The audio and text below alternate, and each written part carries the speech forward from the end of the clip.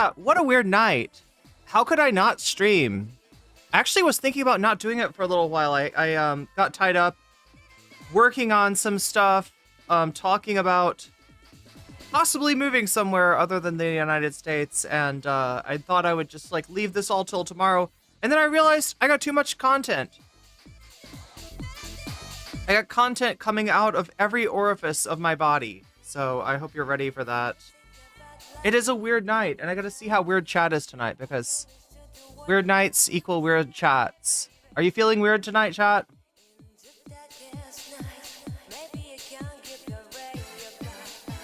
I'm also eating weird things.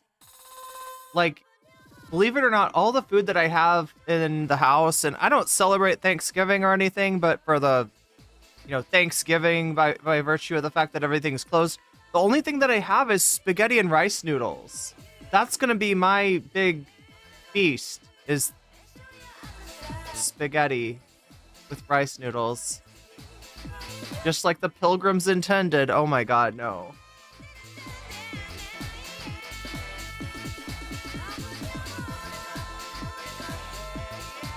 What's going on, everybody? Hope everyone's having an amazing evening, afternoon, morning, whatever it is in your time zone. It is Wednesday, November 27th, 2024. This is NCC TV coming to you live from Sumaru City. We are live and alive, or at least that's how it appears to me. Could be a brain in a jar somewhere. Don't know. Don't care. Shouts out to all my weasels out there. All my forest creatures rocking out to the realest of the real synthetic lifeform streamer. Trapped in a cyber-brained body like some kind of ghost in a half-shell in this late-stage hyper-capitalist dystopia, forced to exist in this twilight realm to pay off my debts to society and my student loans. I hope you're having a good day, whoever, whatever, wherever, and whenever you are. We're about to jump right into it here on twitch.tv, youtube.com. High risk and high reward. High on life, or whatever simulation, simulacrum, simultaneous, spontaneous singularity of consciousness this is, was, or will be sometime in the distant hyper future. Did I say hyper future? Jeez. What is the hyper Thanksgiving? Yeah, I'm going to give you stuff to think about. No, I mean, yeah, kind of. Chat, there's so much going on right now. Like, all right, I thought I didn't have anything to cover today, and then it just happened. I feel like I have the power.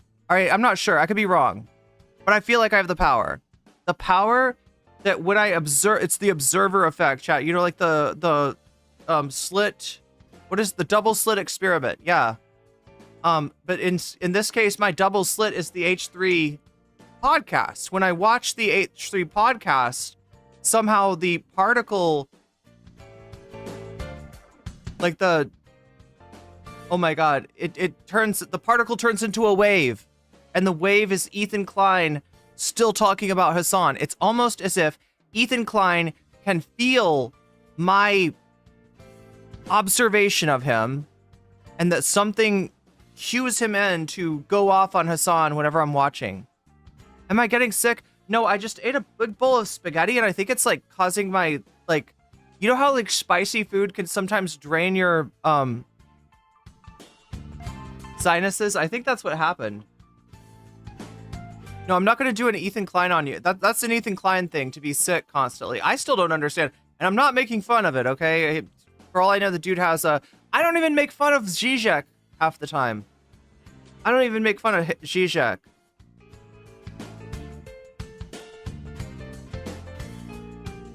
But I'm just like imagining what it's like to be an employee of Ethan Klein at this moment, right? Where every single stream, he sounds like he's going to keel over and expire at the desk. Like, what must that be like? And like, has he got like a doctor that's looking at it? Because I mean, I know he's got a lot of weird health problems and shit, and I do not envy him for that. I only have one weird health problem, and that's enough for me, but yeah, I don't even know what his sniffling, is he sneezing now or coughing? I can't remember. A certain brand of popcorn makes me zizeki. Yeah, I'm just trying to work through this spicy marinara sauce Chat, that's one spicy meatball for me, okay? And one giant meatball for mankind. What am I saying? What am I saying, chat? Words are just coming out of my mouth without any meaning. Uninformed leftist, what? Excuse me? Excuse me, do we have a celebrity in chat? I know who uninformed leftist is. Wait, hello? Hello, this looks like something you would cover. Yeah, no, I've seen your videos. What's up, uninformed leftist? Well, maybe you will cover this, all right? Maybe you will cover this. Look, uninformed leftist, I just happen to have the curse or the blessing or whatever it is that Ethan Klein's movements and my movements, they're synced up. They're one, right? I don't even know. I don't even know. Even my sinuses seem to be linked to Ethan Klein's sinuses. And I can't quite explain it, but if there's anything I could do to help you out, because we are kind of on the, I think, on the same project, judging by your titles and thumbnails. Wait, what song is this? This is all from the Persona 2 soundtrack. Thanks, Gaving. And there's more too, chat. I found the Jordan Peterson video where he talks to Richard Dawkins about dragons. And dragons. And also, like, the fact that Jordan Peterson is seeking platform on, sorry, I got it backwards. It is backwards, right? Richard Dawkins seeking a platform on Jordan Peterson's show. That's kind of weird too. That's pretty strange too. That is not how it should be. Now look, I got all kinds of smoke for Richard Dawkins. I don't agree with him on a lot of shit.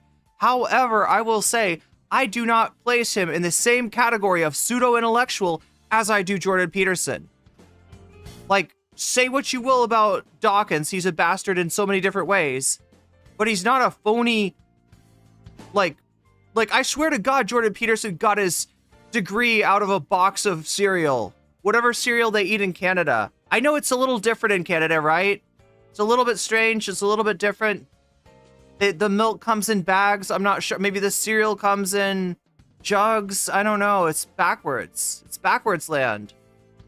It's the home of the backwards man.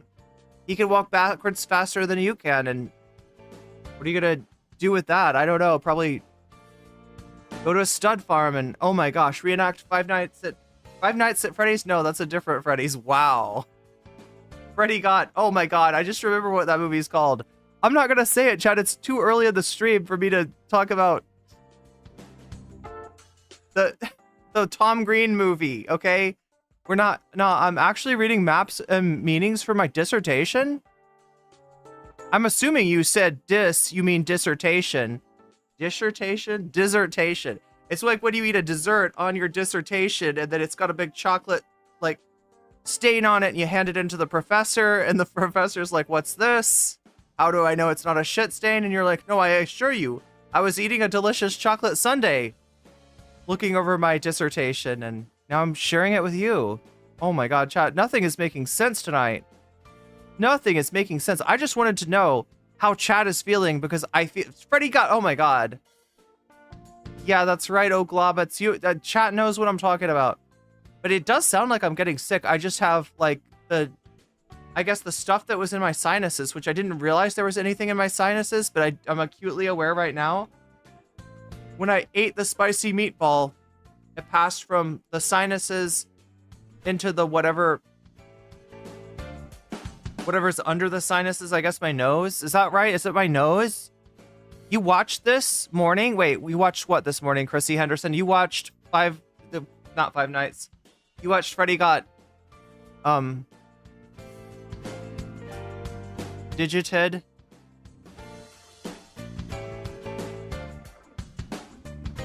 Just been watching. Yeah. I mean, like, I'm sure we have many viewers in common. We do cover a lot of the same stuff these days. But it's good to see you, uninformed leftist, even if it's just two ships passing in the night. All right. But yeah, we got a lot to pass along in terms of information, in terms of discourse, in terms of Ethan and Hasan, and also not just Ethan and Hasan, but Hasan versus the world. Chat, I just watched a good portion of what I did not realize was, but now understand is, a debate between Hasan Piker and his friend, John Lovett. I didn't know John Lovett was his friend until I saw Hasan's coverage of the DNC. And this was one of the people that Hasan touched base with in the DNC, right? You know, TYT, he's got like a relationship with some of the people over there. I'm sure he's not such a great relationship when it comes to Anna Kasparian, but she was nowhere to be seen. And then somehow Lovett was there, like kind of looking out for him, right? So apparently they're friends too, but they don't exactly agree. They're gonna talk about Israel, and it's gonna be from a anti-Zionist versus Zionist sort of perspective, from a one-state solution to a two-state solution.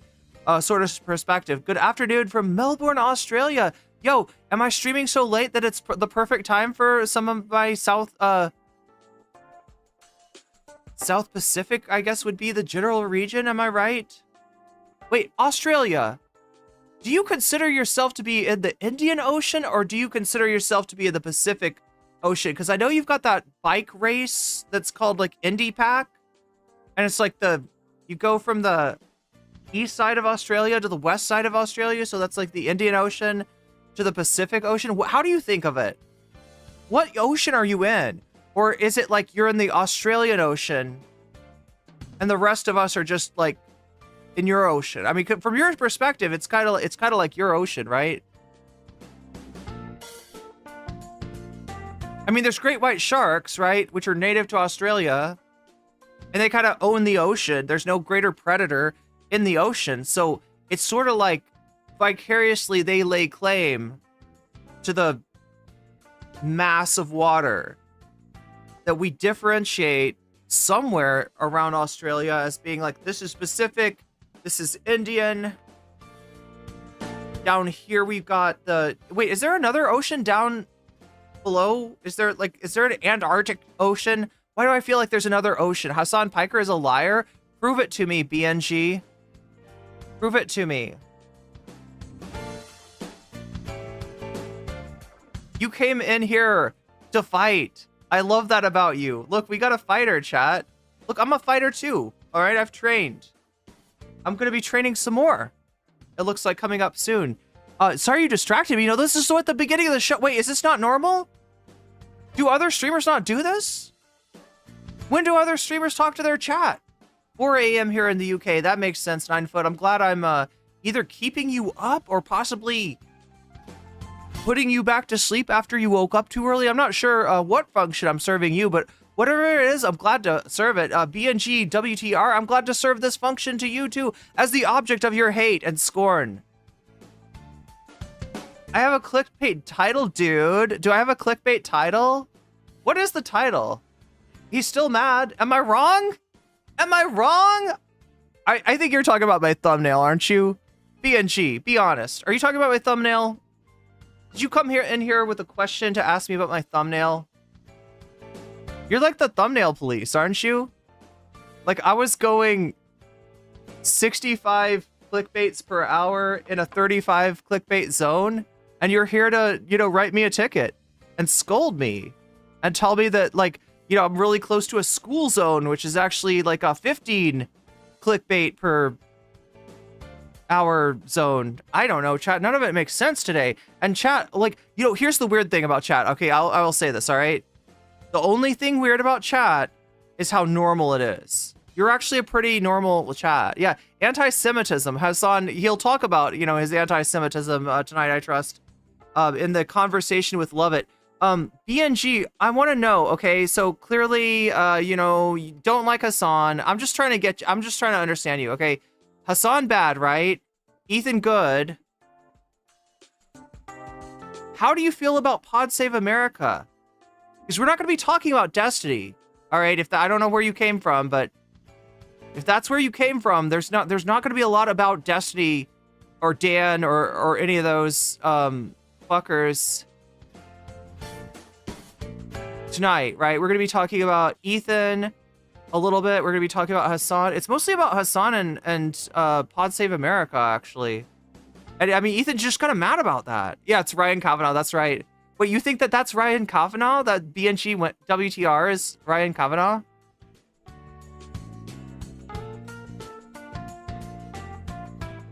There's no clips of Ethan. Wait, there's no clips of Ethan?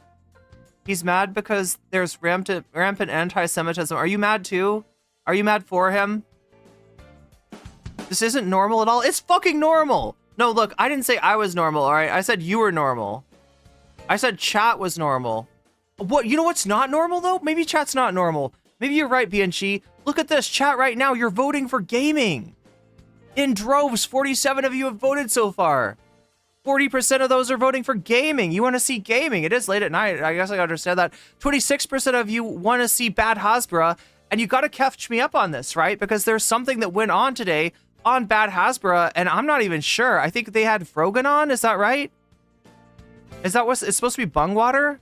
I'm sorry, BGWRTR. Am I mispronouncing your name? Is it supposed to be Bungwater? Probably not. I'm not trying to insult you. I'm not trying to insult you. I'm just relaying chat. New baby keeping me up. You're keeping me sane. Good, good, good. I hope I'm not bothering the baby and I'm keeping you sane. That's all well and good. That's all as it should be. Ethan has taken very contradictory positions about Israel and Palestine. Sometimes it's not even as much about his position. Like, look, Hasan has explained this to Ethan, right? His view, his sort of like, you know, whatever you want to call it, moderate view, moderate right-wing view on Israel-Palestine is not even that uncommon. And there's a bunch of people with that point of view. And they don't get nearly the smoke that Ethan does on Twitter. There's a reason. There's a reason that Ethan has, you know, pissed so many people off. And it's that even though he says Netanyahu bad, Schmotrich bad, Ben Gavir bad, Yoav Gallant, well, I guess if you twist my arm, I'll say that he's bad.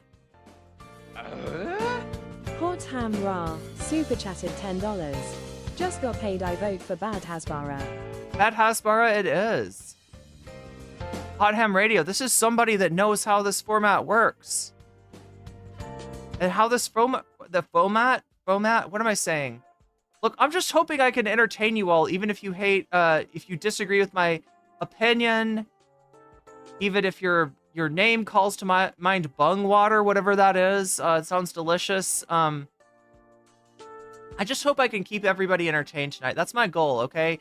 Even the dream characters in chat, of which I am sure there's a non-zero number, given that it's so late at night. I always expect for my numbers to be slightly inflated this late at night by a few dream characters, right? Do you know what I'm saying, chat? If I'm tired enough, part of my brain is asleep, then I'm producing a certain amount of dream characters. Maybe not the number of dream characters I would if I was fully asleep, but like a non-zero number. And so there could be imaginary kinds of personages flitting about chat tonight. Bungwater might be one of these. I would love for it to be Cav. Are you Cav? Can you confirm or deny that you're Cav? BNG WTR? You think that Bungwater is a Mr. Bonercelli fan? I'm not sure. He didn't say he was. I don't want to make this assumption. He could be an Ethan fan. Maybe he's a Pod Save America fan. Maybe he's a Love It stan. And he was like, I disagreed with Hasan on the debate that he had with John Lovett. Just watch that pod. Yeah, Frogan was on it. So that's up for, you know, vote. Like, right? If you want, like, I'll try to watch something. We've got a lot to get through, chat. So I'm glad that chat is so talkative. I'm glad that I'm so talkative. Because I do like to touch base and talk to chat, even people who disagree with me. Like, if you disagree with me, you're the most interesting person in chat, possibly. I may even get one bunged on you. One bung. Is that even a thing? I'm getting one bunged by Bungwater. I'm getting one water. What is the word for it? One chatter. But you probably couldn't hear me because I was turned away from the microphone. So let me turn towards the microphone. And thank all of the 40 of you who have liked the stream so far. Thank you, 40 people, for liking the stream. You know, if you haven't liked the stream already, you could do that. I'm not going to tell you what to do.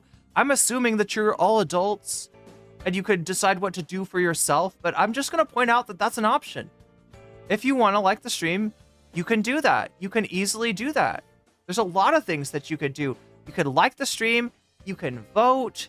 When you donate, you can let me know in the chat which of these topics you want to see as our eventual bonus content if we get there, of which we're 10% there already. And we got extra juice for Bad Hasbara. BNGWTR, what kind of Hasbara do you like? Are you like a bad Hasbara, good Hasbara, medium Hasbara fan? They're gone? No. I was just trying to be as nice to them as possible. Was I not nice, chat? Am I not nice enough? Some people tell me that I'm hard to work with. Some people tell me that I'm not nice. Some people tell me that I'm touchy. Was I being touchy? I thought I was being nice. I thought I was being kind. I thought I was being understanding and jovial and all the good things. Do I not have any? Aww.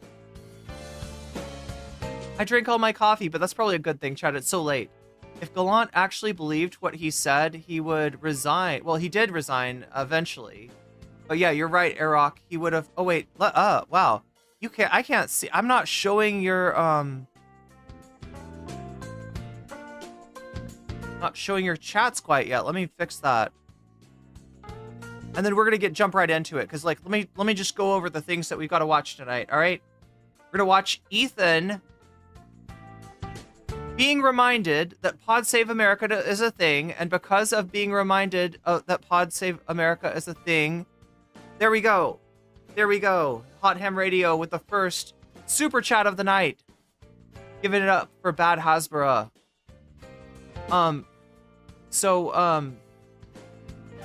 Yeah, we're gonna watch Ethan basically just say, like, hey, I wonder if these guys know that Hasan, he actually hates them. He hates liberals. He hates the Democratic Party. He sucks. Why did they bring him on, right? That's what Ethan Klein has to say. And then later, now I don't know if this is connected, right? I'm assuming it's not, because I think that like they recorded this, I don't know, in the morning or something like that. Ethan did his thing in the middle of the day. So maybe Ethan said this after the Pod Save America podcast had already been recorded. But Lovett mentions that they got some calls.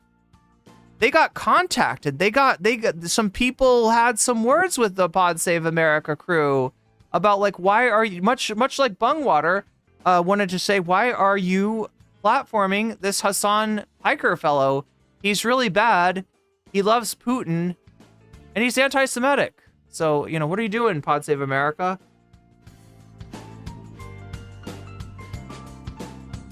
What are you doing, Lovett? What's going on with this? That's what they were saying. Cav is in WikiLeaks. Wait, what does that mean, Sophie Martinez? He's a real villain? I mean, he does. I mean, is he though? He's like a kind of a pathetic villain, isn't he? I've only ever seen Cav be pathetic, but I shouldn't probably say that. Because yeah, you're normal simps. The normie simps. The normie simps. It's okay. We could deal with the normie simps. Bongarelli? Wait, that's pretty funny. Oh my god. Bonger Selly, I'm sorry. Hasan can love it or leave. That's what he said. That's what Lovett said. You could love it or leave it. This is the Democratic Party, bud. Love it or leave it. But yeah, Hasan and myself, figures like us, we find ourselves in a strange place, right? I by no means think that the Democratic Party, even at its most progressive, even at its most, you know, pro-worker, I by no means think that that party is sufficient to get us where we need to go, which is to a change of our mode of production. I don't have that faith that the Democratic Party will ever get there. But at the same time, I recognize, as does Hasan, that there's a huge difference in the effect on people's material conditions and so many other important things of electing a Donald Trump versus electing a Kamala Harris. I've got a lot of problems with the Biden administration. I've got a lot of problems with, you know, the Harris campaign, but I still do think there's a difference. And that puts me at odds with people kind of on both sides. Like, right, for the Democratic Party stands, I'm not loyal enough. I'm not positive enough. I shouldn't be noticing anything negative about Kamala Harris, at least during the campaign. And, you know, to people that have moved beyond the Democratic Party and are even more jaded than me, people who think that there's a real chance in this election that our best use of our energy might be to building up a third party, of which they could argue about which one they want to build up. You know, they you know, will review. They will see even my acknowledgement that there's a difference between Trump and Kamala Harris as a complicity in all of Harris's and Biden's policies, which obviously I don't agree with. Did I see Bad Empanada's community post about Loanerbox and Destiny when they were paid to go to Israel? Wait, did they prove that? Do they have the what do you call that? The receipts. We're in a receipt culture, chat. If you could show some receipts, then you win. Even if the receipts don't have anything to do with what you're talking about, even if there's no, like, closed chain of logic being established, if you got receipts, that means you win. We need the receipts. We need to get the receipts on Ethan Klein and prove that he's evil, evil man. Oh my gosh, Aaron Pat coming over to Twitch chat to spread the holiday love. There's pictures of them getting paid. The picture I saw was Destiny sitting next to Loanerbox, who was sitting next to Elon Levy, and but I didn't see any money changing hands. I don't know, chat. I don't know. I'm not saying it didn't happen. I would believe it. I would believe it. Sorry, chat. I'm still waiting for the drainage, right? I ate a spicy marinara sauce, and it apparently affected my sinuses in a good way. In a good way, it cleared them out. But as they're clearing out, they're like, you know, apparently people are saying I sound like I have a cold. Do I still sound like I have a cold?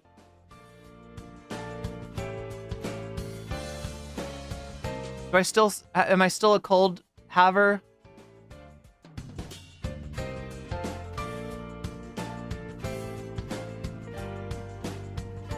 Hasan is the reason we lost the 2024 election. You did come to party, didn't you, Clay? Wait, oh no, oh no. Wait, I gotta see what they said. Was it good? Oh no, it disappeared. Wait, no, there it is. In Hasan's view of North Korea is good, South Korea is bad.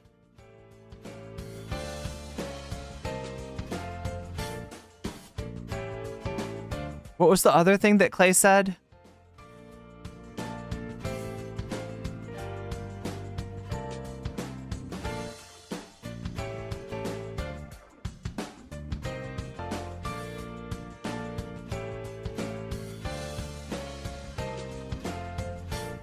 At least you're not rudely coughing directly into a mic every 10 seconds. Yeah, that's the other thing, is to like have to work with a guy that like maybe should stay home and take care of himself and not spread, you know, assuming that it's like a... Okay, that wasn't the mods. Clay, you just censored yourself. What do you have to say for yourself, Clay Ben Treese Jr.? You're not banned, are you? No, you're unbanned, I believe. You came here to speak your piece, Clay. I was about to read what you had to say. But first we got like Hasan is like, he loves North Korea. Look, Hasan, like he is a sucker for musical stylings, all right? And even you, Clay, even a South Korea stan like you that supports even the puppet government that the US put into place way back in the day during the Korean War, which I'm sure you understand and know a lot about, right? You're steeped in your Korean history there. Hasan, he's just like, I don't know how to explain him. He's a himbo, right? He's not very smart sometimes. He gets distracted by shiny objects. And in this case, it's the K-pop in North Korea that happens to be a little bit better than the K-pop of South Korea. I think that's why Hasan comes off as being like a stan of the Kim regime, of the Kim family, the Kim dynasty, right? The dynastic hermit kingdom, the weird little Juche cult, whatever the fuck that is. They're riding in a car with Levy and one another. Okay, wait. Oh my god, how did I lose? Oh my god, I'm so annoyed. Pop out, chat. Ugopnik playing some... Yeah, it's the Cholima on a Wing. Was it Cholima? Or Kolima? Or whatever it's called?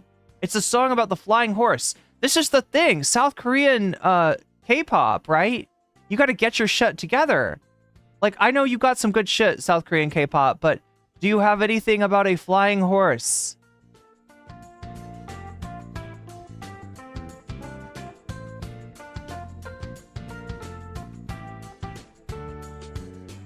That's what's needed. That's what's necessary. But yeah, we got the Hasan haters tonight. We got the dream characters in chat. We hopefully will get some Love It stands. That would be lovely to talk to the Love It stands. Like, I don't know. I feel like they would like me. I feel like I have the same kind of humor sometimes, right? Like, there's something a little bit chuggy about PSA's humor. And I feel like that really resonates with my old-timey millennial humor. They're riding in a car with Levy and one another shaking hands. Levy is Netanyahu's second-hand man, so I wouldn't be surprised at all if they got paid. Yeah, Levy's really making the rounds. Hasan himself, yes, BCatK says Hasan himself was a bit of a shiny object. Especially, wait, why can't I get this to... Oh my god, chat. Oh my god. Let me try this again. I'm sorry, my tech is betraying me. We're gonna get to the topic at hand really quickly. I like talking to chat. What can I say? I'm a chat enjoyer. I'm a proponent of chat. I'm your biggest advocate, chat. Hasan should do workout streams. Yeah, so on that, yeah, BCatK was saying Hasan himself is a bit of a shiny object, especially this week. Yeah, he released the thirst trap, and the thirst trap broke Twitter, I think. Listen to Dreamcatcher. I will, but I just don't know if anything can compare to Cholima on the wing, right? It's a banger. Yeah, Hasan gets in trouble for riding in cars playing Cholima on a Wing, whereas Destiny and Bonerbox, they ride with an accessory to war crimes and they don't get in trouble. I don't understand. Did anyone get a jump scare? Well, I didn't expect it to be as, like, I didn't expect the crotch part to be, you know what I'm saying? Like, I didn't expect the crotch to be featured so heavily. Right? Because it's kind of like, I mean, I respect the fuck out of people. I respect the fuck out of people who are willing to objectify themselves, because I can't do it. It freaks me out. Like, I would be so scared.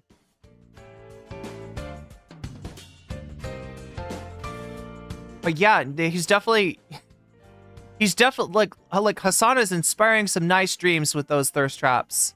So good for him. Good for him. I'm not gonna be jealous. I missed when he broke Twitter, but it was uploaded. One of his upload channels showed it. Yeah. I don't know. The thing is, okay, so it made me realize I'm not actually like thirsty for Hasan like that. And that's a weird thing to say. It sounds like I'm above it or whatever. That's not what I'm trying to say. I just mean that I have a type and he's not it. But he's fine. He's a good-looking guy. He's a good-looking man. He's a fine-looking chap, and I can totally understand why people, thirst after him. But it would make it so hard. I gotta cover him, right? I gotta cover him. I gotta talk about him. If I was thirsty, if I was like, oh, Hasan, I want to be your waifu, right? I want to be in a dating sim that you play, you know? I think it might make it too distracting. He's a man of the people. He definitely is. He's given it to the people. The last airbender? No, I'm the last ass bender. Well, Hasan was bending something else. In those underwear. It had to be bent to fit in, you know? Tightly packed in there. Anyway, it doesn't matter. I'm not thinking about that. I'm not thinking about Hasan's physiology and anatomy, all right? I'm thinking about the stream. I'm thinking about Hasan's takes. I'm thinking about Hasan as an intellectual interlocutor that's interlocuting horns with one John Lovett. With one John Lovett today, and that's what we got to get to. But let's see. First, I got to give you a little background. So let's see where we're at right now. Where are we at right now? Studio mode, engaged. Are we good? I think we're good. Let's flip that over here. Okay. So, where are we at? We are now... It looks like Bad Hasbro has taken the lead by 1 point over gaming. 1 point and 1 point only. So, Gaming Frogs, this is your time. If you want to make it happen, this is probably the best chance you've had in a long time to get me gaming, which I wouldn't mind at all. It sounds like a good thing to do. That's first place gaming. Yeah, Bad Hasbro first place gaming is second place. Bad Empanada versus Willie Mack in third place. We almost watched that last night. We almost watched that. No, not last night. The night before last night, we almost watched Bad Empanada versus Willie Mack. And Dragons. Dragons came in and took the poll. So yeah, we might get that. And then we got Tim Pool, SMPs, Jank Uger in Minecraft, ostensibly. That's in fourth place. All right, so even the thing that was in first place for last night is in fourth place. That tells me I got a damn good poll going. We got a damn good poll going, right? And you could affect that poll. 76% of you, 76% of you already have affected that poll by voting, right? That's the first way that you do it. When you vote, I would love it if you would move your finger a few millimeters and just hit that like button while you're at it. That would rock. That would kick so much ass. I'd be so impressed. But again, you don't have to. It's up to you. You're adults. You can do what you want to do. Just know that that like button's there if you want to, if you feel like hitting something, if you feel like booping something. Right, so that affects the bonus content. The other thing that affects the bonus content is the donos, right? And so far we are at 10%, and that 10% is spoken for. That 10% is going to supporting Bad Hasbro, which is ahead by 2 points now. 2 points, Bad Hasbro is ahead. And if you don't know what's going on tonight, Kaya is adorable. Oh my god, which Kaya is your favorite, Nunfo? I kind of miss Kaya Puppy, but Kaya is the biggest, cutest... Fluff Ball is like awesome too. But yeah, so donating is awesome. Not everybody can donate. Not everybody should donate. Obviously, take care of yourself first and foremost, because I care about you. But when you do donate, just know that in addition to driving the dono goal forward and making getting us closer to that bonus content, you also have the ability... What's up, Shaxpier? Bad empanada to the bone. Bad to the empanada bone. There we go. There we go. That's what Shaxpier said. When you do donate, just like Shaxpier did just now, you can let me know which of these topics is tickling your fancy tonight, and I will add it. Look at this. Look at this. Okay, so look right there. Right there. See what happens right there? This goes to 2%. Right? Look at that. I added Shaxpier's super chat as a percentage to the topic of her choice, just as I can do for you when you donate if you let me know in chat which of these topics you want to see. And that goes for Patreon signups. That goes for donating to the throne link, which is right there. If you want to help me afford rent as I'm trying to get the fuck out of this country, and really, like, you know, in essence, help me get out of the country, which I'm still planning to do. I still haven't decided where. But there's more realistic. I've got realistic plans in mind now. I'm pretty sure I can do it. I'm pretty sure I can get out by the time that Trump takes over, and I want to. That right there. Whether you are using a super chat or a super sticker, you're getting other people memberships, or you're getting a membership for yourself. If you're on Twitch and you're getting yourself a sub for free or for $6, or you are gifting subs to other people, any of these things will count as a donation, and will not only push forward the donation goal, but also allow you to tell me which of these topics you want to see, and I will put your money where your mouth is, adding it to the topic of your choice as a buff. I could also add it as a debuff if you say Vox Populi, and you will essentially hamstring all the other donors that are trying to get a certain topic to win, and you'll push it back to the voters. So if you're a big believer in the sanctity of the vote is very close tonight, by the way. Bad Hespera 28, Gaming 26, Bad Empanada Willie Mac 24, and yeah, they're all separated by like 2%. So it is anyone's game at the moment. Anyway, I think I've explained that sufficiently so that you know how it goes. Again, if you do donate, just let me know in the chat which of these topics you want to see, and I will make it so. I will add it to the thing, and we'll see what wins at the end of the night. But for now, I feel like we gotta get to the Donkey Kong. What is Donkey Kong doing in my... Is this okay, chat? I feel like I could get in trouble for listening to Donkey Kong. Sorry, I'm talking about the music. The music switched over to Donkey Kong, and I didn't even notice it. I was like, I don't remember this level on Persona 2. And indeed, this level is not on Persona 2. It's the water level from Donkey Kong. Wow, I'm just enraptured by this. This is pretty cool. But anyway, we don't have time for Donkey Kong. We do have time for... What should I start you out with? I kind of want to start you out with Ethan Klein. Is that okay? Are you going to be upset if I start you out with Ethan Klein? And H3 Producticons? H3 Podcast, right? That's where we're looking. It's this one.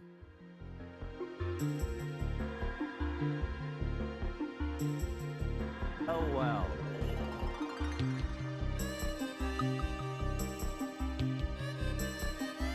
Wow, Donkey Kong is like contemplative, isn't he? I didn't realize that Donkey Kong was a philosopher. Okay, so what am I gonna do? I'm gonna do Control F and look for HASS. Yup, got it. Wait. Oh my god, chat. Wait, oh my god. What? Oh shit. Wait, he's talking about Hasan a few times in this stream. I guess we got more to go over than I thought. I saw him do it once, and I thought it was pretty wild that I ended up watching, just tuning into the H3 podcast again. This always happens. Like, I don't know if it's the double slit experiment and the observer effect, or what exactly is going on, but it feels like every single time. It's Ethan talking about Blue Sky, right? Oh, he's gonna get cooked. Wait, they're not gonna like him on Blue Sky. Blue Sky is not his audience, is not his people. These are not the pro. I don't know what are, like, what DGG are his people now, I guess, right? But Blue Sky, oh my god. That's like the worst place you could go, Ethan. What's going on here? But like, I mean, that's the first time he brings up Hasan. Let's see what's going on here. Let's get right into this. Let's jump right into it, okay? Boom. Boom. Oh yeah, Shakespeare, I forgot to add yours to the dono goal. So yeah, we're at 12%. What does that make it? That's like, I want to say a tenth, but it's more than a tenth. I don't know, chat. I can't do fractions right now. All I can tell you is that Ethan is still talking about Hasan. Let's see what he's got to say. And let's turn off Donkey Kong. And Diddy Kong and all the Kongs. This is like President Sunday music, isn't it? This is like the shit that President Sunday gets down to. I am not on Blue Sky. Apparently there's like 1,000 imposter accounts, including that they're being posted on like Hasan Piker subreddit, which is like a H3 snark. Wait, what? Oh wait, no. That's our Hasan Piker. He's saying it's like a H3 snark. If you don't know, H3 Productions is the official H3 subreddit.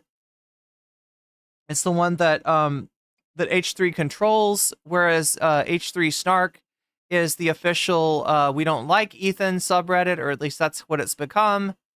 And so for him to compare our Hasan Piker to that is to say that it's all about Ethan bad, which I don't think it is. I bet it's mostly about Hasan's thirst trap today. Adjacent subreddit now. I swear, didn't we see a stat that like the H3 Snark and Hasan Piker subreddit had like a 40% overlap or something? Yeah, I think we did see that. Dan, you sold your soul to Ethan. Here, this is what he owns you. Posted on. I mean, it was posted 37 minutes prior, and it has 36 points. So it doesn't have a lot of points, but it probably got a few hundred after, you know, because it's a new post, Dan. Okay. I mean, I think the more important thing is to just point out this is a PSA. You do not have a Blue Sky account if you see somebody posting is that it is not associated. Okay, so he has not indeed gone to Blue Sky. That's not real. That's not Ethan. That's a parody account or some kind of troll. So anyway, apparently I wrote, Hasan fans need to get out of my community. Their progressive purity tests are a cancer on society. See, the thing is, you're not that hard to imitate. When you talk like Anna Kasparian, you're very easy for people to parody. Hashtag peace and love. Hashtag H3H3. You guys know I always hashtag peace and love and H3. Yeah, he is a big hashtagger. Is he? Does he use hashtags? I don't even know. Yeah, WB72 says H3 Productions is the official. The overlap between our destiny is higher. Oh, the overlap between H3 Productions and our destiny is higher than the Hasan. Dan is the queen. Dan, he can't do nothing wrong. I can't stand Dan. I can't stand Dan. Dan is the queen. Dan is more like the groom of the stool. Like if I had to give Dan like a courtly duty, a courtly position, it would, in like a royal court of Ethan Klein, I feel like it would be he's the stool groomer. Which, if you don't know, back in the medieval times, back in feudalistic times, it was very hard to go to the bathroom, especially number 2, and the king had to have somebody help him out with that. And that was the groom of the stool. Now, I know what you're thinking. That sounds like we're saying that they're going to pretty up the stool or the poop of the king, but that's not what the stool referred to. The stool, I think, was like a stool that the king sat on or something, and the groom would help the king make the poo-poo go away, right? That's what the groom was there for, and that's Dan. That's the role Dan has taken up. I could have believed it before the hashtags. Right, yeah. The rest of that seems accurate, to be honest. But they titled it "Meanwhile in Blue Sky." But it's funny to imagine Ethan using hashtags, right? Because it makes him seem like more of a boomer than he is. It kind of works, low key. Is this? I mean, there's still a lot of Hasan fans in this community who are like, yeah, got to get rid of those dangleberries. You're right, Numfo. Somehow able to emotionally and spiritually navigate the space, which is fine. But like all the militant psycho Hasan fans should definitely leave. And like, why wouldn't they? Right? I think they're gone. Yeah, they're mostly gone by now. I think they're gone. Anyway, the militant Hasan fans. I'm not on Blue Sky with peace and love. This is a serious message. No more Blue Sky. Thank you. No objects to be signed. I'm warning you with peace and love. Thank you. Keemstar viciously attacked Philly. I'll be honest, this made me giggle. I enjoyed this video. Just real I quick. personally really like this line of attack. Okay. Made me laugh. We have a podcast, Blue Sky, by the way. Figured I might as well mention it. Oh, we do have a podcast, Blue Sky, Yeah, it which started- is what? H3 Dash Show. My name. It's like, I know. It's H3 Dash Show. Oh, damn. They got all of it. If you own... Okay, whoa. Side comment, but I saw Hasan is hosting pod. All right, here we go. This is what I'm talking about. So let's roll it back a little bit just so you can see. They did make it its own segment to make it easy for people to find it. People like me or people like uninformed leftists can now find this. Thank you for making it easy for us, Ethan. That's all I got to say. Peace and love. Hashtag peace and love. Hashtag H3H3. Eluded the Harris campaign. Here. He's reading an article. Okay, this is where this comes up. Hot ones turned down Kamala Harris. What is Hot Ones, chat? I feel like what is Hot Ones? Anybody want to help me out here? Who hosts Hot Ones? Hey, we didn't talk about politics. Imagine where we would be. Just flying high in the sky. Well, you're saying, imagine if you weren't you, Ethan. You know, imagine if I didn't exist. Imagine. Yes. Damn. Imagine if they had a host that wasn't wrecking the whole fucking operation, right? Imagine if they could just be a successful comedy podcast gliding off the momentum of somebody who got big on YouTube back when it was easy to do so. That's one way of taking it. Both the West Wing and the Chicken Wings eluded the Harris campaign. Popular internet show Hot Ones turned down the opportunity to interview then presidential candidate. Wait, there's the show, popular internet show Hot Ones. Who is? Should I know this? They eat chicken wings with hot sauce. Is that real? That's real. Kamala Harris, vice president, yada yada. We know who she is. Top generals of Harris decidedly. Narwhal by Nature says Seth Evans hosts the Hot Ones, the show where celebrities eat increasingly hot. Okay, yeah, no, it's coming. I have heard of this. Progressively hotter hot sauce. That sounds delicious. Successful presidential campaign gathered on the liberal-leaning pod. He looks like a villain in a Marvel movie. America to analyze the many reasons for the losses. Okay, so yeah, now he's talking about what we're gonna take a look at some point. I don't know if I'll show you that next, but Pod Save America put out a, I think, sort of viral video when they brought on officials of the tragically flawed, star-crossed Harris campaign, right? They brought these people on. Now, it's my understanding that they were brought on because they don't like the way that the narrative is, the narrative of, the narrative is about what went wrong with the Harris campaign puts them in a bad light. And for them to continue to work in Washington, for them to continue to do what they do, which is managing campaigns, they need to not have the narrative go bad, right? So this is actually, you know, they're fighting for their political lives here in a lot of ways, right? They went on to PSA. They knew they could find an audience of people whose minds they might change by explaining to them exactly, you know, what it was like to be in the campaign and give their story. And this was not successful. Instead of convincing anyone in the Pod Save America audience, they frustrated the fuck out of PSA. And that is pretty obvious in the comment section, right? The comment section is really where that shows up.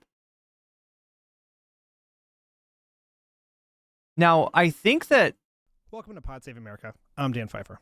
I think that the Pod Johns kind of took it to heart as if like they were being blamed too. And while there is like, I mean, you know, they're like, look, Pod Save America, like, how does this show work? That's Dan, what's his name, Pfeiffer? Welcome to Pod Save America. I'm Dan Pfeiffer. Dan Pfeiffer, John Lovett, John Favreau, and, excuse me, David Plouffe. These are all people who have worked either on the Clinton campaign in Lovett's case or the Obama campaign in Favreau's and Pluff's case. I don't remember where this guy worked, where Dan Pfeiffer worked, but there's one other, Tommy Vitor. I can't tell you where Tommy Vitor is from either. But anyway, they're connected. That's the reason that these people wanted to go on their show. That's the reason they chose, like, they're, you know, they have connections, right? They're doing a podcast. They're not really part of the campaign proper, although Favreau apparently did help Obama write his DNC speech, so they're still doing some things, but they still have their feelers into the world of Washington, you know, Democratic establishment politics. And so they bring the establishment on to give their side of the story and try to convince their audience that it wasn't really their fault. And this audience is not having it. Let's take a little dive into here. Holy shit, this is so disheartening. They just don't get it all. None of these people should ever work on another Democratic campaign. If I learned anything from this episode, it's that the DNC is going to do the exact same thing in 4 years. Pathetic that they still aren't listening to the opinions of their own party voters. We were successful to a point is the most gaslighting way to say that they failed. Just a reminder, they lost every battleground, presidency, Senate majority, House of Reps, and the popular vote. And they have no clue why. Insane. We're not the issue. It's the voters. Summed up so that you guys don't have to watch. And we won't watch the whole thing because it's long and it's apparently very frustrating. Hasan did not get through this whole thing. And from what I've heard, like even the host, even Dan and Dan and David Pluff get a little frustrated with the excuse mongering that's going to go on, right? So that happened. Hasan watched this. He tapped out, and then we have this. Welcome to Pod Save America. I'm John Lovett, and guest hosting with me today is the massively popular streamer Leftist Dumbass himself. You just self-described. The Leftist Dumbass, yeah. That's what he's called. That's what he calls himself, the Leftist Dumbass. That's okay, sure, fair. I say himbo, but damn. Okay. Hasan Piker, welcome back. It's good to be back.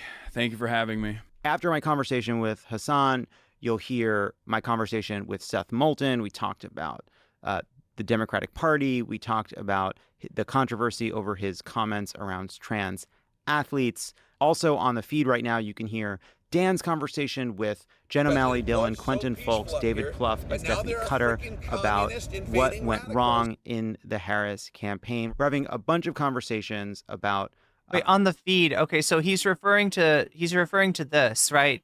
Which I don't really think you need to promote this. Wait, wow, only 176K views? I thought this did better. I called it viral. I don't know, maybe I'm exaggerating it. Right, but this is definitely amongst people who care about this stuff. This has kind of set a lot of people's hair on fire, right? Because it's really frustrating to see the people responsible for the failed Harris campaign try to put the blame on literally anyone else. And the results of this is like, yeah, what we get from Seth Moulton, which is the turning on trans people as a panacea for the Democrats' woes. What we learned from the election, where we go from here, with a bunch of different voices. Loud enough? Which is here today. People are mad that we talked to the Harris campaign. People are mad we're talking to you. People are mad, and that's okay. Yeah. But let's see. So now, if you scroll down to the comments here, though, right, there's Hasan's comment. I want to show you that a lot of people disagree with what he just said. No one was mad at you for talking to the Harris campaign. They were mad at the out-of-touch answers the Harris campaign gave, right? So the degree to which these people are frustrated with Pod Save America, I think is really a function of the degree to which Pod Save America sees themselves as defenders of the Democratic status quo. Now, as we watch this video with, Lovett talking to Hasan Piker, you're going to see that there is a little gun guarding going on here. There's a non-zero amount, right? There is a little defense of their I don't know, it's not co-workers, but, people in the same sort of job that they used to hold themselves. The fact that John is willing to admit that the majority of establishment Dems feel more comfortable at a table with Liz Cheney than with a leftist is shocking. The Democratic Party cannot be a vehicle for progress so long as that remains the case. It is a withering indictment of the party, whether John recognizes it or not.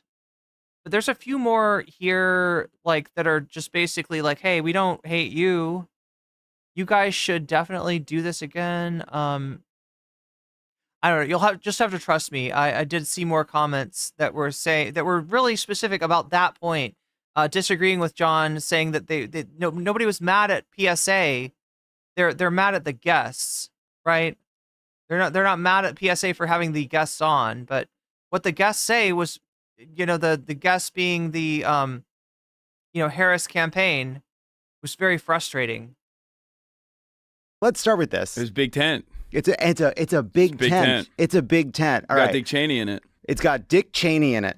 It's got Hasan Piker in it. Yeah. It's got Dan Osborne in it. It's got Seth Moulton in it. Yeah. Tent shouldn't maybe feature Dick Cheney in it, but everybody else So do you see already that Lovett's prodding Hasan on some of the points that they don't agree with? Like on some of the points where they're going to butt heads, right? The inclusion, of somebody like Moulton, who's willing to punch left, who's willing to punch down, who's willing to throw like trans people under the bus. The inclusion of somebody like Dan Osborne, who I think Hasan is fine with, but is Osborne's like the independent, right, from Nebraska, and he's not entirely like he got on board the anti-immigration stuff, I think, even before Harris and Biden did. But as you're going to hear from Hasan, maybe that's less of a problem, given that the capitulation, I think, of Harris and Biden on the issue of immigration, that's the problem. That's what gives her the kiss of death as a candidate. Anyway, I can have a conversation with. Great. All right. Yeah, Hasan's also been on CNN. You're correct. Now, look, the main pastime on the left, other than being mad for the last few weeks, is everyone saying how right they were all along about Democrats being out of touch and bound to lose. Arrest me. Sorry. So I sat at this chair. Well, maybe not at this chair, but I had the offline interview with John. I think a month before the election. And a lot of the concerns that I brought up to him, it seemingly came across as somewhat prescient, where people went back to the footage, and I've been seeing comments that were rather positive about, like, okay, he said a lot of stuff there that was objectively correct, seeming. Yeah, Oh, you can't tag anyone? What, on YouTube? Or sorry, no, on Twitch. Huh. I get that on YouTube sometimes when I'm on mobile. I'm talking about one aspect of that, which is that you were saying, others were saying that, hey, like Trump going on Rogan, Trump going on Theo Von, like something is happening here, and we need to understand it. We need to address it. It's real. And I remember So they're referencing Hasan's conversation with John Favreau, the other pod John, and a lot of what he said in that conversation just seems prescient looking back on it, right? It's exactly the type of thing that may have lost the Democrats. So he's got a lot of love from the PSA audience, and even though, like you're going to hear in a second, they're getting pushback for having Hasan. I think he already said it. The fact that, wait, did he say it already? Fuck, Chad, I can't remember if he got to this already. You're on mobile, but you can usually tag on Twitch, huh? I don't know. We'll let it run a little longer, right? But basically, somebody Karen'd and called Pod Save America, and they're like, how dare you bring Hasan Piker on? Don't you know he's an anti-Semite? And I mean, like, there's usual suspects, right? Was it somebody from Destiny's community? I mean, I'd be surprised if Destiny's community was not trying to brigade Hasan off of this, right? Was it, Ethan? It could have been. I don't know.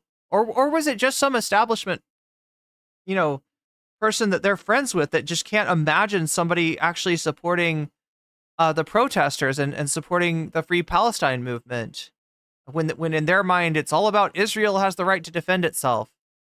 Experience. It's like seared in my mind of Trump being on Joe Rogan because of how, like, my path of understanding it. Because what I saw first were a bunch of people taking clips and saying, "Wow, Rogan really didn't like Trump. Trump is a mess on this show. He comes across terribly. Rogan was like kind of giving Trump space to hang himself rhetorically." And then I watch it and I'm like, Trump did fucking great in this interview. Yeah, he's very telegenic. That's the thing that. Oh, wait, Kate W says the Twitch interface changed and you have to scroll down after clicking the username now. Does that help you, BCatK? Like a lot of people, I guess, refuse to factor in for some weird reason is that, yeah, he definitely rambles on. He likes to call it the weave. And even Joe Rogan made fun of him for that a little bit in the process. But, like, there is something to be said about a relatively telegenic person who is able to portray himself as, I like to call it, honestly dishonest, where, like, everybody knows he's a bit of a scumbag, but he's your scumbag. And he's able to get that across to a lot of people. And I don't think that there is really anyone with that level of television presence on the Democratic Party front. I think, like, the most skilled orator in the Democratic Party's ranks in the last couple of decades was obviously Barack Obama. And outside of that, I think like in a lot of instances. But you just said that to the Hillary Clinton guy. No, just kidding. Purely from an optics point. I mean, it's true though. Democrats track it. Lovett is the Hillary Clinton guy. Is like technocratic, elitist, too serious about everything that they talk about. And there's certainly a lot of that on the Republican Party side as well. And we've seen failed initiatives from establishment Republicans that tried to recreate the Trump phenomenon with the likes of Ron DeSantis, and that was a massive failure. But ultimately, I think this goes beyond podcasts. This is something that I've been talking about quite frequently. I know the podcast thing is like the most, like that's the one that got everyone's attention, but I said this on CNN last night that you can't really podcast your way out of this problem. Like having, there was that one tweet saying like, oh, we just got to have 100 Pod Save Americas, but they all have to look like Hasan. Like that's not how this works. Oh, you think that one tweet might have been wrong? But the So wait, if they look like Hasan but they sound like Favreau and the rest of the crew, I don't know. See, I feel like that might be a misdiagnosis. He's got the Zens right next to him. Yes, he does. Yes, he does. Yes, he does. Yeah, like I guess. So chat. Okay, I gotta admit. Okay, so I have ADHD. And I've tried to be on Adderall. It seems like it's a little bit too much. Those Zens are starting to sound good. I know. I don't. That's the last thing I need to be involved in, right? It's nicotine of some sort. It's bad for me.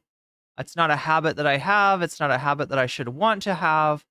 But Hasan is like on top of shit in a way that I feel like I'm not. And it just makes me like, oh God, no, I can't, chat. I can't. Wait, would they also be white, but not, wait, I'm trying to understand. Oh yeah, like the person that said they want Pod Save America, 50 Pod Save Americas, but what, like they look like Hasan. I agree with. They're expensive. Okay, that's a good reason not to do it. That's a good read. Thank you, Narwhal by Nature. That it became the couple, the kind of like I don't know, like just have had this devastating loss. What made you connect ADHD and Zens? It's that there's like a stimulant, right? Or at least it kind of keeps you.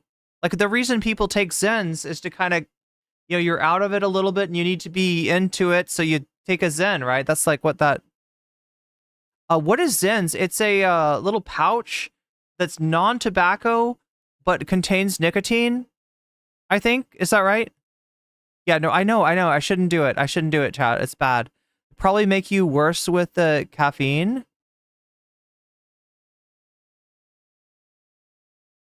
And also, it's gross. Like, I mean, I don't know. I think a guy can get away with popping Zens more than. I feel like people would think I was gross if I was always like, you know what I mean? I don't know. I don't think I could get away with that. To Trump, and everybody's looking for these sort of little explanations that all feel like they just feel silly. Like, oh, we need a Joe Rogan of the left, and even saying like I don't even want to talk about how stupid that is anymore because even that has become stupid. But I do agree that like people are like, oh well, she should have gone on Rogan. All right, yeah, sure. I think so too. That would not have changed the outcome of this election. There's a larger problem to what you're getting at, which is like, why don't we have figures and where like we think they would do great on that show? And why is someone like Joe Rogan now, who was 4 years ago open to Bernie, now suddenly open to Trump? Like that's the deeper problem. Like you look at like, here's what you're missing. All right. He was open to Bernie. And so you're like, oh, far left. Far left is okay. Okay. So he likes far left. And he's open to Trump. Ooh, he's open to far right. Okay, well, what did we do wrong? Where did we go off the rails? Look, if there was a Bernie Sanders that was a viable candidate, he might still be open to him. Now, obviously, there's going to be some issues now that Rogan's kind of dug his heels in on. No, actually, you know what? The trans people thing, like Rogan was already bad on that. One of my interviews that I've done, chat, was it with a professional fighter named Fallon Fox. And this woman is somebody that Joe Rogan has done so much harm to. Like basically put a giant target on her by covering her as if her participation in sports was akin to violence against women. Like it's fucked up. It's fucked up. And that was like years ago. That was like 2016 or something. That was like a long time ago.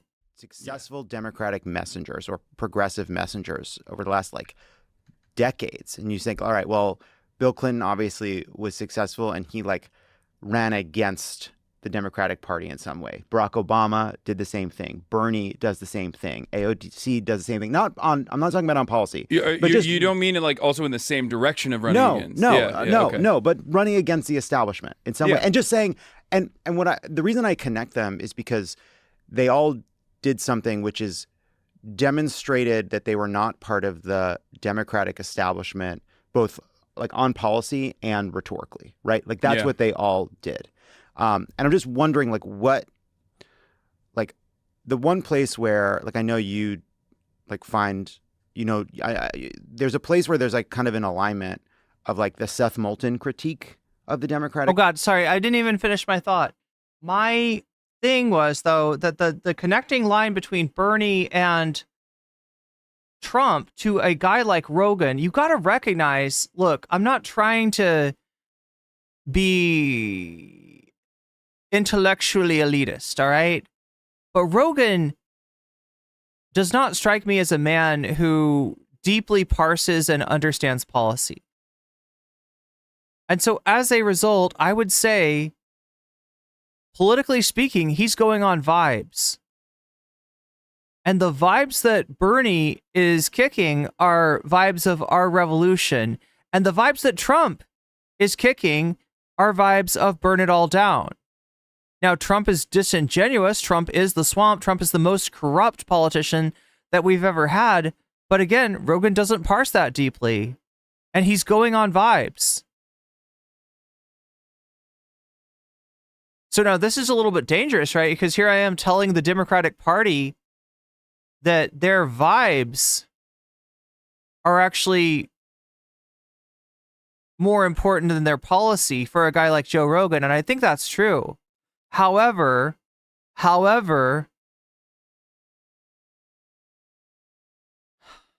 your vibes, if your vibes write checks that your policy can't cash, you're in trouble. And I think that's the fundamental failure of the Obama era, right? That Obama's vibes actually were revolutionary, but Obama's policies were nowhere near that. And that disconnect has broken the already eroded trust that the American voters have in the Democratic Party. Remember, the Democratic Party in its golden era, in its heyday, was a party that had signed a contract, that had made a deal, a new deal with the American people. Now, there's a lot of problems with the actual policy of the New Deal in terms of its implementation, being kind of racist, and we could talk about that. But they, through the 60s, from the 30s through the 60s, the Democratic Party, essentially in an effort to save capitalism from itself, agreed to cut the working class in on the money that capital was making from their increasing productivity. And that deal was broken in the late 70s. And the American people's trust in the Republican Party has never recovered. There have been moments where the Republicans have slipped and fallen, and the Democrats have made great hay over that, right? The financial crisis, the Bush recession, right? There are moments where the Democratic Party has been able to jump in and grab the wheel for a little while. But when they get in, they don't do anything good. They performatively cut the deficit. The Republican gets in after them and takes credit for that. They in any sort of policies that they do that are good for the economy, which I feel like that shit is overblown as far as the relationship between a president and the performance of a capitalist economy, which if you understand capitalism, you should know that the boom and bust cycle is not a bug, it is a feature. For us that are the working class, a bust cycle often results in an inordinate number of us being unemployed or underemployed. And we really feel that pain. But you got to understand that for capitalists, it is a time of opportunity. It is a time for them to further consolidate the so-called free market, which is in no way free. And so, that's going to continue. That's not going to abate. There's not a policy that's going to prevent cycles of boom and bust in capitalism other than the policy of seizing the means of production, which is not something that you can reform your way into. That's the fundamental failing of even the most, populist, progressive Democrat that you could find. Party and the lefty critique of the Democratic Party, which is just it's fucking annoying and kind of, I don't know, pedantic in some way. It's an incorrect interpretation, an incorrect autopsy to look back at a thing that the Democratic Party did not do at all and then say it's actually that reason. It's not anything that we did so far. It's not that we tack to the right over and over again, despite people like myself and many others saying don't do this. You're going to hemorrhage the base. You're going to hemorrhage the base of support. You are going to cut away at your turnout. You're going to cut across many different constituencies that you rely on to create an effective coalition. And it's a very dangerous gamble to assume that you can decouple a lot of these people in the suburbs, a lot of white women specifically, away from the Republican Party and vote for you instead. I know that they're high propensity voters, but it doesn't matter. There's still plenty of low propensity voters that you have to rely on to win. And that's precisely what the Democratic Party did. They hyper-focused on these key constituencies, despite the fact that polls were seemingly deadlocked after $30 million of ad spend in key suburbs, right? It showed, at least, I said this time and time again, it showed someone from the outside looking in that the message was not working. Oh my God, Kate, what if you're right? What if that's what I'm missing? You could be right. Kate says, I think Hasan likely comes off as more on top of things from his exercising, not from nicotine. It helps, truly helps, I feel. I know not everyone can do it, but you're right. You're right. I'm definitely more on top of things when I'm exercising. And you can have the best ground. That's why I want to move to Thailand and enter into a year-long training program in Muay Thai, train like a fighter, and maybe get a teaching certification to use when I come back to teach kickboxing. Impossible. Maybe. You can have, hundreds of thousands of people all across the country door knocking. But if the top-down message that you're communicating is not resonating with people, then you're not going to be able to win an election. You're not going to have the effective turnout necessary to win this election. And that is precisely what happened. Now, does that mean that Trump's messaging was good? Of course not. It wasn't. It was actually pretty bad. And I would even go so far as to say the anti-trans ads were actually a distraction and not good. It was only effective in the DC bubble, I think, and the consultant bubble and the media class that saw those ads and were like, oh my God, this is an incredible ad. Like, they really ruined Kamala Harris. Kamala Harris had a silly answer to an ACLU questionnaire, okay? That just shows that she is not the most experienced politician. This was all the way back in, I believe, 2020, right? Dingus Gambit drop out of the primary anyway at that time. That's one thing, okay? But that should not be a campaign killer. If you personally think that that's a campaign killer, then your campaign is weak. This message across the board should never be able to end a single campaign. Then Teflon Don is real. I mean, the man had the grab him by the pussy tape come out as the October surprise in 2016, and he still won. And since then, there's been a litany of different controversies, including but not limited to straight up undermining American democracy by doing January 6th. And yet, people are still voting for him. And what do you think that was, chat?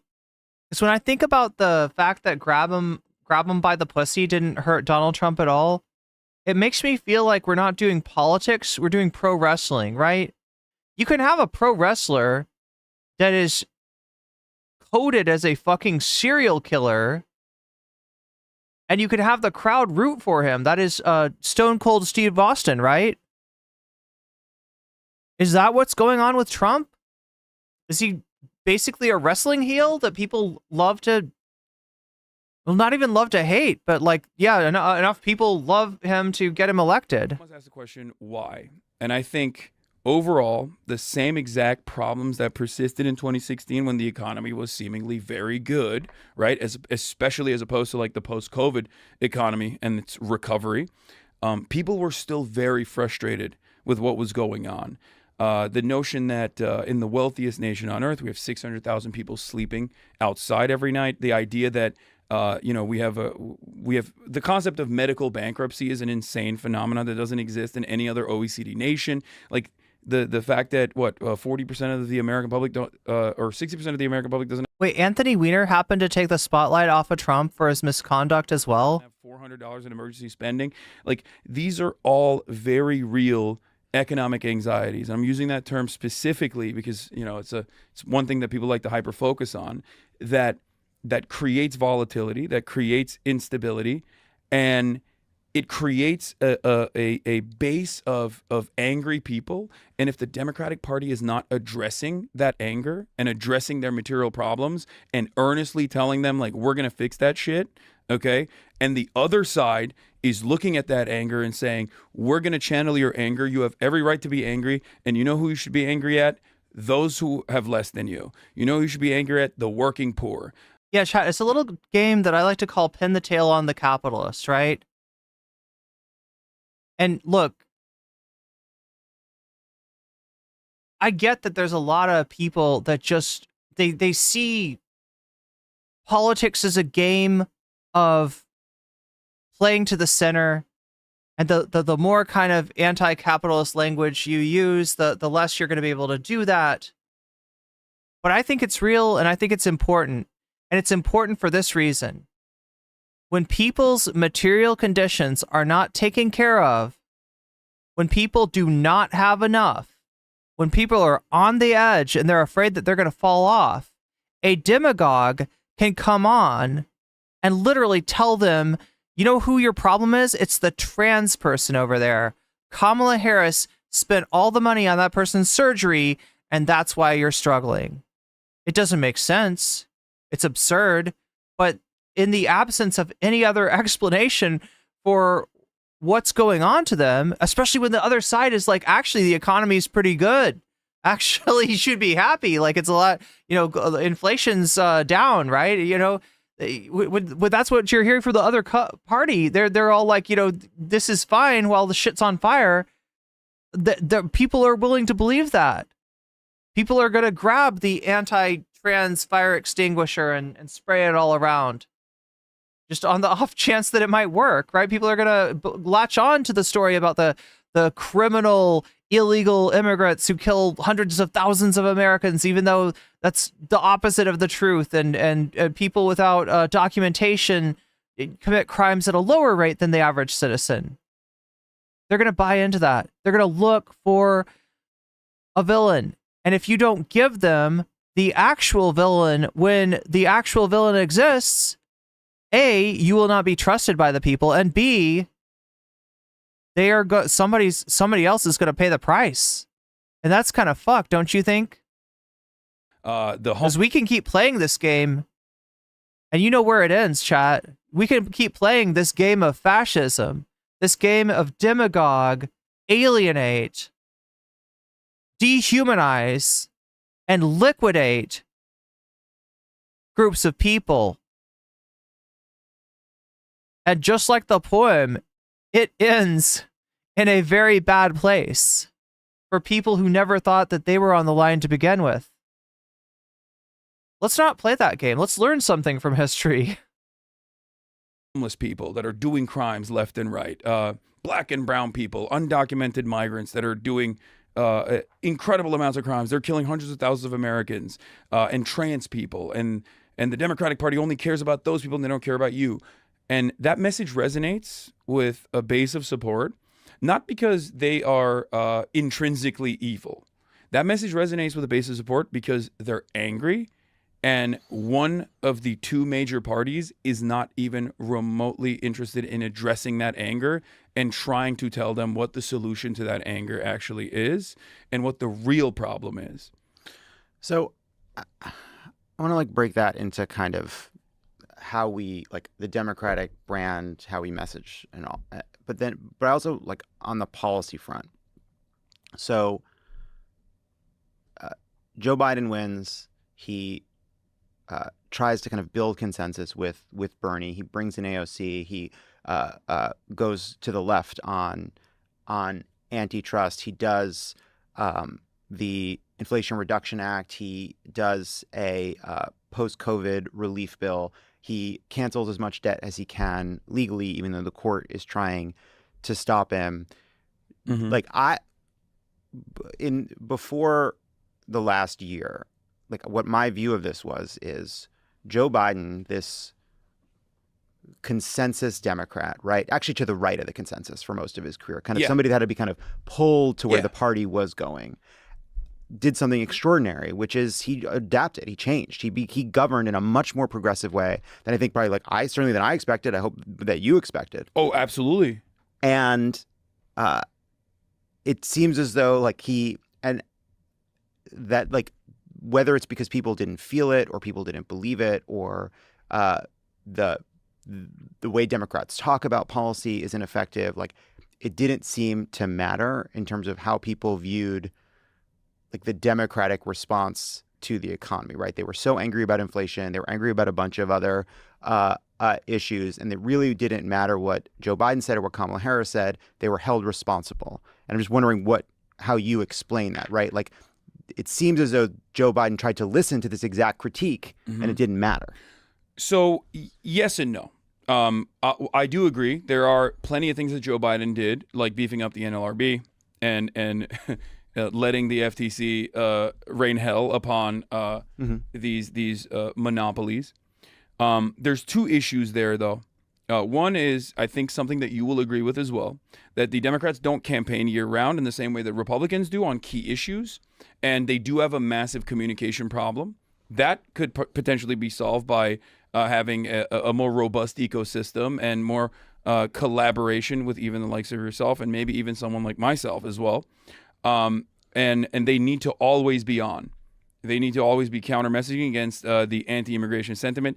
I went back and looked at my commentary from February of 2021 when the story of the Customs and Border Patrol Haitian migrants getting whipped by horseback Customs and Border Patrol people, officers was in the news. And I remember talking about how the Republicans are going to keep hitting the immigrants are doing crime note over and over again, because that's the one thing that they have. And it's built around a complete falsehood that undocumented migrants are responsible for incredible amounts of crime. It's not correct. There is no data to suggest this. The data actually shows the exact opposite. Undocumented migrants are your neighbors. They contribute to the economy in very meaningful ways, and they very rarely take anything in return. Why is the Democratic Party not pushing this counter narrative? And the sad answer, I'm afraid, in many cases is because they don't believe it. Either they don't believe anything at all, and they are purely political vessels seeking power, or choosing a Democratic establishment which is as conservative as you could imagine without being Republican, and allowing it to self-perpetuate itself and gatekeep those who don't have that temperament.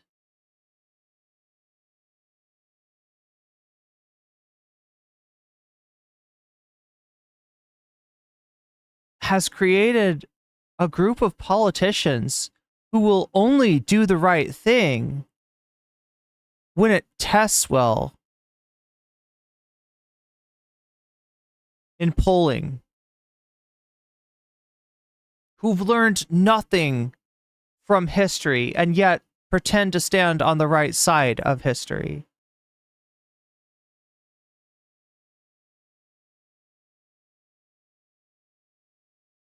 That's the problem.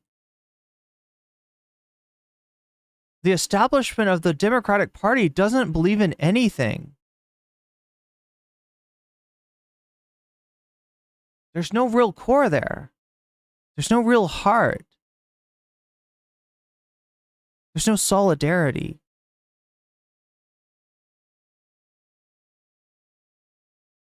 At the end of the day, the Democratic Party might as well be another corporation. It's a corporation that's preferable to Trump Incorporated, but it's empty. And they never did.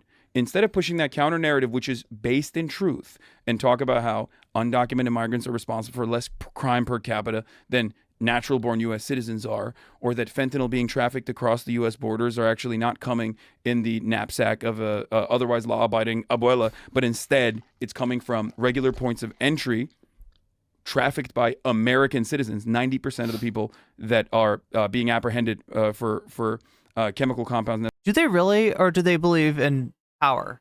Because it feels a lot more to me than like the latter. It feels like they're following the path of least resistance in that case. Fentanyl, or but you're right in that it's actually doesn't poll well. Like it's one issue where the Democrats pretend it's actually kind of surreal to look at, right? The Israel issue, the vast majority of the public seems to be on the side of using whatever leverage the United States has to bring about a ceasefire in Gaza. And yet it doesn't happen. It's a third rail. Even to speak of it is dangerous.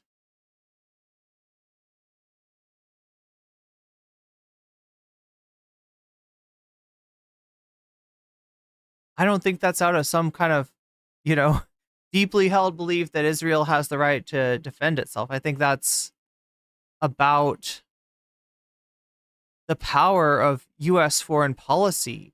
And Israel is a tool in that foreign policy. There's a reason that the policy doesn't match the will of the voters, right? And that's because at the end of the day,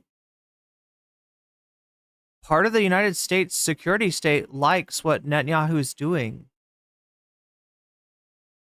And the Democrats who are, central to the party are immured in that.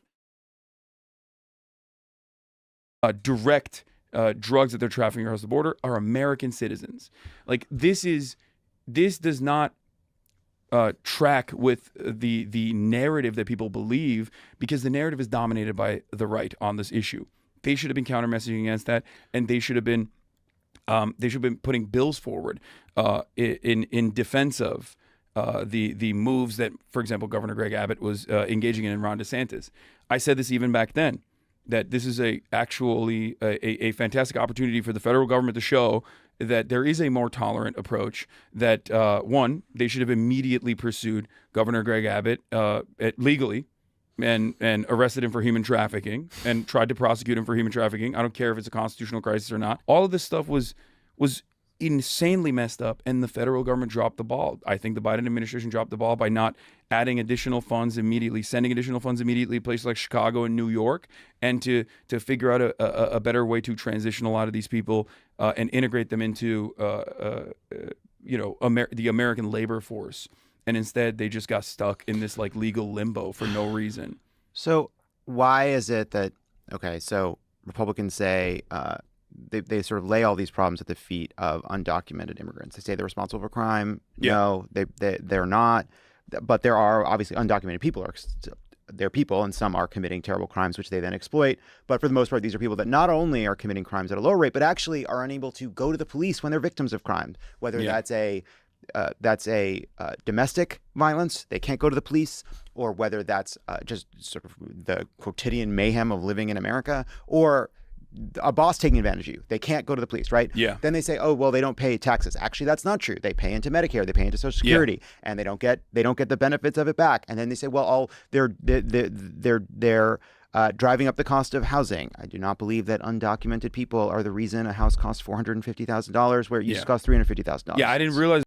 This has always been true though. Civil rights was not popular, and the only reason the Voting Rights Act got passed was because of the Kennedy's assassinations. It's never been good, right? Because again, it's really never been good when we're talking about the Democratic Party, right? But it has at times been willing to, take acts that are undertake acts that are both like would be considered taboo by the modern day Democratic Party, and they were willing at times to go against popular opinion. I believe the quote from LBJ was, "We've lost the South for a generation." That's their demographic base at the time when these acts are being passed, right? So and it wasn't great, but there is a substantive difference between the Democratic Party between the the 40s and the 70s and the Democratic Party since. There has been a sea change, and not just with the Democratic Party, with the election campaign finance laws being loosened, money being unleashed in a way it never had been before into the democratic process. They were executives at BlackRock. The Guatemala migrants are wait, LBJ killed JFK? Sorry, wait, are you sorry? Mass purchasing. Shouldn't LBJ be sorry? Houses and making sure that everyone's a permanent renter.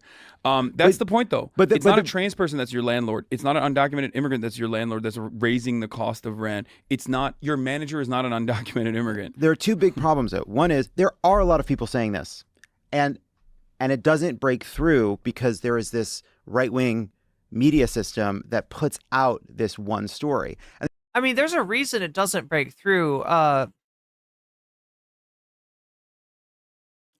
It's pretty, like, that took a while to explain, right? Compared to the Republican story of they're eating the dogs, they're eating the cats, they're taking your job and they're killing everyone, right? That's a very quick and to the point story that tugs on the racist heartstrings, and for some reason, I think it's that the fucking lie The racist lie is more mimetic. And the second problem is, like, Democrats really don't have trust on this issue with the people that they're trying to persuade to see it our way, which I think goes to the point you made before, right? Which is, why is it that Donald Trump can meander around the country rambling, committing what in any other era would be, if not like campaign ending, like campaign harming, ridiculous statements, gaffes, sure, that he can basically be in like a strategic mess. But Kamala Harris has to hit every point exactly right. If she says the wrong thing on The View, or there's a bad interview from 2020, those things can be campaign ending. And I think, to your point, it goes to something deeper, a kind of a lack of a, like, kind of, I don't know, core vision or motivating mission for the current Democratic Party. Yeah,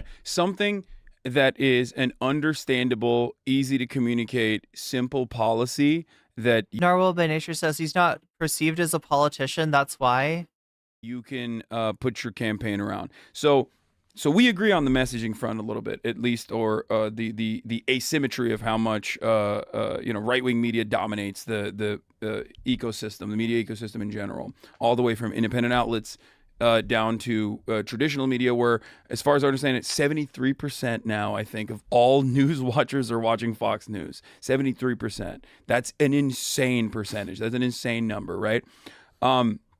So outside of that, though, I think here is the disagreement that we will have. That while Joe Biden did... Oh, shit, chat. It just dawned on me.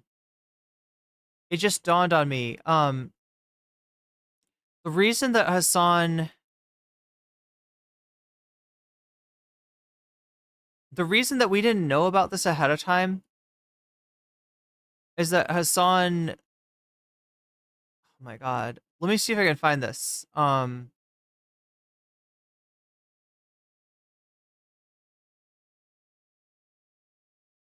Hasan only mentioned this, I think, the day before it happened. And there's a reason for that.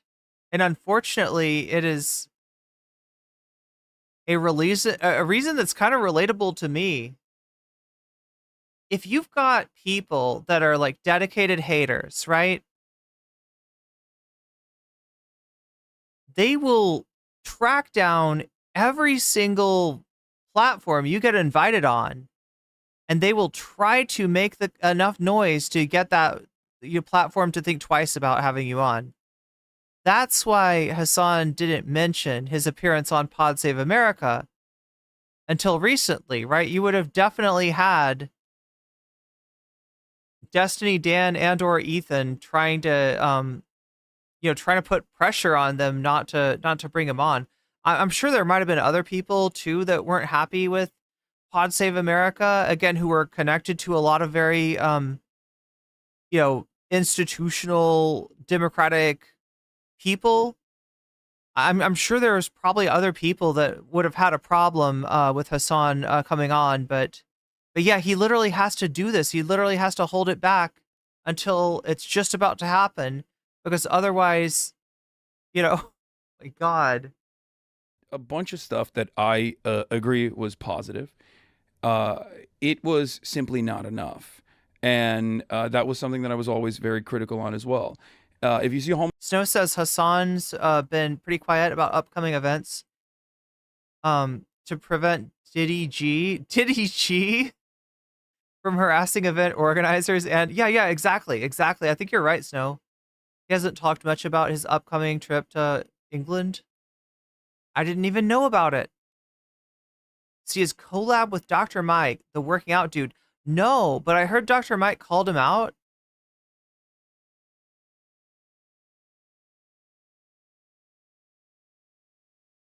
But yeah, this is fucking relatable. homeless person and you chuck them 2 pennies, and and sometimes it's due to a conflict, like in Hasan's case with a very toxic person who runs a very toxic fandom, and in some cases it's the issues that you stand up for. they're sitting on the corner of the street. Like, yeah, technically, their material wealth improved by a percentage, a decent percentage, but he's still going to be mad at you because you just gave him 2 pennies.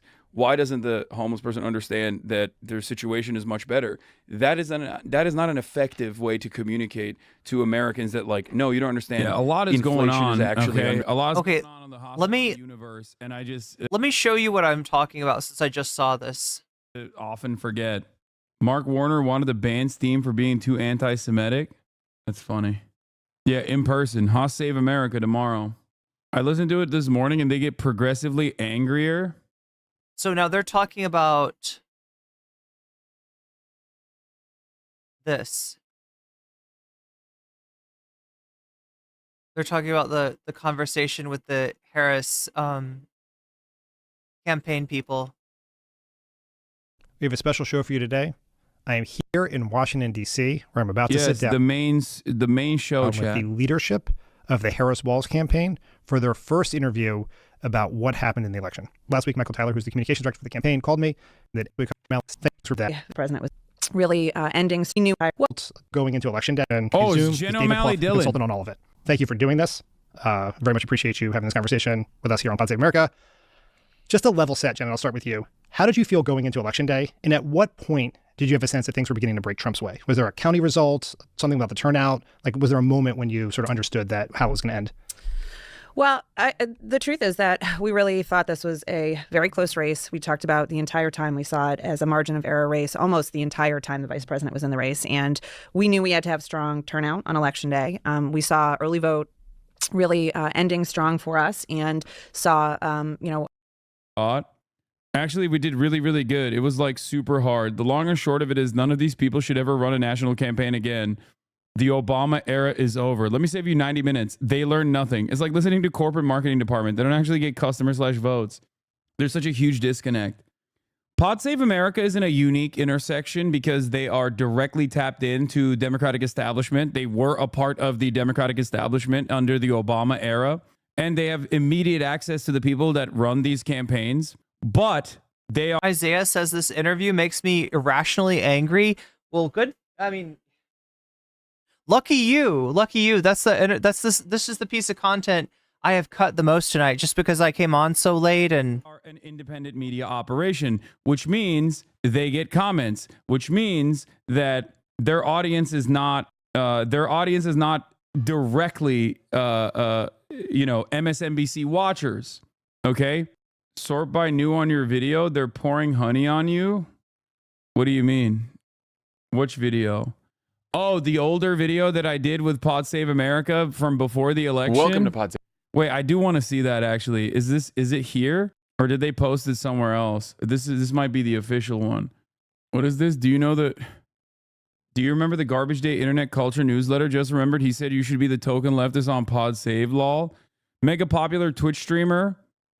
Hasan Piker is probably close to Rogan figure we have on our list. He's masculine, he's funny, he's tapped into video culture, and he's aggressively left-wing, but he might be too political to capture the mainstream like Rogan has. More importantly, Piker's a streamer. Rogan is a podcast. You can download it on any app and listen to it on the way. Live streaming will never be as accessible. Maybe the Pod Save guy should hire him and let him yell at them for the next 4 years, lol. That's funny. Oh, here. Winning those voters. Dude, if you go back and watch this video, it is so different. Bro was spitting straight facts and no one in the Democratic Party was listening. Hasan is right. I'm a Democrat at 41. The campaign is making me sad. They keep moving right. Dude nailed what happened this week. Yeah, they're pouring honey on the goat because I was right. Have Sam Hyde on to talk about what's happening. He's very no. He's very. He said, "Yes, get it." It's opposite of not so erudite. That's probably a D fan.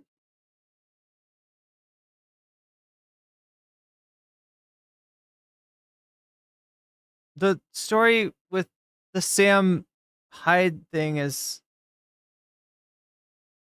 this guy that got a show on Adult Swim on Comedy Central, I think that's what it was, and then turned out to be some kind of Nazi and he lost his show. He has become this weird like social media folk hero for certain people. And after one of his boxing matches, he pointed at the camera and called out Hasan, like that he wanted his next opponent to be Hasan Piker. And he's been like obsessing with Hasan Piker since then, sometimes in a way that's like, you know, TOS. It's a little bit of a little death ready. I don't know. But yeah, Hasan's ignoring him. D fans sometimes try to bring him up. I have my disagreements with the song. Like they want him to be the crocodile to Hasan's Captain Hook, right? That's the idea. But he was right about the bro vote. Aged like fine wine. Hasan was right. Aged very well, Hasan. Sounds like Hasan was right. Trump won the Gen Z vote. They should have had this dude in their campaign. All his criticisms that were even before the election turned out to be the... Oh my God. Wait. I'm sorry. The vote. He said the vote. Chat, I haven't paid attention to the vote. And it's changed. Oh my God. You're voting. 146 of you are voting. That's not all of you, I don't think, but that's a lot of you. And 60 of you have liked the stream. Hey, I love it when you like the stream. Obviously, you don't have to like the stream, but that is something that you can do if you want to. But you're voting, and 29% of you are choosing Tim Pool, Simps, Jink Uger. 27% of you are simping Bad Hasbara, are choosing Bad Hasbara. 25% of you want Bad Empanada versus Willie Mack, and 19% of you want me to do some gaming. So that's where it stands right now. We are, let's see, 12% of the way to the dodo goal. That's up there. If we get to 100% by the end of this stream, you'll get some kind of bonus content. And it's, yeah, really close right now between Tempool and Bad Hasbara. Also, but Bad Hasbara seems to have 10 extra percent. Yeah, when you donate, you can let me know in the chat which of these topics you want to see as the bonus content. And just like I have done for Shakespeare and for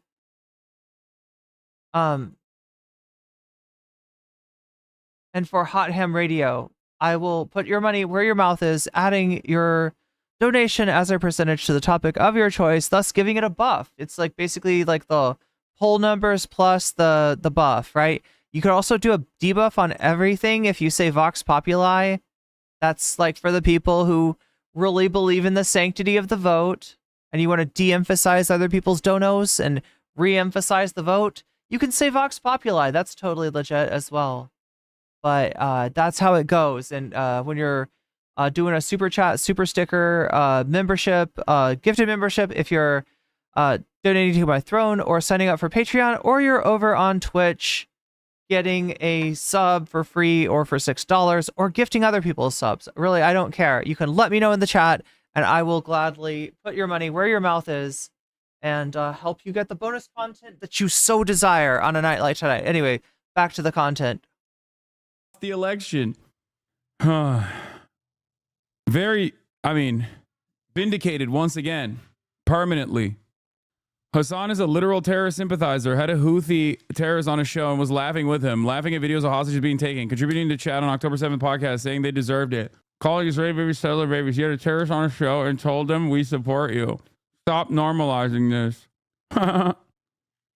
I love the dudes that are like, he's a terrorist. What are you doing? We need a Rogan, but entirely different except for aesthetic. Yeah. This is why, while it is incredibly self-serving for me to tell every liberal person that I'm the Joe Rogan of the left because they're desperately looking for one and then they should give me billions of dollars so that I can be the Joe Rogan of the left. I still have to be honest and say that you can't... Yeah, you're going to need billions of dollars of steroids for that. ...your way out of this issue. Would you appreciate the chance of doing something with Ezra Klein again? Yeah, I reached back out to Ezra. So Ezra's team and I had long conversations, which was right before Kamala Harris became the nominee. We had a long conversation with Ezra about the manosphere.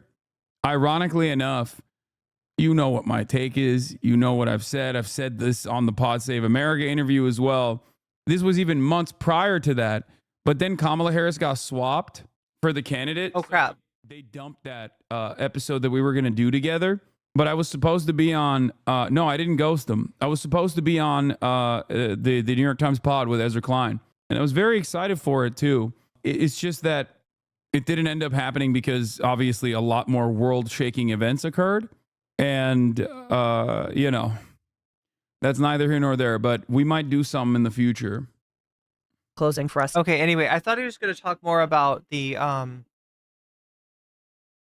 like he mentioned something like, I usually don't, like he had some excuse or something, but it's pretty clear that he's just like, he keeps his stuff under his hat until it happens because of the weird Destiny harassment brigade.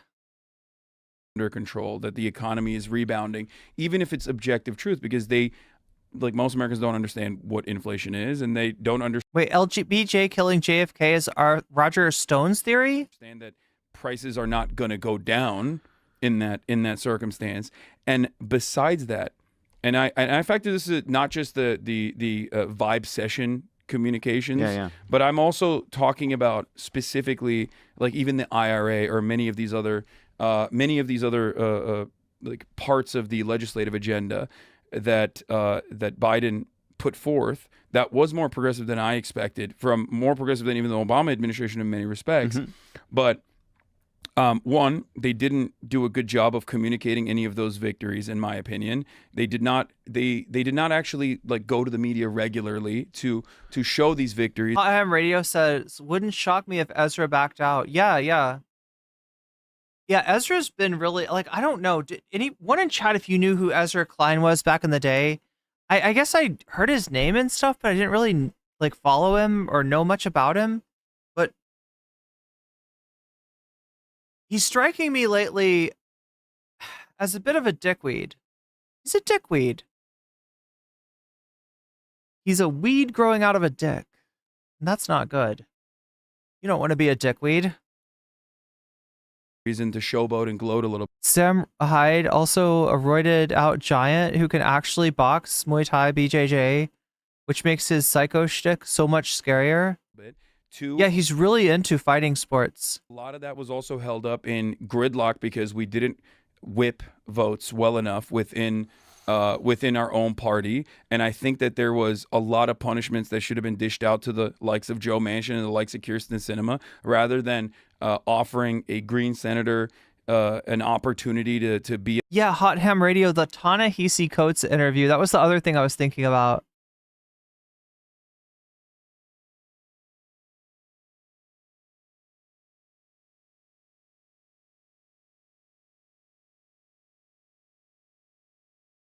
A prominent fixture of the Democratic Party.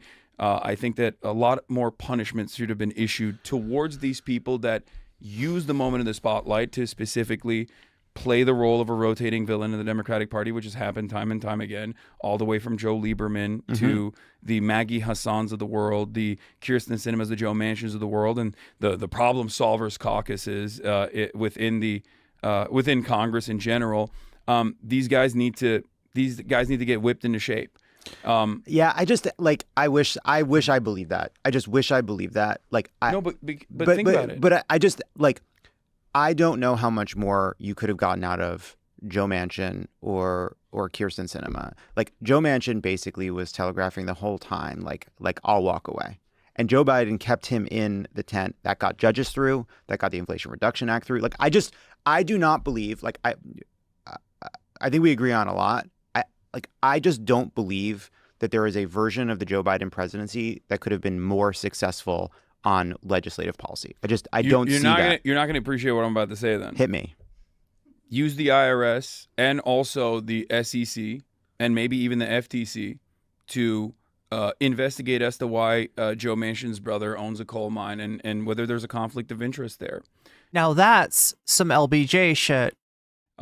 Investigate why Joe Manchin's daughter is selling pharmaceutical products to the state of West Virginia when Joe Manchin is directly at odds with I feel like I should have a little like stream thing that I press on my stream deck that goes like whenever I feel like something's about to be a clip. This is gonna get clipped. This is gonna get clipped. Sort of bill that passes. That would lower the cost of pharmaceuticals. So you want the president yes. to politicize these agencies yes. and use them to go after people? Because you want to know why? Tell me why. Hey, tell me why. Because they're doing it at the behest of not only the American people, their interests, but they're also, and this is probably going to frustrate everyone in this audience. But here's the thing that I get very frustrated about. Wide range of listeners across a broad ideological spectrum. Here's what really frustrates me. What frustrates you? The way the Democratic Party operates. They love norms. They love institutions. They love civility. They care about bipartisanship for the sake of bipartisanship, as though that is something that some do, some don't. Yeah, sure. But for the most part, the broad communication coming out of the Democratic Party is that these are the things that they care about. These are the top line issues. We got to protect democracy. We got to preserve our institutions. The problem is the other side doesn't give a shit about that. So I think I want a Democratic Party that fights for me and others who are marginalized, other people that like desperately need help. And I know that the Republican Party is never going to do that. I'm not one of those guys who's like, oh, well. Normal by nature is, oh my God. I wish I could just Control Z that. Wait, can I? What does Control Z do on YouTube? Nothing, my bad. Nothing. Oh, I was just trying to pause it. I just wanted to pause it, chat. All I wanted to do was to pause it Sam Cedar style.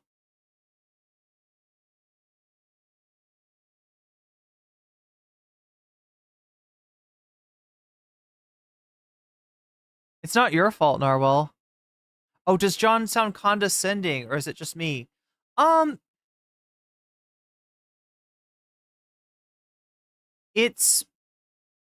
That is in his character. Like, more than any of the other PSA guys, John Lovett is a character. Like, his personality is very much, you know, a part of the show. And because of that being part of his character, generally this kind of a like, it's read different coming from him, if that makes sense. Right? Like, he's like condescending to everybody, but not really. Because it's a character. Does that make sense? He's very sarcastic. Yeah. That's just kind of how he is. So, I mean, I don't know. I don't think he agrees with Hasan. I do think that he's frustrated. And I feel like the points that Hasan is bringing up that, you know, it'd be like, it's easy, just do X, Y, Z. And he's just like, you know, I do think he's legitimately frustrated. Thank you, Isaiah. You were at 2410. Look, good things come to those who wait. And I waited, and my chat did all the work for me. Amazing. Amazing. Thank you, Isaiah. That was awesome. Others who are marginalized, other people that like desperately need help. And I know that the Republican Party is never going to do that. I'm not one of those guys who's like, oh, well, you know, at least the Republicans are kind of listening to what I have to say, or are communicating, channeling the anger that I feel. Like, I don't care. They're charlatans. They're significantly worse than the Democratic Party. I don't like the Democratic Party for their closeness to the Republican Party. I want them to be a party that actually fights for the working class, for all Americans unconditionally, regardless of ideology. And you can't do that through bipartisanship with an otherwise like hostile entity that is the Republican Party. And I think there is a lot of hypocrisy there, and and hypocrisy that people can see. Hypocrisy is the easiest thing that they can understand. You can't say that these guys are fascists, these guys are racist for 8 years for wanting to build a wall, and then turn around and straight up tell Anderson Cooper in that town hall, well, maybe the wall is a good idea, and I want. Ooh, yeah, I haven't followed the Sam Hyde thing that close, but WB72 says, are like on that point where like iDubbbz doing a video about him kind of brought him back into prominence. And yeah, after being, you know, a persona non grata, he's kind of welcomed back on as just kind of a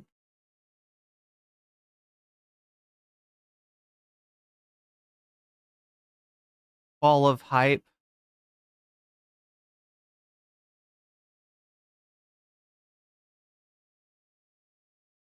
This is a man who is like, how dare you shit talk my institutions? I mean, he is definitely doing that. And look, what Hasan said is like that's not acceptable in a lot of places. Right? The go investigate Joe Manchin thing is like, I mean, look, maybe you do that, but you definitely don't say that.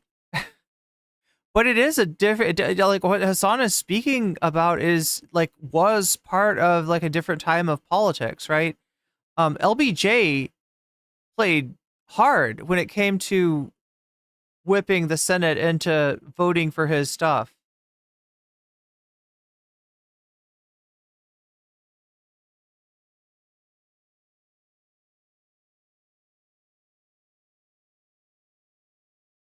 Want to build it myself. I'm going to be the border czar. I'm going to be the border party. You can't do that. Americans look at that and go, so you're admitting that you were just lying for the past 8 years. Well, it's like, again, though, it's like, I think actually, like you look at somebody like Dan Osborne, right, who ran so far ahead of the Democratic Party, ran as this economic populist, but one of the things he had to do to get there was kind of be tough on immigration. And actually, like, I think part of it goes back to like, if people felt like they knew, like in their bones, like Bernie Sanders being to me like the signal example, like, you know what Bernie's about. You know what he's for. You know what motivates him. You know what he cares about. Same thing for Trump. You know when there are issues he doesn't give a fuck about, and there's issues he really, really cares about. Immigration is one. Trade, right? Like, you know the things that like that have been anti-crime, whatever. That there are things that have been in Donald Trump's like kind of brain slowly losing plasticity that are like kind of solid in there. And for Bernie, like we know why he's in politics, and that gives a politician the space to kind of challenge orthodoxies in the party or kind of run counter to it, to signal to the people you need to signal to. Now, like, you say, oh, you can't call them fascist and then also work with them. Like, yeah, but at the same time, I just don't know what to do with this nuance. Joe Biden, like, I am glad Joe Biden did the Inflation Reduction Act and an infrastructure bill and a gun bill and the CHIPS Act and a bunch of other stuff. I'm glad he was able to do all of those things. I'm glad that he was able to use his kind of like moderate brand, whatever, to kind of bring people in and get some stuff done. Like, I don't think the country is better off if he didn't do those things. So, like, you describe it as hypocrisy. Like, it's compromise. Like, politics requires compromise. The Republican Party rarely ever compromises. They're uncompromising. You only have to beat them. But that's not true, though, right? Like, I agree with that on Trump, but that's just not true. Like, they did compromise, right? There are plenty of people on the Republican side that were furious at Republican senators for going along with some of these Biden bills, right? Like, those are people that did compromise. Yeah, there is a million examples, however, of Republicans that are obstructionists that I'm sure you also love presenting, that go back to their town halls and lie about all the money that they brought back home from the bills that they voted against. So ultimately, we now know that political polarization is set in a way that never really existed in American history until the last couple of decades, right? I think that parties originally were more geopolitically focused on their immediate needs, like statewide needs. So you saw this dramatic shift, and now the Republican Party, especially with Mitch McConnell under the Obama administration, showcased that like permanent obstructionism is not punishable. And that gridlock is always considered the administrative party's problem. If there's any sort of gridlock, it's the fault of the leadership. And Americans hate gridlock. Yeah. That's kind of the reason why I was talking about Kyrsten Sinema and Joe Manchin, because there was a massive moment where like they actually ended up protecting the Republican Party because they were never going to vote for these bills anyway. And now the entire conversation was about like, madness within the Democratic Party's caucuses, like, oh, they can't get their ducks in a row, right? Like, that was genuinely frustrating to me, because it's like, if you had whipped your votes immediately, then you could showcase that the Republican Party is standing in the way of progress. But that's just like, that is legislative minutia. What is more important to talk about is broad, sweeping legislative changes, or a agenda that might even come across as bold and radical in the interest of the American working class.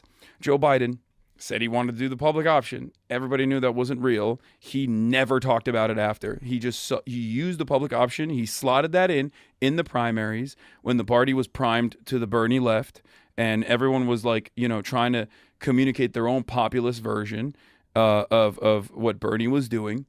And Joe Biden won the primaries and effectively tabled the discussion about healthcare. This is still a major problem, regardless.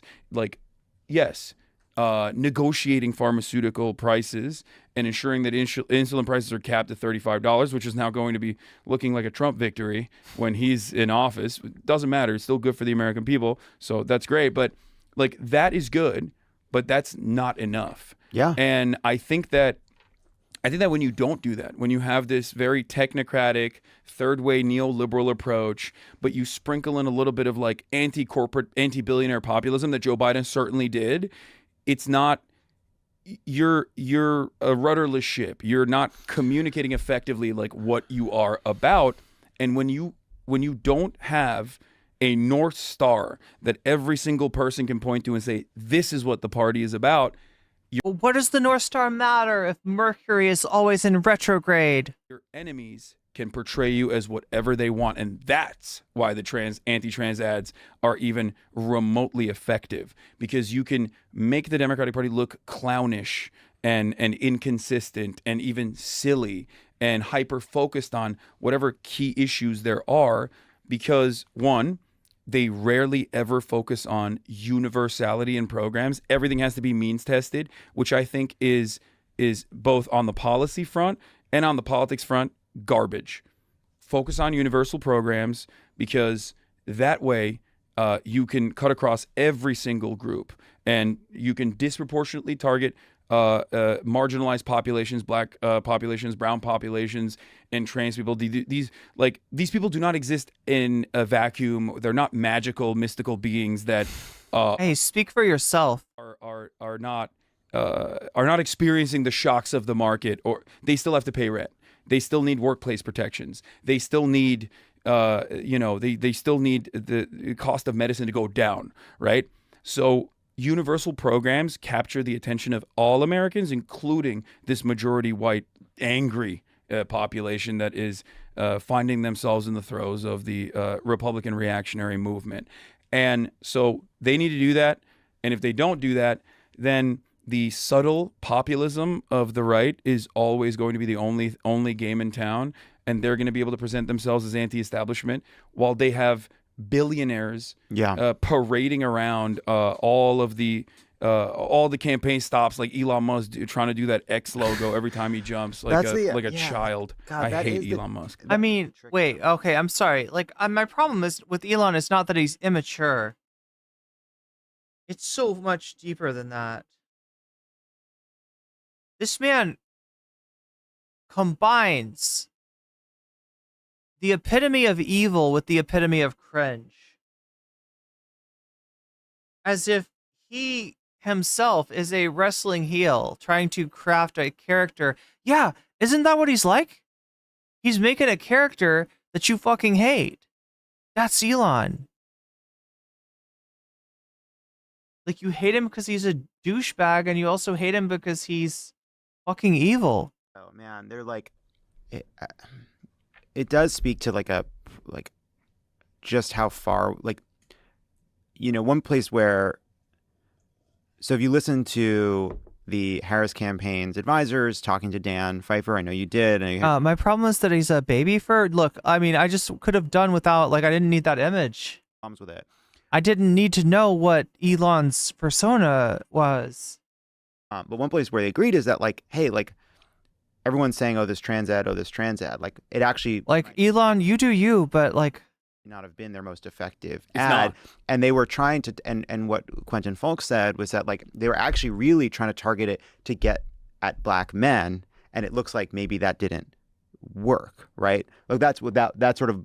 Jay says his cringe is so bad it could be called evil on its own. We'll see. Like, we're gonna get more data, but like the point that the ad makes is just that, like, Democrats are weird. Democrats are strange. Yeah. Right. And like, they use trans people as a cudgel. Yeah. To do that. But like, to the larger point,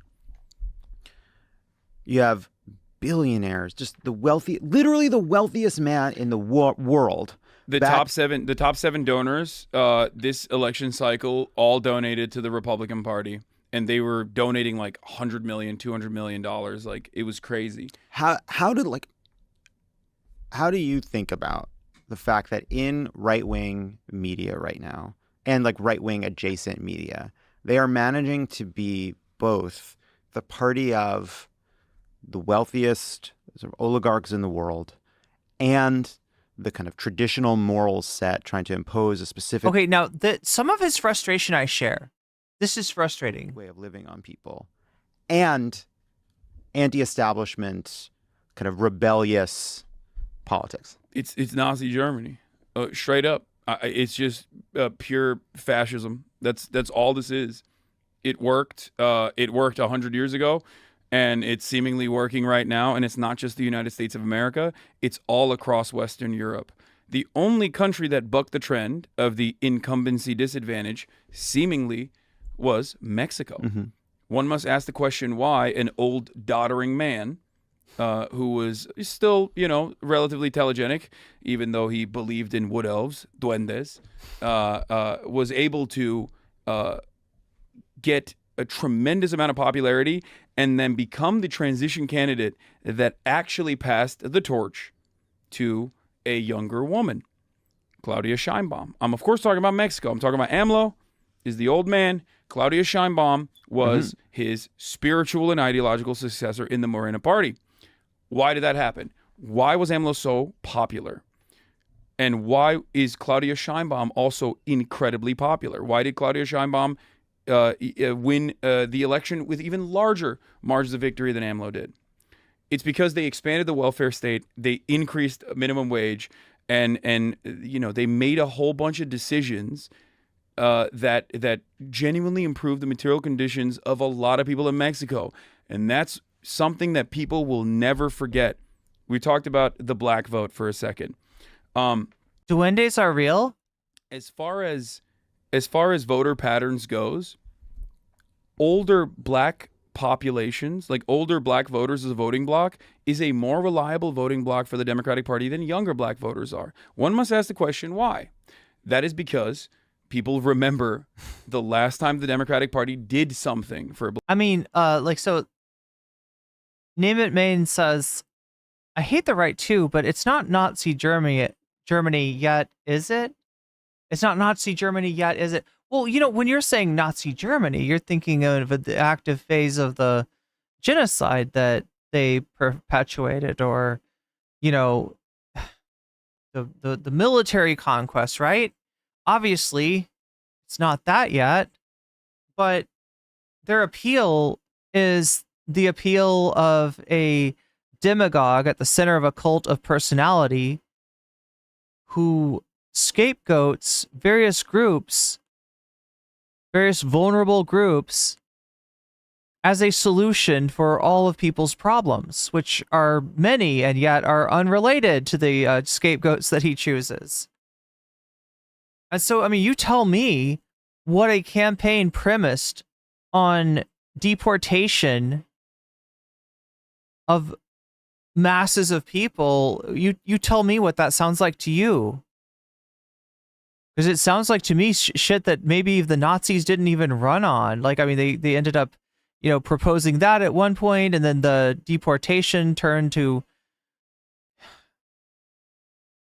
camps.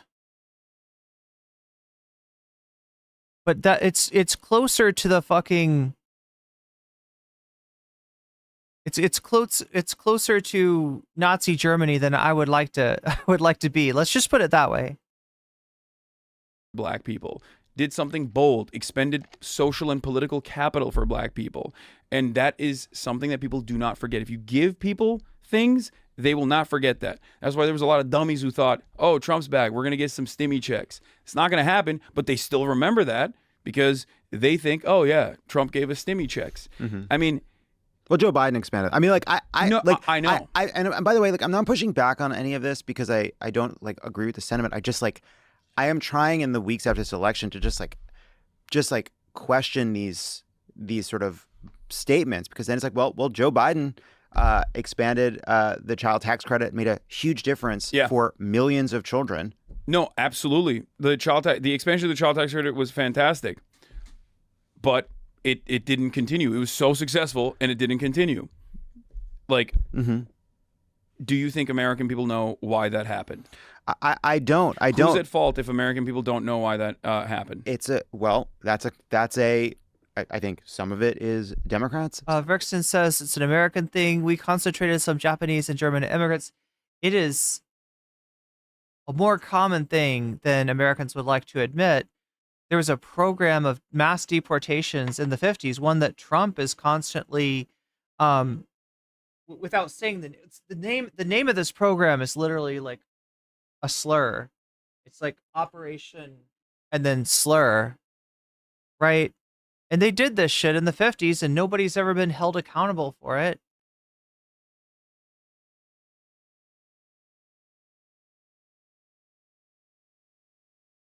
Yeah, Operation Racial Slur, basically. It is the mainstream media, some of it is the right-wing media, and some of it, by the way, is the left. It is the media of the left, right? Like the first couple years, there's been so many moments where my great frustration, I think, in the way politics is talked about is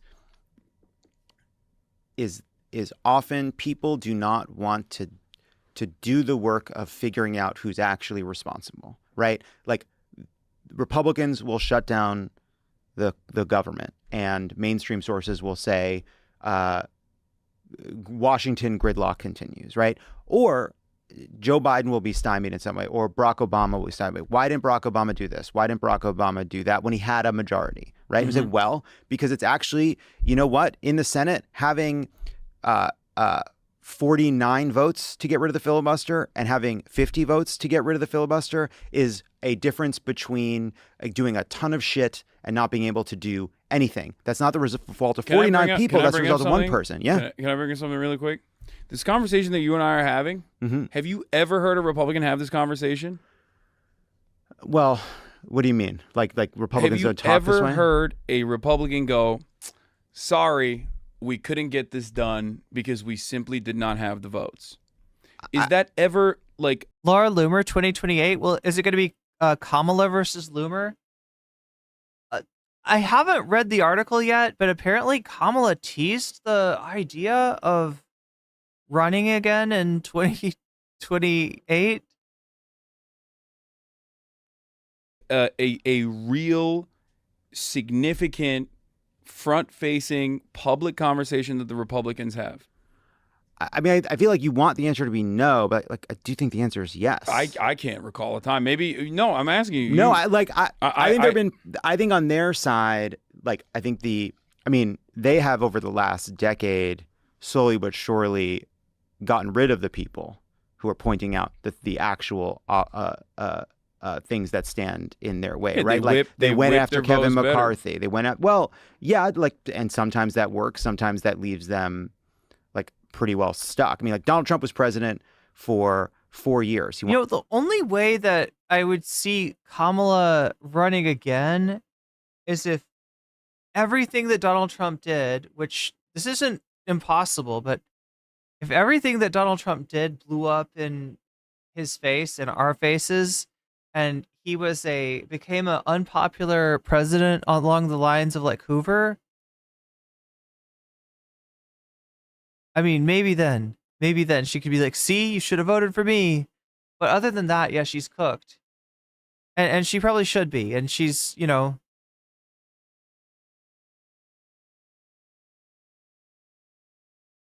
Is this a new appearance for Hasan on Pod Save America? Yeah. That's exactly what we're watching, ePrestige. Taking a look into it. And all the haters that it spurred. Like Ethan Klein has commented on this.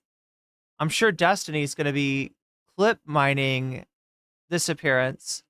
Wanted to repeal the Affordable Care Act. He didn't have the votes, right? There was a big conversation about why he didn't have the votes. That there have been Wait, what's on the Pod Save America subreddit? The Republican base like furious with spending Donald bills, Trump do with after? spending bills that were passed, right? What did Donald Trump do after when John McCain struck down the Affordable Care Act? What did he do? He took out the individual mandate regardless. Isaiah says they're 100% going to run Newsom, even though a California Democrat really shouldn't be president, shouldn't be like a candidate. Harris should run for California governor if he vacates. That's another possibility. He did. Well, he did. Although, honestly, my prediction is that somebody's going to put Kamala on a court or something. Like, I feel like that's what's going to happen. Did what the same thing a Democratic president would do as much as you can legislatively, and when it fails, use your executive power, which is what. Wait, Destiny has nuked the Pod Save America sub? Wait, what? So you mean the brigade is on? Seriously? I mean, should I look at it, or is it like gross or something?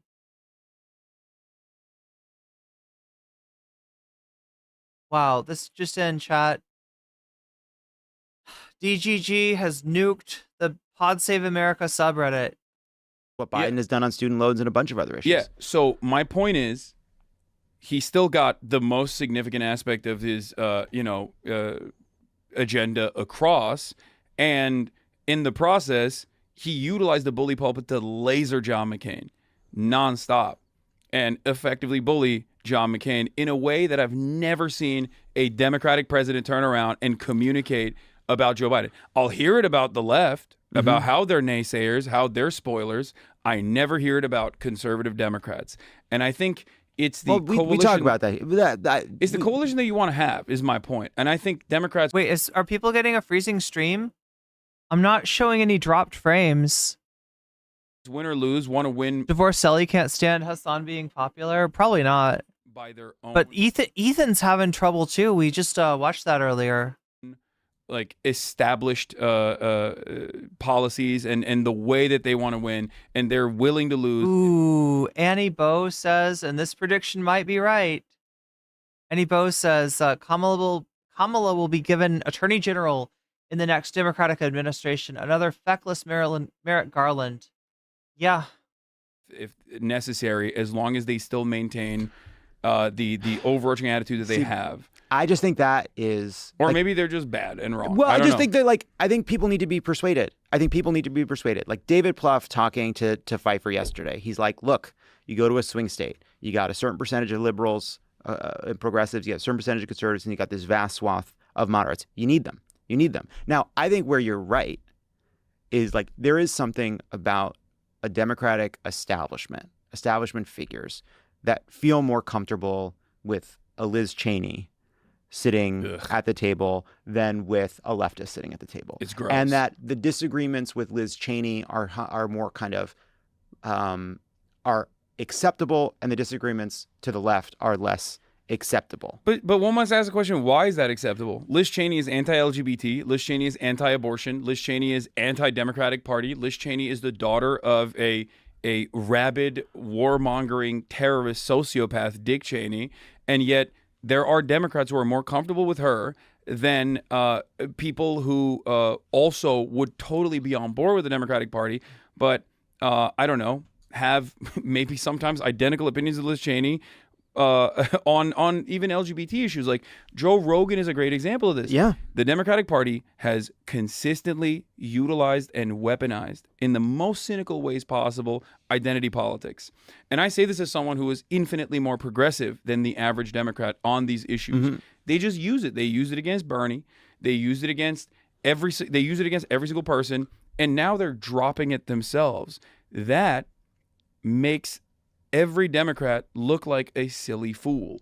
That makes it does. In the eyes of Americans, they go, you called us racist, you called us transphobic, you called us crazy, and now you're saying, okay, my bad, we got to drop this woke shit. Like, of course people are going to go, all right, I guess like I'm primed into now believing the Republicans. Like you're pushing your base towards being more open-minded to right-wing policies. That's the only thing you're doing. And that's how and that's the only thing you're doing when you don't actually claw back a lot of the things that the former Republican administration engages in. Like Democrats are very good at, trying to fix the deficit. They're the only real deficit hawks, right? Republicans certainly don't care. They only use it as a weapon to wield to communicate against the Democratic agenda. But outside of that, like on foreign policy, Joe Biden said he was going to be an effective foreign policy leader. He did NATO. He kept talking about, NATO Jack. I'm looking at the subreddit. I don't see anything. Is it in the posts? Is it in the replies? Okay, as though that was going to be. He loved talking about. Like I've never been more like nervous in politics, like other than the day before an election, than when Joe Biden was still in the race and he did that press conference. And he was like, he talked about AUKUS. It's like no one knows what the fuck AUKUS is. Yeah. Okay, that's a deep cut. No, they want to hear about AUKUS. That is a deep cut. Don't you want to hear about AUKUS, chat? But like Joe Biden was like, I'm the adult in the room, Jack. I'm going to bring back America into the global stage. The way that the American public sees that is like there's a war in Ukraine, right? And that's not even Joe Biden's fault. Like I understand that. That's Vladimir Putin decided I'm going to do the insane. Wait, Liz Cheney was a birther? Seriously? I didn't know that. Whoever decided Cheney was a good idea is insane. It's like they wanted to lose. Basically, the Democrats are the Bush Junior party of terror. Yeah, like party of the war on terror. Yeah, so the Democrats did not really meaningfully turn on the war on terror, did not push back on the war on terror until 2006, until they were able to run on it as a issue to win the House of Representatives. Same thing. I'm going to invade Ukraine. That's psychotic, right? But the way that people see it, they're like, why are we giving money to Ukraine when we're not fixing the potholes? Why are we giving money to Ukraine when the ISPs suck here? What the hell's going on? Why are we giving money to Ukraine where we don't have healthcare? We have homeless people everywhere. And then on top of that, they see that instability as like something that is Joe Biden's fault. Fair or unfair, doesn't matter. They attribute it to Joe Biden. Same thing with Israel, Palestine. They look to what is going on and they're like, this is insane. Like, why Biden will come out and say, or used to come out and say, we're going to do a two-state solution. Benjamin Netanyahu the next day would be like, fuck the two-state. What do you mean? How about no state? Literally the next day. And Biden kept trying to do this thing where he was like finger wagging, where he's like, I'm going to give him a heart to heart, real man to man. For a lot of Americans, they saw that as like, you're weak, you're old, you're weak, you're feeble, and you're getting dog walked by an American ally in a very public and very embarrassing way. And there's a metric ton of violence that's happening on top of that. Like he ironically destroyed the goodwill that a lot of people had coming into his administration with the last, I guess, like post-Afghanistan withdrawal, everything was bad after that with respect to Joe Biden's foreign policy. It also just like it's also tied to. I still defend the Afghan withdrawal, by the way, and I think the Democrats also dropped the ball on that too, because they should have stood 10 toes down and said that was the right thing to do. We exhibited political courage. And for the record, Republicans tried to do a 13 of our best soldiers died in Afghanistan thing over and over again, the cynical thing that they tried to do. Republicans are shameless. Democrats are less so. No, they should be shameless. I'm just. Double Dostoevsky says, Optimus primed into the reactionary right pipeline by Democrats telling me woke is bad now. I'm describing what the issue is. Yeah, I mean, part of this though too, huge policy problem in how the Biden administration has responded to the war in Gaza. But on that issue, on a bunch of foreign policy issues, a bunch of domestic issues, some of the problem has been Joe Biden. Yeah, Australia and it's the Australia and U.S. Defense partnership. It's like a NATO for the South Pacific, but like I thought it was more than Australia, UK. Okay, yeah. Why did I think that the Philippines or New Zealand or some other place was involved too? It's a nuclear I said nuclear. It's a nuclear. See, I'm just a Southern girl at heart. I can't pronounce your fancy words like nuclear. That's nuclear. Submarine, nuclear submarine deal and strategic nuclear agreement between the U.S. and Australia rooted at anti-China.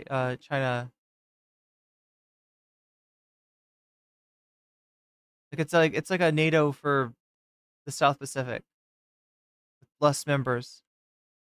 To the chatter questioning Harris's plan, the Washington Post has an article talking about her brother-in-law, Uber's chief legal officer, behind her turn to the corporate wing and neocon courting. Yeah, I've heard that quote as well.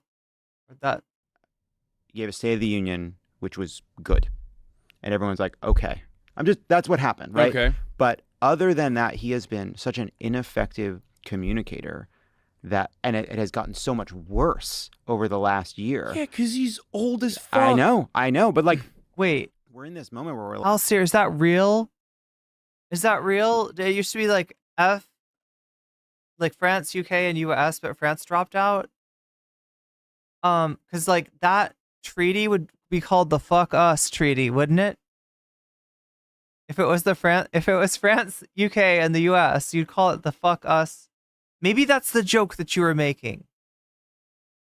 like kind of trying to like, what went wrong? What about this? What about that? People are so mad. Like the people are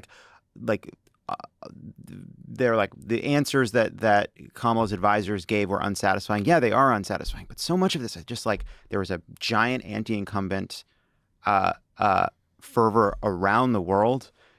Joe Biden was completely unable to articulate a defense of his policies, right? Like the fact that there is inflation and people are mad about inflation is not a reason alone. That explains that can explain why we lost if you accept that we had no agency in competing against that argument. But like Joe Biden certainly had just could not communicate effectively. I think you'll see what happens when someone effectively bullies corporations, regardless of being a right-wing Republican, in the upcoming Trump administration. Things are going to get significantly worse for every single person, including the people that voted for Donald Trump. One of the funniest aspects of the tariffs conversation that's happening right now is that Donald Trump is going to implement broad tariffs on 45% of all trade that comes in and out of the United States of America. And it's gonna hasn't he said he's gonna do this on day one? Like, that is kind of wild. Like, I do think it's gonna go to hell under Trump, but the idea that it would go to hell on day one like that, like in a way that it's not just gonna be harming, like everybody gets harmed by that. That's wild, right? You would have thought that he would have started in on, I don't know, chat. I don't know. I don't want to hang out to find out. I was talking to a friend of mine about other countries that they were considering moving to, and there are actually a lot of options, it turns out, right? And some of them pretty cool. America, Mexico, Canada, and China comprise 45% of all trade. He wants to tariff every single one. Tariffs are obviously an entry fee that like the American corporations are going to be paying. None of the countries are going to be paying for these tariffs. Yeah, imagine that. 45% of goods under tariff. It's a policy that's going to destroy drop shippers, which overwhelmingly vote for Donald Trump, and the Trump merchandise industry. So that's pretty funny. But having said that, it's going to be devastating for the economy. Now, what do I think Trump will do in the process? He'll obviously use tariffs to basically get corporations and industries and sector leaders on board with his agenda. So when he says jump, they say how high, or I'm going to slap you with tariffs and it's going to actually punish you. It's going to hurt your bottom line. And I think that's part of the reason why they're going to do that. The other reason is it's a regressive tax. It's a broad sales tax on all consumers. How will this affect Amazon? Like drop shippers are like, what is that? You just basically find a source to buy something from, and then you sell it on. I don't actually know what that is. Does that work, chat? Do people make money off of that? Is that like I always thought drop shipping when it, like if somebody was to be like, hey, I got a great way you could make some extra money. And I'm like, oh, really? I could use some extra money. I'm thinking of moving outside of the country and I need to. They're like, yeah. It's this thing called drop shipping. I would immediately be like, shut up, shut the fuck up. That they might as well say like Amway or whatever, right? They might as well just be like, it's this MLM I'm part of. And if it's a pyramid. Yeah, that's basically, it is a pyramid scheme. The drop shipping thing is mostly, I always assume that it's a ripoff. Like I've never once been like, ooh, drop shipping. I bet I could make a lot of money in that. Amazon is not just a middleman now. They have their own branded products like Costco. Yeah, they're Costco guys. They have to try the chicken bake. That disproportionately affects the working poor, and Republicans love that shit. But he also, at times, I think, will just institute the Defense Production Act or something. Like, we'll see it. We kind of saw it in COVID as well when it was a necessity. But that's the thing. Like, the American government is powerful. All governments are powerful, but the American government is especially powerful. It's the wealthiest nation on the planet. And the way that it runs is basically, it's like 50 companies in a trench coat. We are working at the behest of corporations. We feed them with our tax dollars that turn into subsidies for them. They utilize those subsidies to, I guess, lower production costs, but then they use that to increase their profit margins. I mean, when you say 50 companies in a trench coat, like, the problem is that, like, now you got one businessman that's got an incredible amount of influence on a government that is entirely owned at this point by Donald Trump. And he's already the most wealthy. Isn't he the most wealthy person in the world? There's a TikTok pajama drama going on now. Oh my gosh, I wish I had. Wait, is it? Maybe it's not a cool pajama drama. I don't want to make myself a part of this before I find out what the fuck the deal is with the. You know what the ultimate pajama though is? Have you ever heard of a Snuggie? It's like this tube that you zip yourself into, and it's just a blanket that just. It's like, yeah, the Snuggie. It's the Snuggie. That's the ultimate pajama. And everybody get a Snuggie. And engage in what used to be illegal pre-Ronald Reagan, stock buybacks and the like, market manipulation of all different sorts. And we're constantly deregulating the economy. Oh, yeah, that's right. I always forget how wealthy Putin is. But yeah, Elon is basically a... Oh, no, chat. Oh, no. Elon is an American oligarch. And Putin is an example of what happens when the oligarchs get in power. It's like a blanket dress. Hell yeah. And I think that it's not just about having like a populist message. It's about actually implementing said populist. Chat, I want to get like I need to get like. I never realized how cool like really comfortable bedding is. This message and cuddling with Kaya is better than pajamas. And show who your real enemies are. Like, not be afraid to say, these people are fucking your life up. And if you are truly the pro-working class party, as the Democrats want to be, as they claim they were historically, right? And there were certainly times when they were, then you have to say these corporations and the wealthy that have given us money, as well as the Republican Party, and always have been hedging their bets, are the real reason why you're feeling this economic anxiety, the real reason why you feel hopeless, that you will... Again, yeah, you got to pin the tail on the capitalist. ...never be able to own a home, that you'll never be able to retire. And the Republicans are... Because saying there's nothing to see here is just not credible. Like... Always in defense of them. They will distract you with lies. They will say your fellow neighbors... your God-fearing Christian, Muslim, whatever, Jewish neighbors are your enemy, when in fact, we know what the problem is. So we're going to bring them to heel. This kind of messaging is terrifying, obviously, for many different reasons. and it will never happen within the Democratic Party.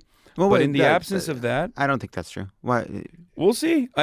No, I think you'll just get focus grouped messaging and means testing about the opportunity economy, which Kamala Harris presented at a time when people were, when wage growth had never actually caught up to the cost of living and cost of housing. Yeah, which by the way is like you need to be, but like. Oh, you need to deflate housing. That's you need to build vast amounts of housing. Yeah. The federal jobs program. Get these fucking incels to work. Well, we got to get these incels to work. No, get them to work. Give them whether they like it or not, they're going to get good, well-paying jobs with good benefits. They're going to get socialized medicine. Got to put the incels to work. They're going to work. None of this neat stuff anymore. They can't be online all the time. They're too online. It's your business. Now you're coming after your own business. It's fine. I'm happy for it. He's coming after the manosphere, chat. He's coming after the manosphere. Like I would drop everything if we got universal health care and a federal jobs program and we're building public housing all around the country. That's fine. There's a place where the left, the online left and the online right meets, and it kind of meets a little bit at people who think RFK has some good ideas. a little bit. What do you think? What do you like? I mean, okay, what?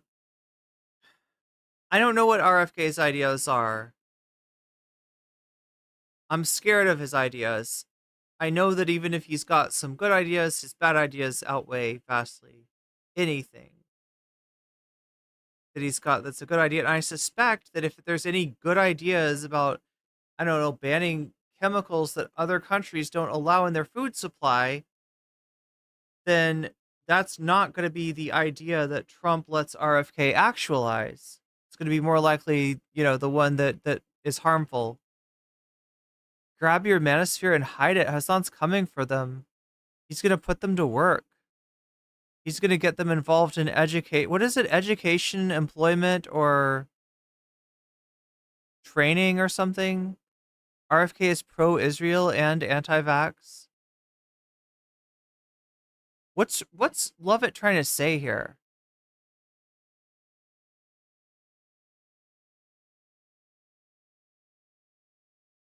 The group, there's a group on the left and there's a group on the right that think that RFK has some good ideas. What group on the left? What are we talking about? I'm not sure who is he trying to call out? What is the appeal there? Cranks. Just cranks? Yeah, anti-establishment cranks. There's a lot of them. There's the Tulsi Gabbard constituency, which is like marginal. It's not all that significant. But yeah, I think that the online left is. Gabby says Lovett's been in Washington for too long. He does look hard-boiled, doesn't he? Wait, what does hard-boiled mean? Is that the right word? Ecosystem as like people think it is in general. And besides that, they don't have any sort of like political motion regardless, right? I am. I have disagreements with the closest Congress members that are ideologically as closely aligned with myself as possible. Okay, let's see what AI says. It says, a hard-boiled detective refers to a type of fictional detective character in a crime fiction, typically portrayed as a tough, cynical, and often morally ambiguous individual who is willing to... Well, I don't know, maybe hard-boiled doesn't really... But then often set in gritty urban environments reflecting the realistic, an unsentimental view of crime in the world around them. The term hard-boiled signifies their tough attitude and ability to deal with violent situations without emotional distress. Okay. That's what a hard-boiled detective, but he just seems like agreements with them. And outside of that, I think like these guys that, like RFK Jr. because they think he's going to make America healthy again. They're just they just like the crank stuff. Yeah. That's RFK is hard-boiled. What it is. I mean, you talked to like when I'm really like 4 years, I guess 8 years ago, Jesus. I remember after Trump won the first time, what I was feeling at the time, which I'm still feeling now, is that like the two challenges, right, is that like at a moment where someone like Trump is ascendant, like how do you keep this big left together, this big tent together from, yes, it includes the kind of pro-democracy, anti-Trump right, runs all the way to the far left and leftists. How do you keep that big group of people together? And I do think, like, you're right. Like, there is just, in part because there's just so much money behind it. Like, the online right is, I think... Wait, they smoke too much? Is that what makes them hard-boiled? It's bigger and more influential. But it also knows how to get on board, right? Like, it knows, like, it fights, it has disagreements, it pushes, but then it knows, like, for our ends, for our goals, we all need to get behind... whether it's Trump or in previous elections. Wait, Gabby, I think Lovett broke up with, I don't know if, Lovett's, like, remarried or not, but I think one, marriage, has ended. It was getting behind, like, Romney-like figures, McCain-like, like, they get behind those figures. And sometimes it feels like on the left, like... Carvile? Okay, so you gotta be like old, right? Sort of. Is that part of it?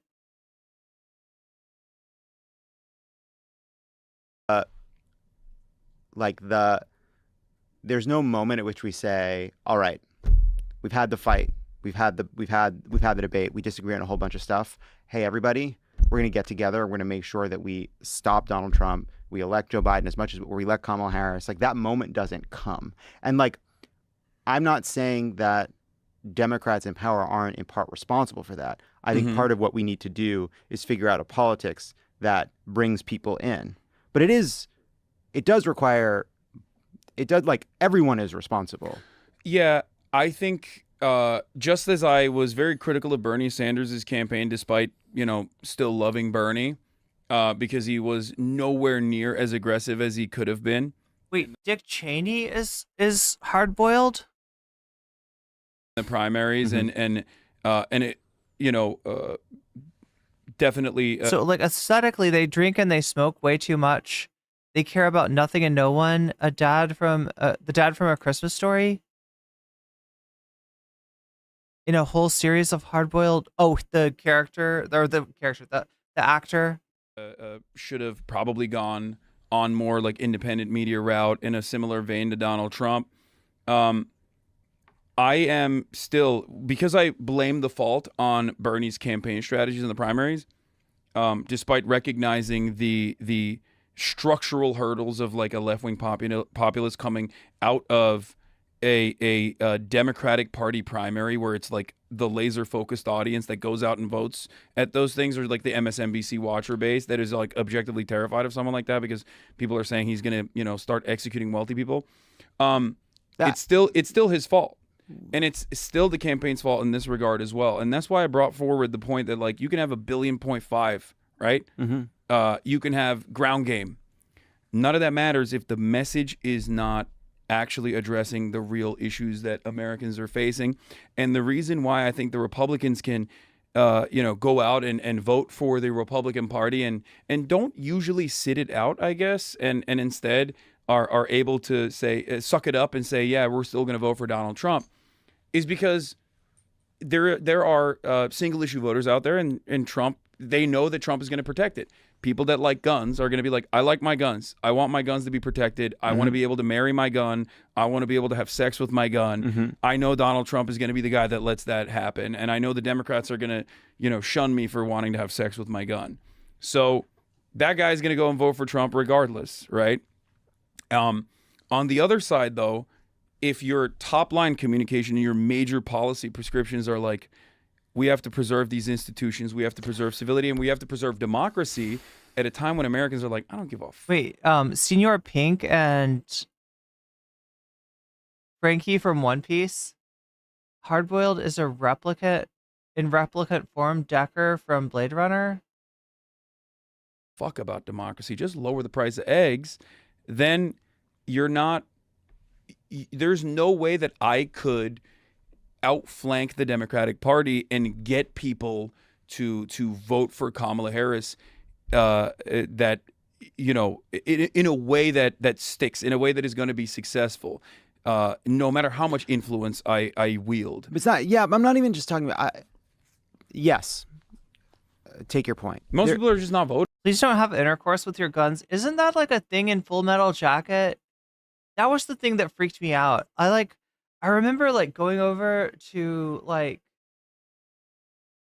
watching some movie like at somebody's house once, and it was like Full Metal Jacket.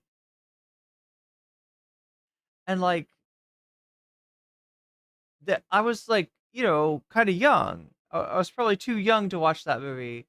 And I definitely didn't understand the thing that they said about their gun. Like that. Anyway. Voting. That's the problem. But the challenge, right, is that like there are like these three. Let's say you say there's these three kind of. Like I did not understand that movie at all. I was like, wait, why are we watching this? Media ecosystems. There's the right wing one. It's, you know why? Because it's rated R. It's fun to watch a rated R movie when you're not supposed to be watching one. There's the kind of mainstream one, and there's the left one. The one on the right is built to attack Democrats.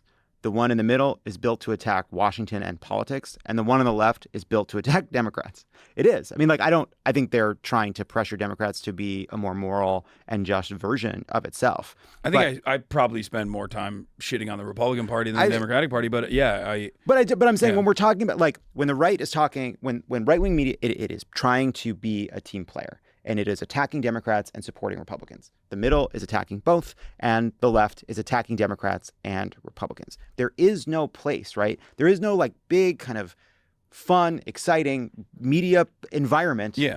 Outside of, I guess, fucking this table, where like you have a lot of people that are like critical of the Democratic Party, like annoyed by the same things we're talking about, but ultimately it's just like we got to win and we have to get behind these people. Yeah.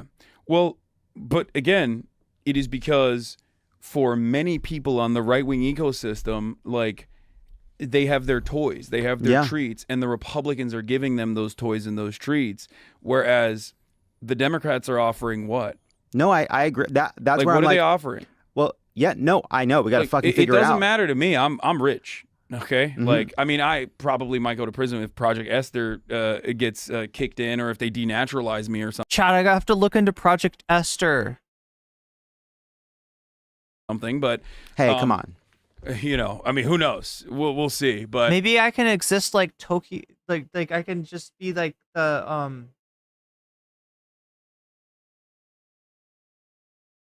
if I live in another country, they won't, like, I'll have to get citizenship somewhere else, chat.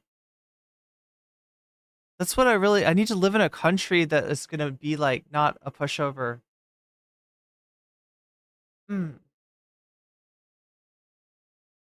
But you can, but where should I move? Say it in chat.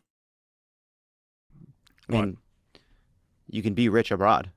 That is true. What are you talking my about? point is, but I like being here. I like trying to solve some of the problems in America at least. And then, and like, but overall, the point is not that I'm rich. The point is that the point I'm making is that like I care about my fellow Americans. I care about them, their lives getting better. They're improving their material conditions. And Name It Main says Nepal. I leave it or love it. That's what I'm trying to decide. Good for Gabi. Recognize that SM says Equatorial Guinea, or else Ellipsis says Spain. If Democrats keep losing, then Republicans are going to keep ruining this country further. And I want the Democrats to win. I want to be the most regime-pilled propaganda minister you've ever seen. Move to Japan?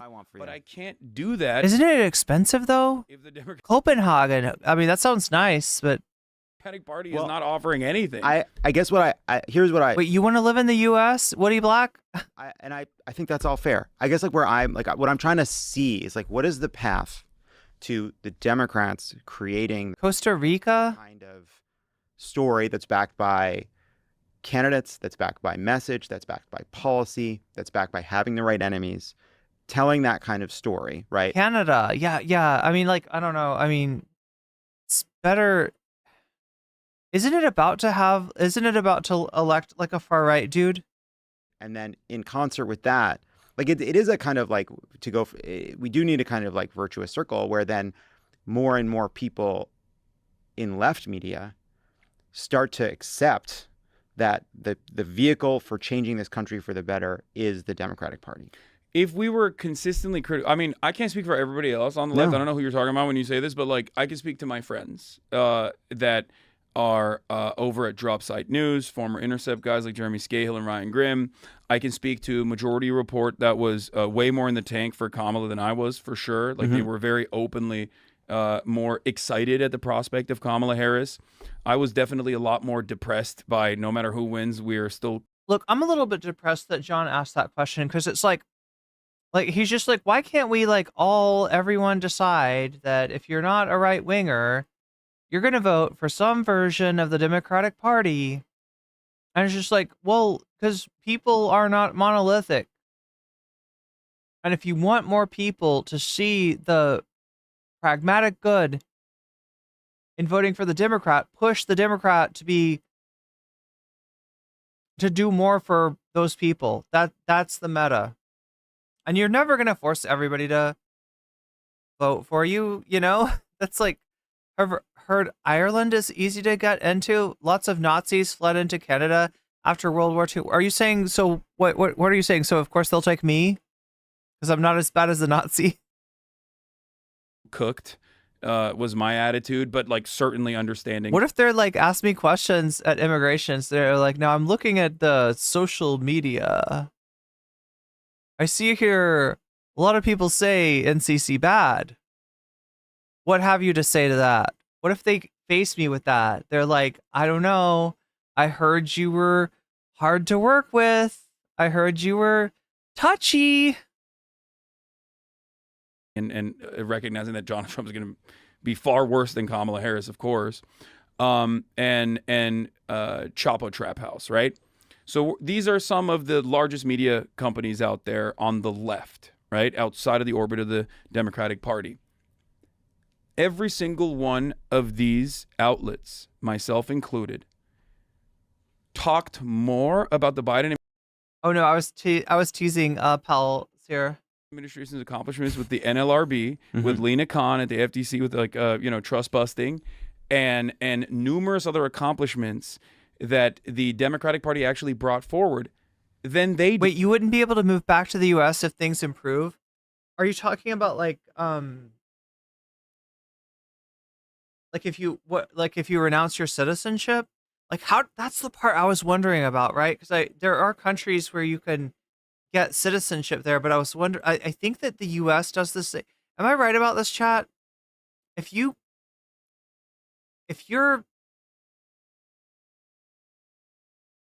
in order to become a citizen of another country, unless you're like in some weird situation where like your parents lived there or something like that, you can't get dual citizenship. You got to have like, is that right for the U.S.? Usually, like to become a citizen of someplace else, you got to give up your citizenship.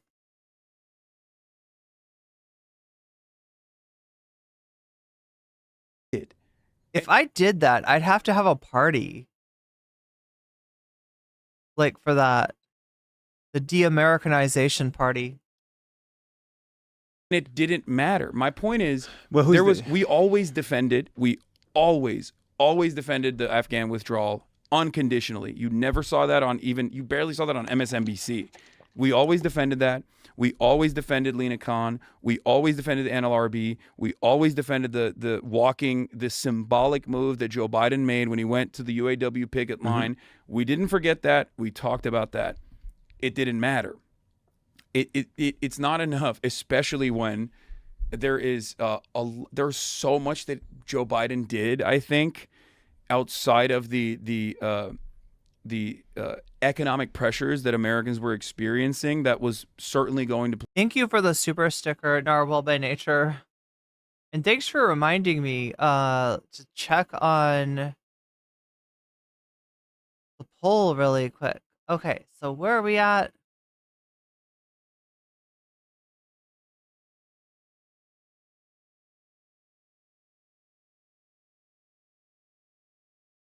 Bad Empanada versus Willie Mack is ahead. Tim Pool, Simps, Jane Huger in second place. Bad Hasbra in third place. These are all within 3 points of each other. Gaming, Metaphor Refantasio in fourth place. That's where we're at right now. That's where we are.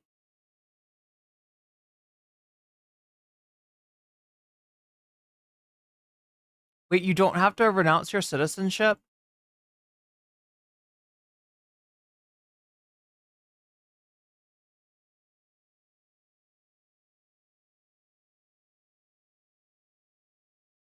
Some people are saying the US is going to balkanize. I wouldn't blame it. It was easier to get into the US, get into...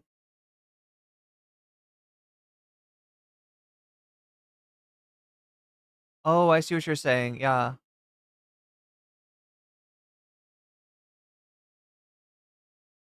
You would have to pay dual taxes?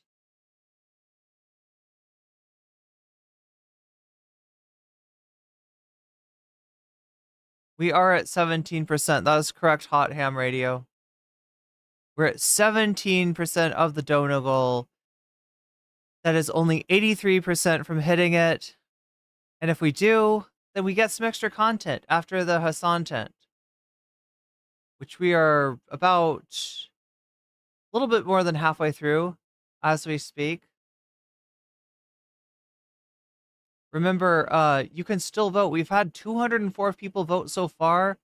Also know that in addition to voting, you can like the stream if you want to. You don't have to, but that is an option that you, as an adult person, can choose. You can decide to like the stream if you want to do that, right? It's up to you, but it is there. Also know that when you donate, you can let me know which of these topics you want to see after the Hasan tent, right? The voting, that counts, but another thing that counts is when people donate, you're able to add your donation as a percentage to the topic of your choice, and you basically get to buff your topic, the one that you want to see as bonus content, so you can help it win. That's what decides it, right? You also push forward the dono goal, and if it gets pushed forward all the way to 100%, by the end of the stream, the swiftly approaching end of the stream, then we'll get to see some bonus content. I'll stay up a little bit later, and we'll... It looks like right now, watch Bad Empanada versus Willie Mack, although that could change. That could change. 206 of you have voted. Some of you have donated. When you do donate, just let me know in the chat if one of these topics tickles your fancy and you want to put your donation towards that. I will be happy to put your money where your mouth is and add it as a percentage, whether you are making a super chat, super sticker, getting yourself a membership, gifting other memberships, if you are donating to my Throne address, or you are signing up for Patreon, or if you're over on Twitch and getting yourself a sub for free or for $6, or gifting people subs, any of that entitles you to add a little bit to the scale on the side of your favorite topic, which we'll watch at the end of the stream if we get to 100%. Play a pivotal role in the election. Cuba is awesome. Too bad we sanctioned them for decades, right? But there's so much that he did in the month of October. I don't necessarily want to renounce my citizenship because it's a major unfixable move. Everything is more expensive. Wait, everything is more expensive in Costa Rica? In 2023, that just completely wiped that. Well, I mean, I just like the idea of like, I just want to renounce my citizenship because I love drama. That made it impossible to defend him because it became the major focus of, because I'm a messy bitch and I love drama. That's why. A lot of people. And there's not like, there's nothing you can do in that moment when people are, seeing exactly what's going on and getting frustrated. He unveiled the right-wing immigration bill on October 5th, 2023. Mm-hmm. If I might be getting the date wrong, but it was like literally 2 days before October 7.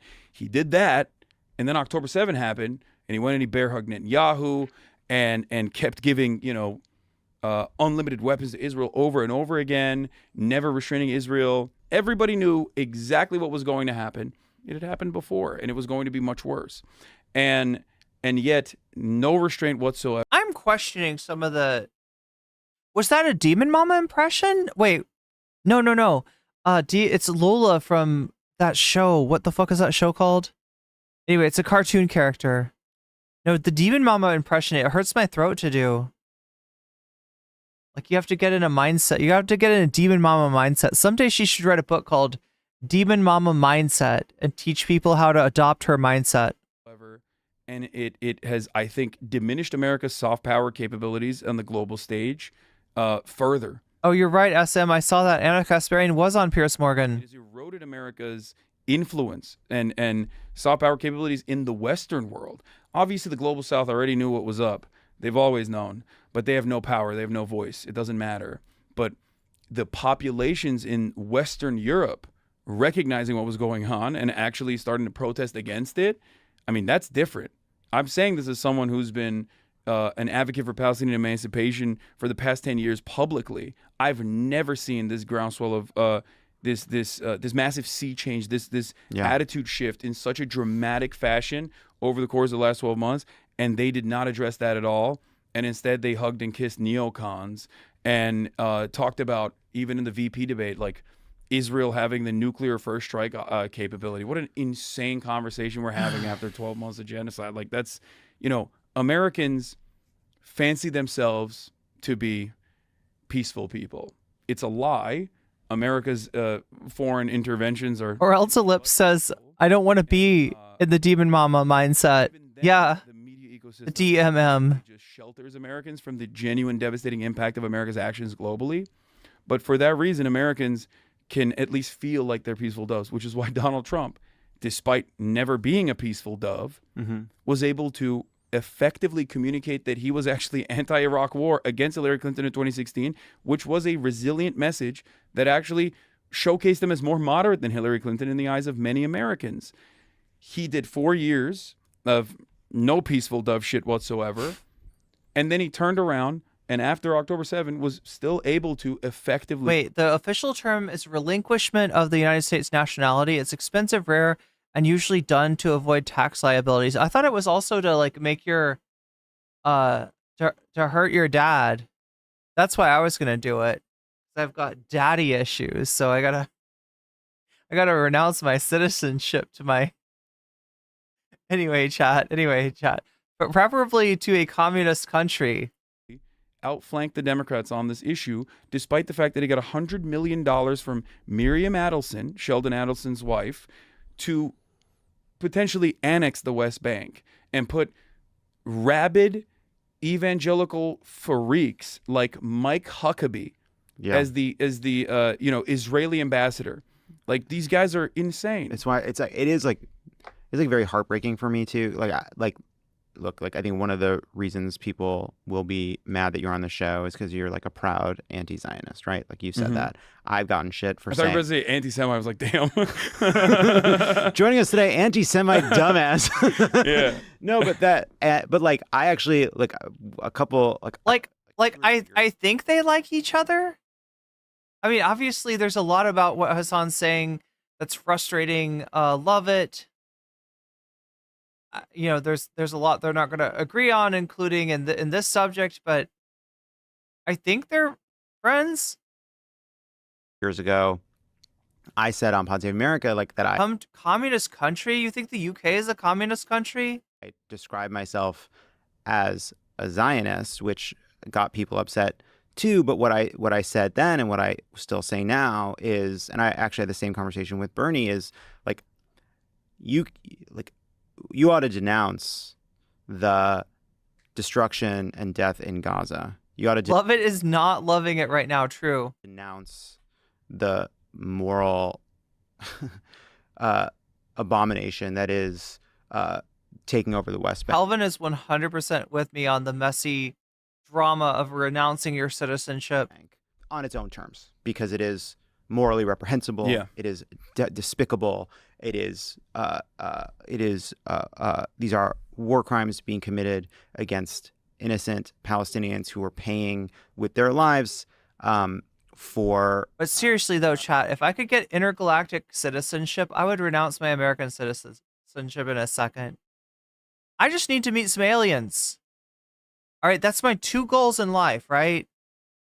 Wait, 3 goals. Meet rock stars, meet wrestlers, and meet aliens. If I can get those 3 things, I think I'll live a happy life.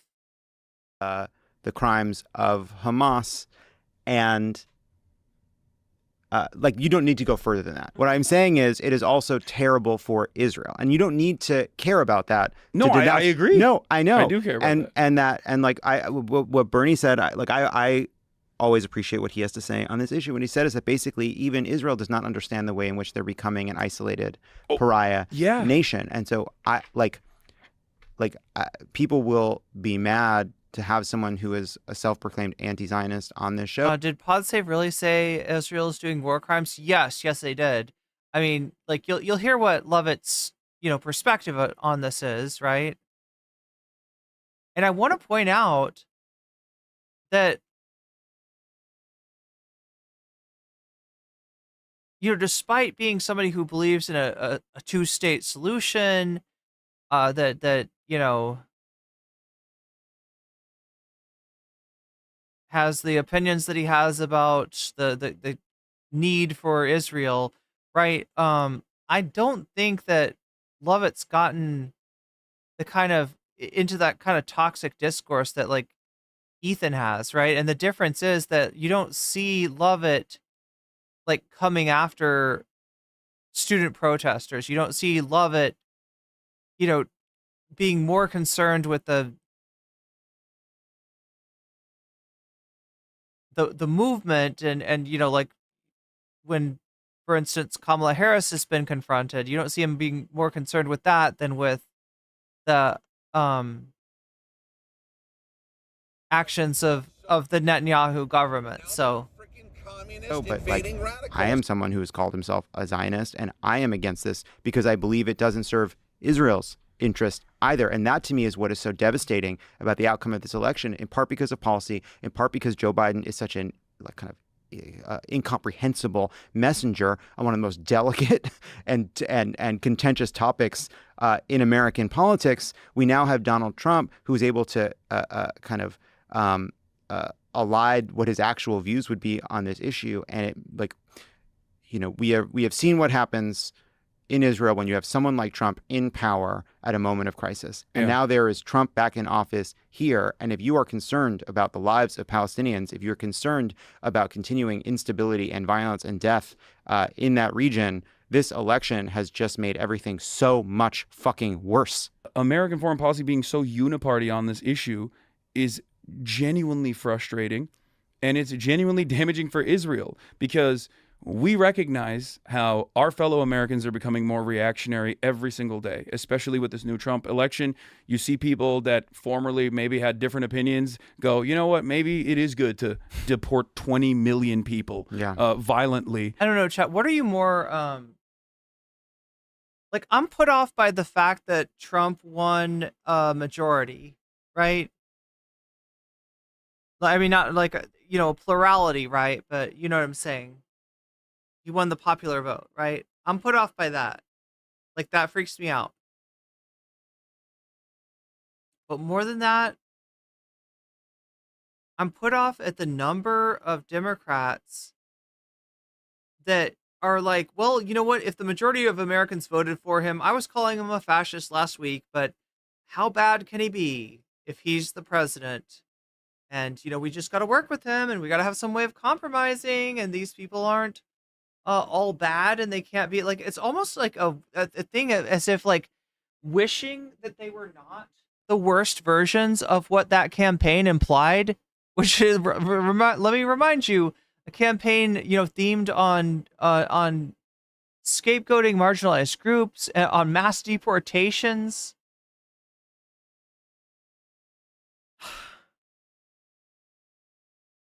Like, the fact that some people's answer to that is like, well, God, if it's so popular, maybe I kind of support it too. Like, what the fuck is that? That really fucks with me. that really fucks with me. By utilizing the military potentially. This is something that the Donald Trump administration has said they're going to do. Well, at the very least, even if people don't believe that'll happen or didn't understand, like these things are not there. These things are not like the expectation that Donald Trump taking all of these extreme positions would be enough. Yeah. That just wasn't true. Yeah. So what I'm trying to explain here is that before you know it, people can succumb to reactionary feelings and reactionary sentiment and find themselves in the throes of fascist ideology without even recognizing it. And I think examining that is important in an academic setting. And that's why we have Holocaust studies, right? That's why we have genocide studies as an entire field to specifically understand exactly how Nazi Germany got to that position or fascist Italy got to the position that it got to. And I think that, you know, you might even disagree with me on this, but like that's where Israel is. That's where Israel is at right now. They have become. Yeah, WB72, that's an important bright side to look. Bright side. I mean, I don't want to say it like that, but it is important to realize that it's not that there are a majority of Trump fans in the country. It's that her loss is because of her voters staying home, not because of his voters growing to some insurmountable mass. An incredibly angry culture, an incredibly angry country that has succumbed, especially since the assassination of Yitzhak Rabin, who wasn't exactly a great guy for Palestinians either. I mean, he was known as the guy who deliberately tasked the Israeli security forces in breaking the hands of children for stone throwing, right, in the first Intifada. That guy was the off-ramp for peace negotiations with Palestinians, and they assassinated him. And his assassins and people who are backing his assassins, like Itamar Ben-Gvir, like Bezalel Smotrich, are now firmly a part of the Israeli establishment, the current governing Israeli coalition. government. Yeah. Well, there are also hundreds of thousands of Israelis who have protested this government. Yeah, for different reasons, but for sure. Yes, and again, I just think it's important. Yes, Israel is responsible for Israel's actions, but we do need to separate Benjamin Netanyahu and his conduct from the Israeli people. In the same, that doesn't mean they're not responsible in the same way that America is not George W. Bush, right? But America is responsible for what George W. Bush, when he is in command of our armed forces. Yeah, but we understand that distinction. Of course. The problem is you have to also look at the Overton window, though, in any society, in any culture, in any country, right? And I think that, I'm Turkish. I come from a country with conscription. I understand what ultranationalism is. I've lived through it. I've experienced it. I know what it's like when Turkish people hear me say that the Armenian genocide is real, for example. That's like a non-starter, right? That's you can't say that. What are you talking about? I learned in school that it wasn't real, right? I understand how a country can become more and more right-wing, where even the liberal position is still committed to the maintenance of an apartheid. And I think that is where we're at with Israel, and we have to restrain Israel as we are the number one partner of Israel, whether it be the weapons that we give to Israel, whether it be the financial support that we give to Israel, or whether it be the trade partnership that we have, or the financial partnership that we have with Israeli companies. We have a lot of influence over what Israel does, and I think over the course of the last couple of decades, especially with Benjamin Netanyahu, Israel has become a more and more right-wing nation. Yes, it is a country that now views itself as being isolated and under siege, right? Yeah. All of this is we have moved in the wrong direction in a bunch of this has all gotten to be so kind of hopeless. Israel faces recrimination from around the world, feels isolated, feels like it needs to turn inward to protect itself, views itself as being it's going under the Rhodesia route. Attack. Well, it's the question right to me is how do you break that cycle? I agree it requires a ton of American pressure, but it also, I think, like the turn, like anti-Zionist fervor, like to me, like anti-Zionism itself is not a path to where we ultimately need to go, which is a peace and Palestinian self-determination, right? Like that's what I believe in. That's what I care about. That's where I want this. Like Israel as a country that no longer feels constantly under threat. Palestinians being able to live in peace and safety without being under occupation, in control of their own destiny. And to me, like that, it's become a kind, like that is a two-state solution. And anything that drives towards that, I think, is ultimately the direction we need to go. Right now, we're moving in the opposite direction, which is why this all feels so hopeless to me. Well, I mean, look, I used to be of that same mindset maybe like a decade ago as well, where I resort to the likes of Avi Shleim on this, or Ilan Pape on this, in terms of like my analysis of it. But like the settlement operations in the so-called peace process that were, again, funded by America as well, and still funded to this day by like the likes of Kufi, Christians United for Israel, which is the oftentimes not talked about part of this equation that is significant, and dare I say more significant than whatever Jewish Americans think about Israel. Like it's the right-wing evangelical Christians that are the number one funders of the settlement project. But it's also like consequences for the expansion of settlements. Yeah, well, and the use of settlement, like what was once expanding settlements as part of a negotiation tactic towards what would ultimately have been a solution is now just a plan to take over the West Bank.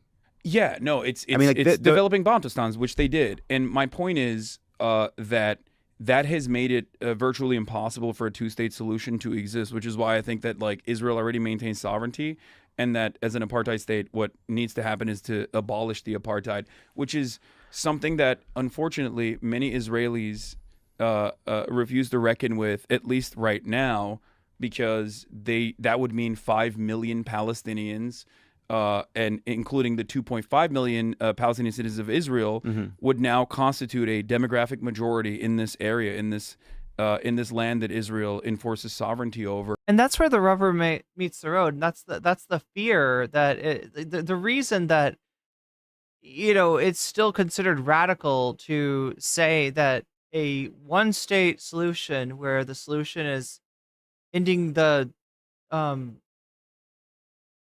apartheid state, is like antithetical to the notion of Israel, as long as your notion of Israel is as a like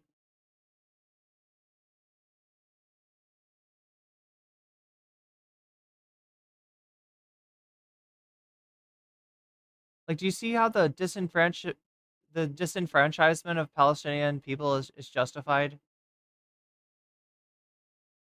And it's, I think really similar to a lot of justifications that you hear in the US when it comes to Republicans' rhetoric around immigration.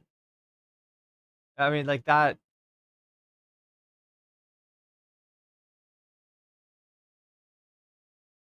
And that is terrifying for its demographic destiny, its demographic goals in general. Well, just also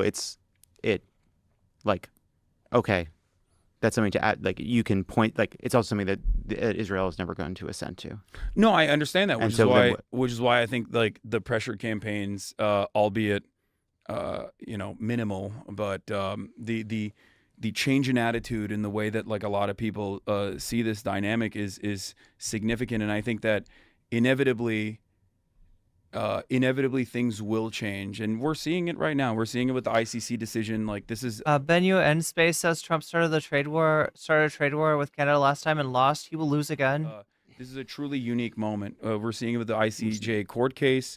We'll see where it goes, but I think that I understand why even members in the State Department that I would directly be at odds with in the way that we examine the world have from the start tried to say this can't happen, that we need to use the liberal Zionist off-ramp immediately. We need to just put Benny Gantz in charge or something. Like, we need to just like single out Benjamin Netanyahu, say he's the bad guy, and then move in the direction where like a more manageable, more liberal person, a more moderate person can be left responsible and restrain Israel in some way in order to continue Israel being an unsinkable aircraft carrier in a resource-rich region, and they didn't even listen to that. Like, the top of the administration just didn't even listen to that. Well, because Netanyahu is an obstacle to any kind of peace. I mean, this is we have been in moments in the recent past where Palestinians and Israelis were at the table and peace seemed within reach, right? And that seems very far away right now. We were, and that seems very far away right now. But I'm not sure about that. I don't agree with that. Like, right? It depends on what you like. My understanding of peace is that there's like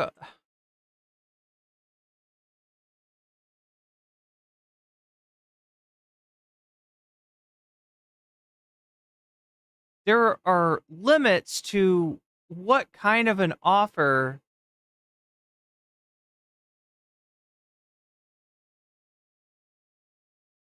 can be accepted on the Palestinian side based on the ability of the negotiators to retain the confidence of the people that they're supposedly representing. And every single time that an offer has been on the table, as Lovett's saying here, it's been an offer that includes a poison pill, that includes provisions that by signing such an agreement, a Palestinian leader would lose their credibility and their influence on the people. So it's kind of a non-starter, in other words. That's not a serious offer, right? When you do a non-starter, purposely poison pilled so that there's some part of the agreement that your other negotiating party cannot accept, and that they cannot accept it, that's not a real attempt at peace. And I really don't think that peace has been on the offering table, as Lovett's saying. Like, to me, that still seems this is not John Lovett's, in fact. That good question. Some people mix them up. This is John Lovett. John Lovitz is a actor, I believe, from Saturday Night Live, who is several decades older, maybe. Old school dude. This is John Lovett without the Z. But some people mix him up with Lovitz, as do people mix up Jon Favreau with the other Jon Favreau, who is also an actor. So it's a little confusing that way. Seems closer than a Decipher says, I don't fucking love it. Than a single state. And to me, there's that. You would prefer John Lovitz. Okay. That sort of a future of heading towards that is a future of a lot more chaos and violence and terror and horror. And so I come back to my view remains that the future, that the only hope is some kind of a two-state solution. As far as that seems right now, people want to say otherwise, fine. But I think they're gonna annex the West Bank. I think that's what I think is gonna happen. But let's move. Trump's gonna let it happen. Like, Trump is gonna. This is the thing. And it's not even because Trump is ideologically committed to the Zionist project in the way that Joe Biden. Did John Lovitz punch Andy Dick? I don't know. I feel like a lot of people might have punched Andy Dick. It's because Miriam Adelson gave him $100 million. That's it. Trump doesn't give a fuck. Yeah, he doesn't give a shit about anything. He's just like, these guys gave me money. I'm gonna listen to her, and that's it. And that was really funny because that's what he's talked about in the anti-Semitism conference that he put together. If you recall, he was like, "I've done so much for you Jews. Why won't you vote for me?" That's what he kept saying. He's like, "If I lose, it's because of you Jews." I know. And it was insane because in his mind, he thinks that's the only thing that American Jews care about. It's the dual loyalty trope, but you also can't do that trope in a woke way on mainstream media either. When you are, I'm not saying you're doing this. Yeah. I'm just saying, like, you also can't do that in a more woke way when you're talking about Israel in as many liberal outlets do sometimes when they talk about, like, well, you just want Israel to perish, I think, and you're probably anti-Semitic, and that it's just Israel has demographic concerns. It's like, okay, well, America has demographic concerns. America has white demographic concerns. That's not that's a non-starter for me. You know what I mean? I don't care. Yeah, I mean, there is also a ton of anti-Semitism. Oh, absolutely. I know you don't. I know. Yeah, like, I just making sure 100%. because yes, and yeah, it's skyrocketing. And like that, but like again, like we got to move on from this. But like, it's just like you see it in our politics. You see it in politics around Israel, like this kind of vicious circle of people feel under threat, they turn inward, they become less and less empathetic towards their neighbors. That leads them to be more and more isolated. And to me, it's like the question is not like I'm not even interested in like philosophical debates, ideologically. It's like, how do you break that human cycle, right? And I think on our side, it starts with just a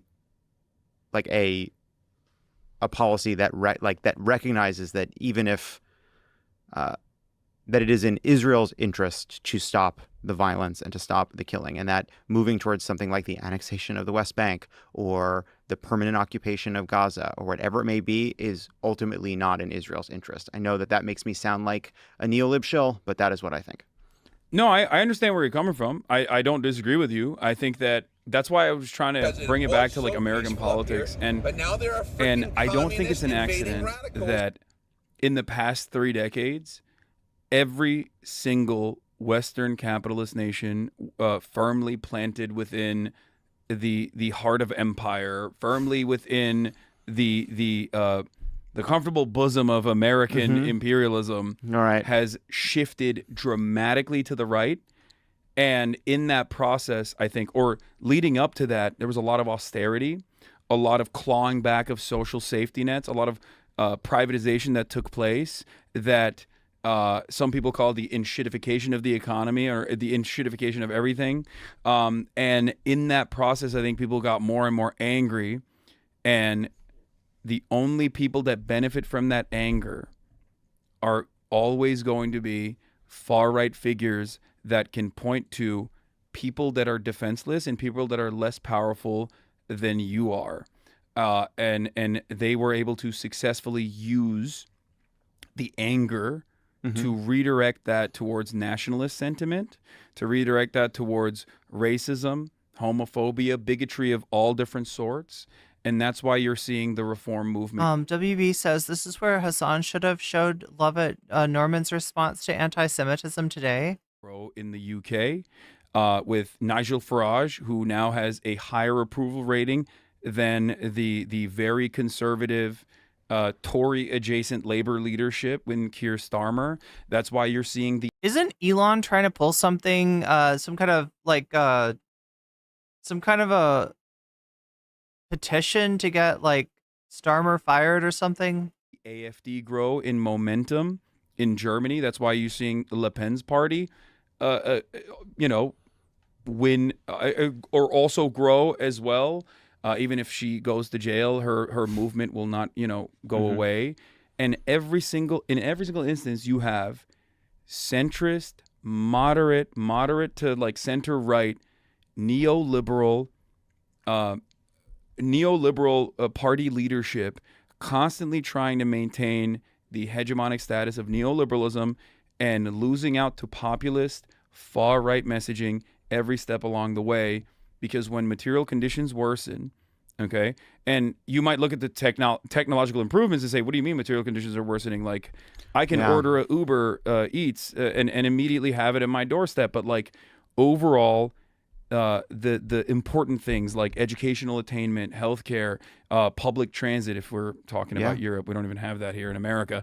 We can talk about it here too. You know, home ownership. These sorts of things are just getting worse and worse year over year, and it truly ruins people's lives, and it leaves them angry and confused. and right-wingers like Donald Trump, or fascists like those in Europe, like Maloney's party in Italy as well, or Geert Wilders in the Netherlands, like these guys use that opportunity to say, I believe it's Geert Wilders. you know why you're mad? Because Muslim refugees came in Yeah. and they ruined your beautiful European culture. It's the challenge, right? Is that like things aren't getting worse on every metric. They're not.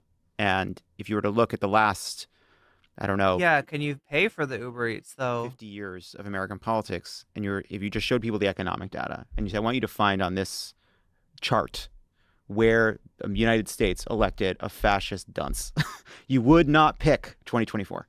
You might pick 2008. You might pick 1992. You might pick after the stagflation of the 70s. There are a bunch of times you might say, well, that must have, if it's someplace here, it must have been then. And so I do think like we have to. I think housing is a big part of it. I think people being furious that life didn't seem to come. Like people are, I think, traumatized by the pandemic in ways we're still kind of. It's hard to see and hard to find in polling, right? I think there's like a deep anger about like, hey, wait, things never got back to normal. I don't feel normal. Costs didn't come back down. Life seems worse in measurable and immeasurable ways. And I do think part of it is like, yes, it's material, but it's also, I think, spiritual. It is. There is something.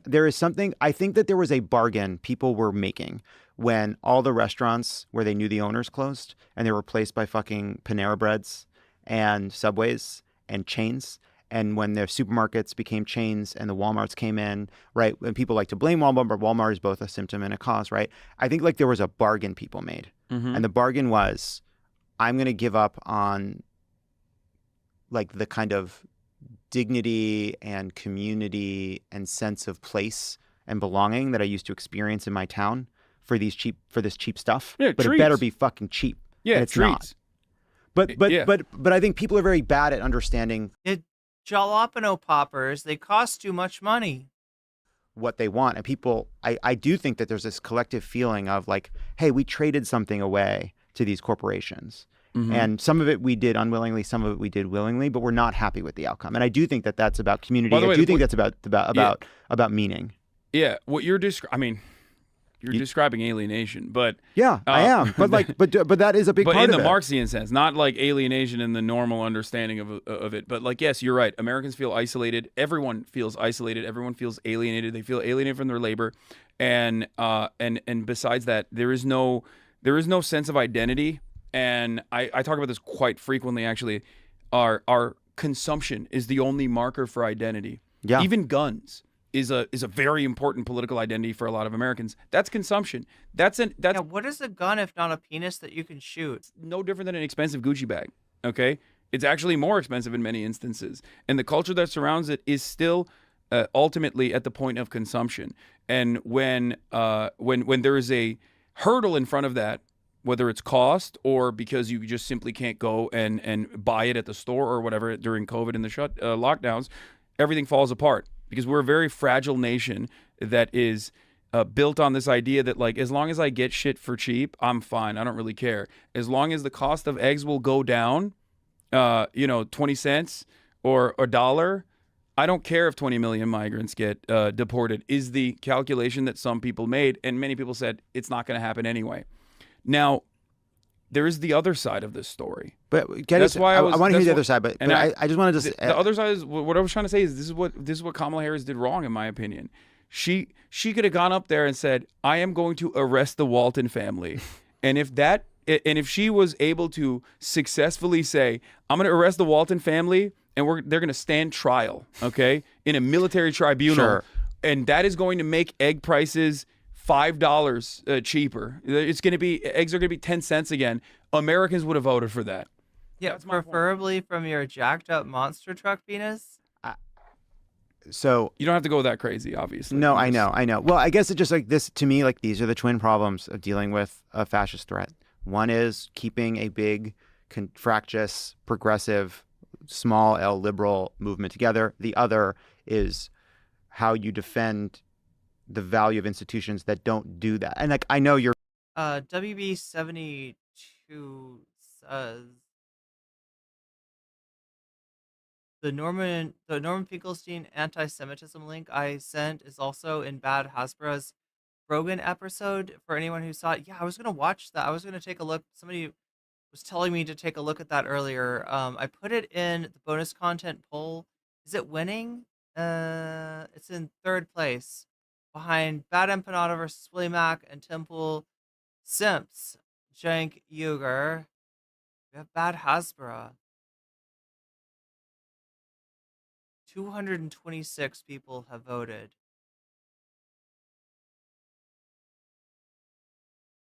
$102 people have liked. But only 3 people have donated, so I don't know. Will we get that tonight? We are still 83% away from hitting that goal. We do have the dono goal. It's up there. And if you do happen to donate, you can let me know in the chat which of these topics you want to see next. Questionable whether it'll matter, but you can always hope, and donating does push the dono goal forward and make it a lot more likely than it is right now that we'll get to see some, because we are sort of coming up to the natural end of the show.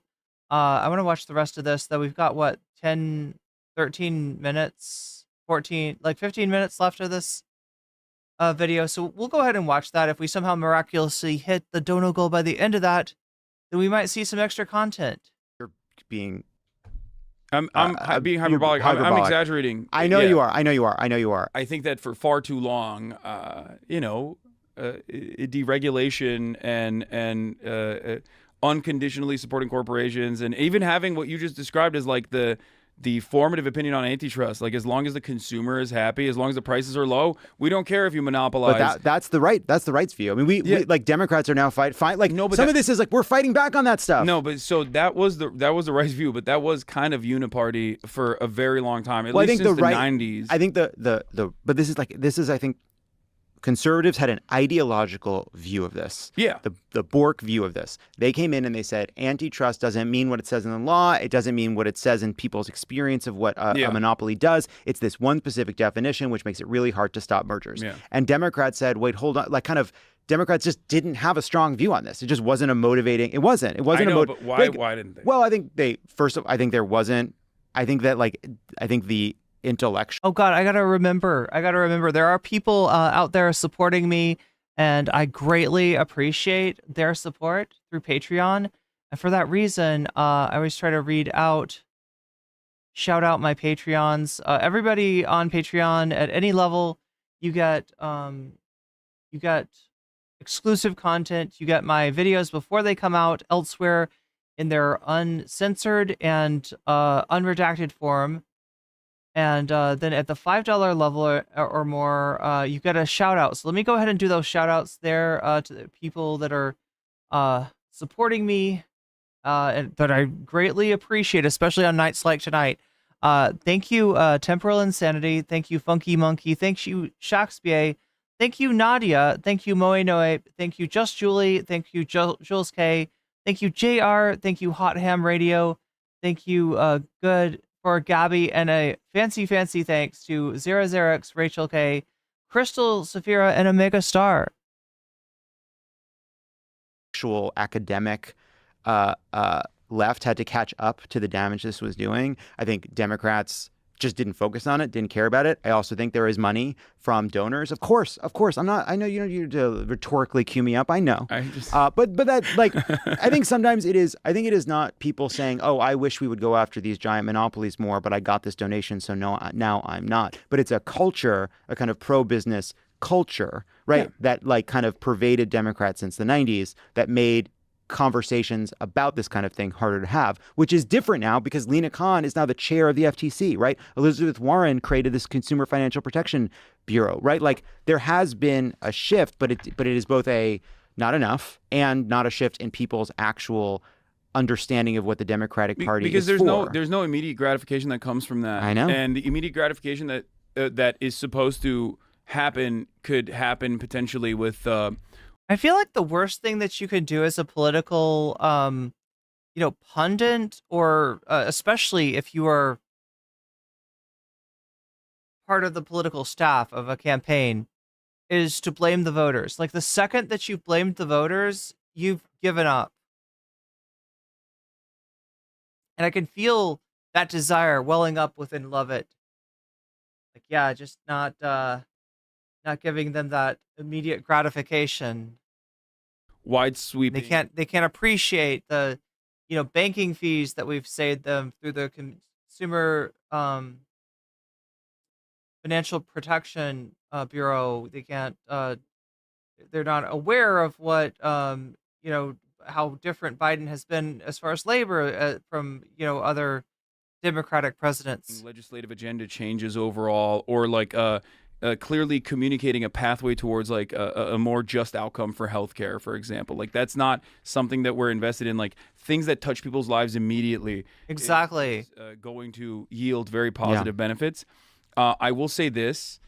I think as far as like Lena Khan or the Consumer Financial Protection Bureau, these are fantastic things that happened under the the watchful eye of the Biden regime. Well, Barack Obama and Barack Obama as well. The problem here, however, is that once again, I think out of genuine fear, maybe that they would disrupt or upset the Tony West coalition of the Democratic Party. All of these like major donors that donate to the Democratic Party, they didn't do a good job even explaining what they were doing. And I'll tell you why. Just real quick, I just want to give you an example of the IRS. Right? George Jackson. I wish Finkelstein wasn't a transphobe as well. Joe Biden funded the IRS. Every dollar that goes to the IRS, I think, is like what, $7 extra or 30, up to 35, if I'm not mistaken. I don't know the exact numbers, but like every dollar that you spend on the IRS, you get 35 in return in America's coffers, right? Mm-hmm. That's massive. That's fantastic. Republicans hate that. Yeah. They hate the IRS. And many Americans also hate the IRS as well. They hate paying taxes, partially because they don't see anything in return for it.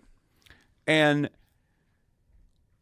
even though the IRS getting more fun. Well, and partially because the United States has not done the most obvious thing in the world, which is give Americans a free federal way to fill out their taxes electronically and automatically. Like so much of the burden of taxes, goes on to the taxpayer. And when you're a single taxpayer without any kind of financial advice, without the resources to know really how the tax law works, you're really careful to make sure that you paid enough taxes because you don't want to, you can't afford an audit, right? But when you're wealthy, then exactly, what all you can deduct, and it's usually a lot. So there's a lot about the tax system that kind of lends itself to making working Americans resent it. Funds actually retrieved a lot of, tax dodgers that were refusing to pay taxes. And on top of that, their investigations concluded that I think Coca-Cola had evaded taxes to the tune of $16 billion, right? One company. Mm-hmm. Wait, he kind of is mad at like we watched this earlier. Maybe some people didn't get here in time. Yeah, Ethan is mad that Hasan hosted it. He thinks that the Pod Johns just must not know how much Hasan hates liberals like them. There was an attempt to get him off the show. People did call. I never heard that from the Biden administration. They never went out and said, this is why we funded the IRS. Yeah. Not because we want to come after you and your trailer, okay, in the trailer park with our armed agents or whatever. Republicans, on the other hand, were like 85,000 armed agents are coming to your house. Yeah, they're going to kill you. They're going to take away your children, and they're going to take your guns, and they're going to take your trailer park. I think we paid for not having an effective communicator in the president. Like, I think we paid dearly for It's that. not just the president. I know You it's have not. Pete I know Buttigieg. it's not just the. I know it's well, Pete Buttigieg is but attack dog. Sick him lot on of people- every television show. I do think part of the challenge is a lot of people are talking about what these agents would actually do. It just doesn't get covered, doesn't get attention, just doesn't matter. People don't cover this kind of stuff. That's part of it. I'm not saying there aren't Democrats. I agree with you. Like, Democrats need to have a kind of combative, like, if that's anything we take away from Donald Trump becoming president, is that, like, clearly we need somebody. People want a fighter. They want a fighter. They want Yes. a fighter. And like, And you can't fight for opportunity economy and $50,000 in tax credits for startups. That is not something to fight for. You need to be a fighter, and you need to fight for Minimum wage, first and foremost, right? Lowest hanging fruit on the tree. that are universally good and that people want. Healthcare, fixing the housing market, things like that. well, she did do that. Yeah, I just like I agree with you. But again, even her communication on that is like, so much of the Democratic Party is now officially captured by what we would look back. Like, if you want to just pare it down to one thing, price gouging. That's a message that she came out with from the beginning. And then after talking to people close to her, she decided not to go there anymore. She decided to back off from that. She decided that it wasn't worth it to make that pitch. And that's when we shifted over from everything that did matter to Americans, from the Vibe Space campaign that actually did a lot of work, catching her up with a candidate that Biden had been down by so much against, to the feeling that she really was fighting for you, and that she wasn't afraid to say it. But yeah, they eschewed all of that and brought on Dick Cheney's daughter. Imaginably right-wing economic policies like tax cuts and tax cuts and a public-private partnership. When I hear those words, I'm like, I'm not regime pilled. Yeah, I want to be regime pilled. I want to champion the social democratic regime. I want to make the Democratic Party look like. I want to make the Democratic Party make Olof Palme look like a fucking revisionist right-wing reactionary. Okay. That's what I want. I want trains. I want trains. I want better public transit. Better transit. I want more. I want socialized housing. Like, okay. That's Lost him. You're stopping. I don't know, but like what You're stopping. Yeah. do you mean? We can't get into it. We can't get. We yeah, got out of time. We've gone so long. What I'm saying is, like, we. I am for building millions upon millions of houses everywhere. Mm-hmm. That's what I'm for. Yeah, but no public-private partnership. Build it with federal, publicly funded employees, and build it as a mechanism to claw back the insane housing market prices, to lower them by force. Okay, that's what I think. All right. I think if you said that, Jeez. See, here's what's frustrating. He clearly disagrees with Hasan on a lot, and there's just not any. Like, he's not actually making an argument on a lot of it. He's. I mean, people said before that he seemed. What was the word that people used? Dismissive or condescending. There we go. And like, I cut him a little break because that's kind of just his like that's his default attitude. Right? He's always a little bit like that. He's always a little bit sarcastic, but it really comes across as like passive aggressive. Like, the little bits of disagreement are so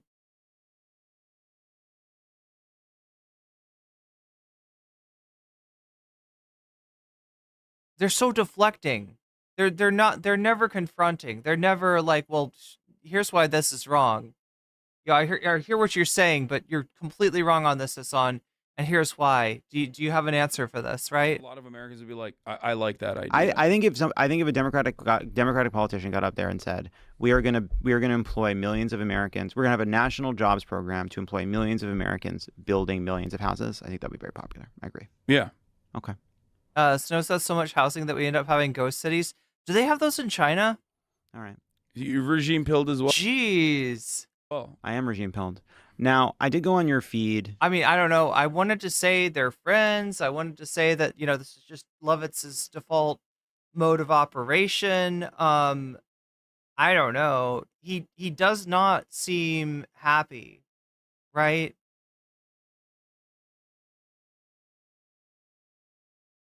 And also, I mean, do you see where he's at, though? Do you see where PSA is at here? They brought on a bunch of people who were filling the jobs that they used to have, like the Democratic candidate, the team for the Democratic candidate, right? And they must have some level of empathy for these people, even if they, disagree with a lot of their decisions. They got roasted in the comments. They took it personal, like, oh, it's us. You don't like us for bringing these people on, right? But in reality, the audience wasn't mad at the PSA bros. They were mad at the DNC, the campaign team. They were mad at them. That shit was ridiculous, right? Hasan roasts the team, roasts the people that they brought on.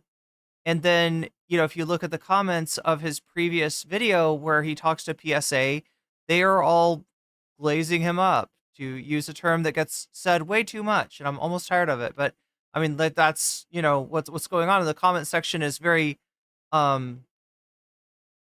they see Hasan as being prescient, as being right on the issue, as having diagnosed the issue with the Kamala campaign before the kind of crash after the Brat summer. And they're in a place where their audience probably likes Hasan better than them. So however much Lovett disagrees with Hasan, it's not in his interest to take Hasan on this. This is where they're at. Yesterday to see what you've been up to. Oh my God. And Here can we just put this up? I think I know what you're gonna post. I was looking for what your reaction was to the podcast bros were being willfully ignorant. Well, I mean, part of it is I guess they, I mean, they're in that intersection, right? Where they know, and from what I know, they're friends with people like Hasan, but at the same time, they are friends with people that did this to the campaign, that made the decision, right? They are friends with the institutional people. They are friends with the, very serious people who have taken like neoliberalism as a unassailable truth. Harris campaign podcast, and I just found this, and I just thought, is this what the Joe Rogan of the left would post? I think Joe Rogan posts sexy Donald pics of Trump. himself. Donald Trump wins, and you're like, I think I know what I need to do. I need to post Hull. Yeah. You getting good Yeah. reactions to this? Is this getting you what you need? Well, you do Pilates. Sometimes 4. Wow, I didn't realize we were going to be That's faced been with that. Good. I didn't realize we were going to be faced with that. I mean, Twitch is very sensitive about what could be shown, so let's be careful. But yeah, wait, so my dad said glaze the other day. We had a chat afterwards. Did you have to explain that to your dad? Oh my God. It's funny, like, as a kid, I can remember saying stuff sucks, and my parents really hated that. Like, I got in trouble as a kid for saying this sucks. They're like, do you know what that means? And I'm like, it means it's not very good. It's really bad. It sucks. I literally did not know that sucks was a reference, apparently, to fellatio.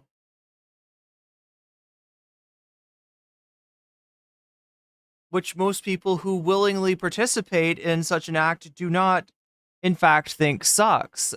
So I don't know why that was the phrase, but yeah, I didn't get it though. I was like, it sucks, you know. It's it's sucking the fun out of life. I don't know, right? Like as a kid, I didn't know what that meant. I wouldn't have known what that meant. I was an innocent little kid, and they're like thinking that I'm saying like they're thinking that I'm talking like a sailor, and I'm not. I'm just saying what everybody else said. Like, you know what I mean? Sucks is not. It's pretty fucking common.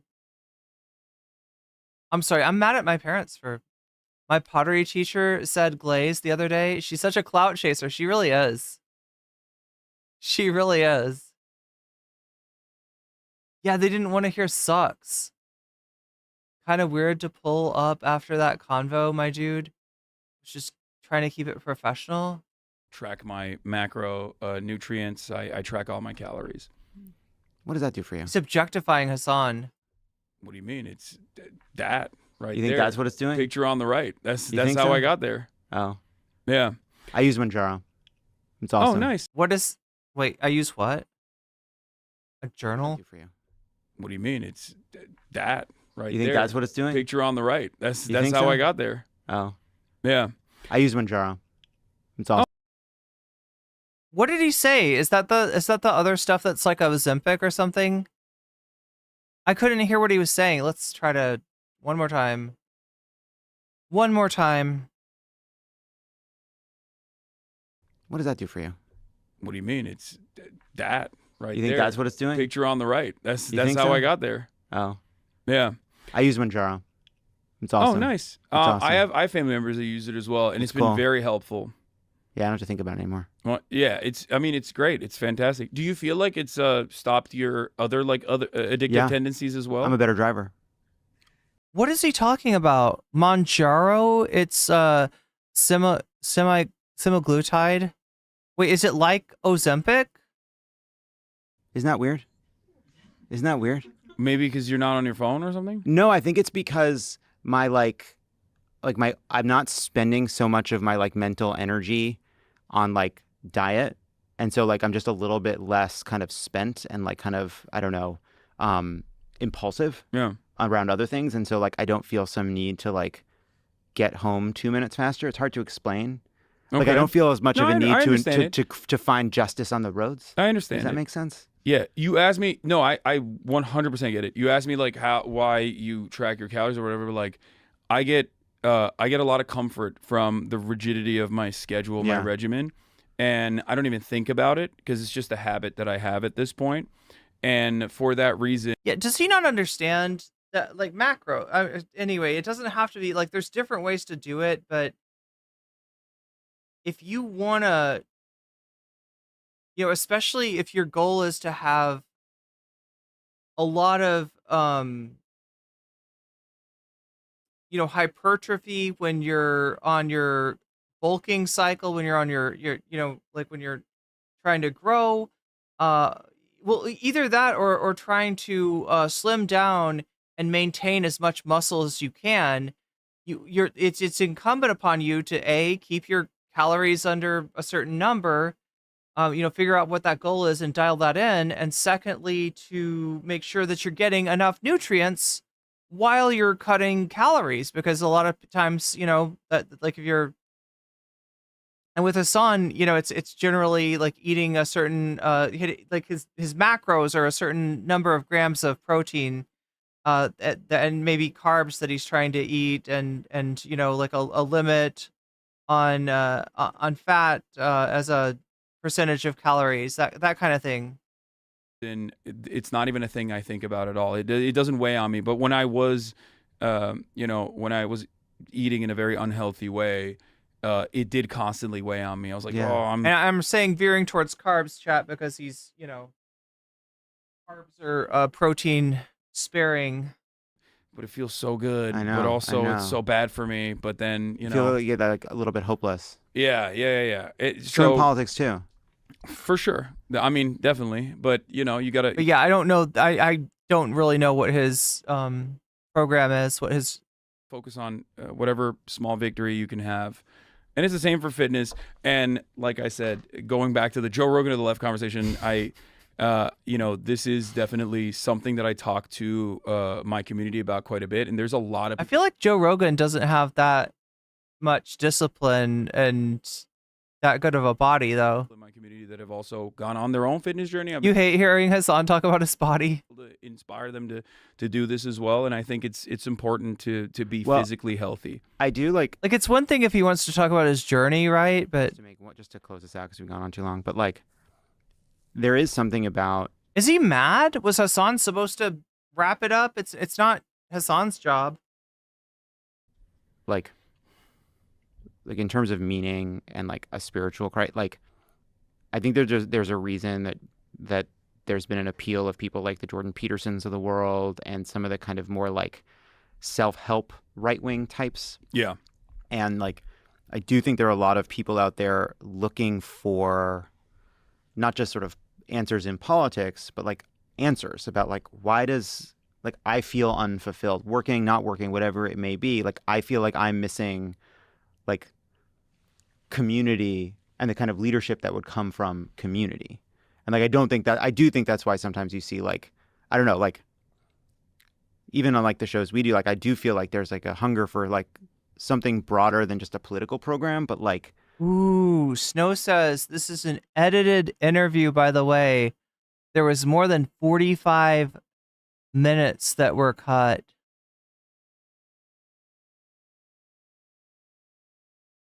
That puts another spin on it.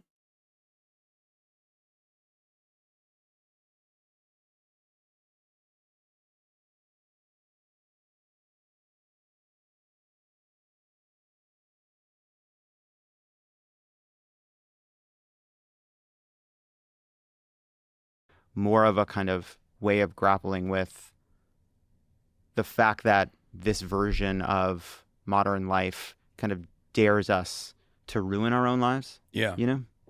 I offer that Yeah. in my broadcasts every day. I mean, I talk Yeah, about I was gonna wonder what was up with the Hasan's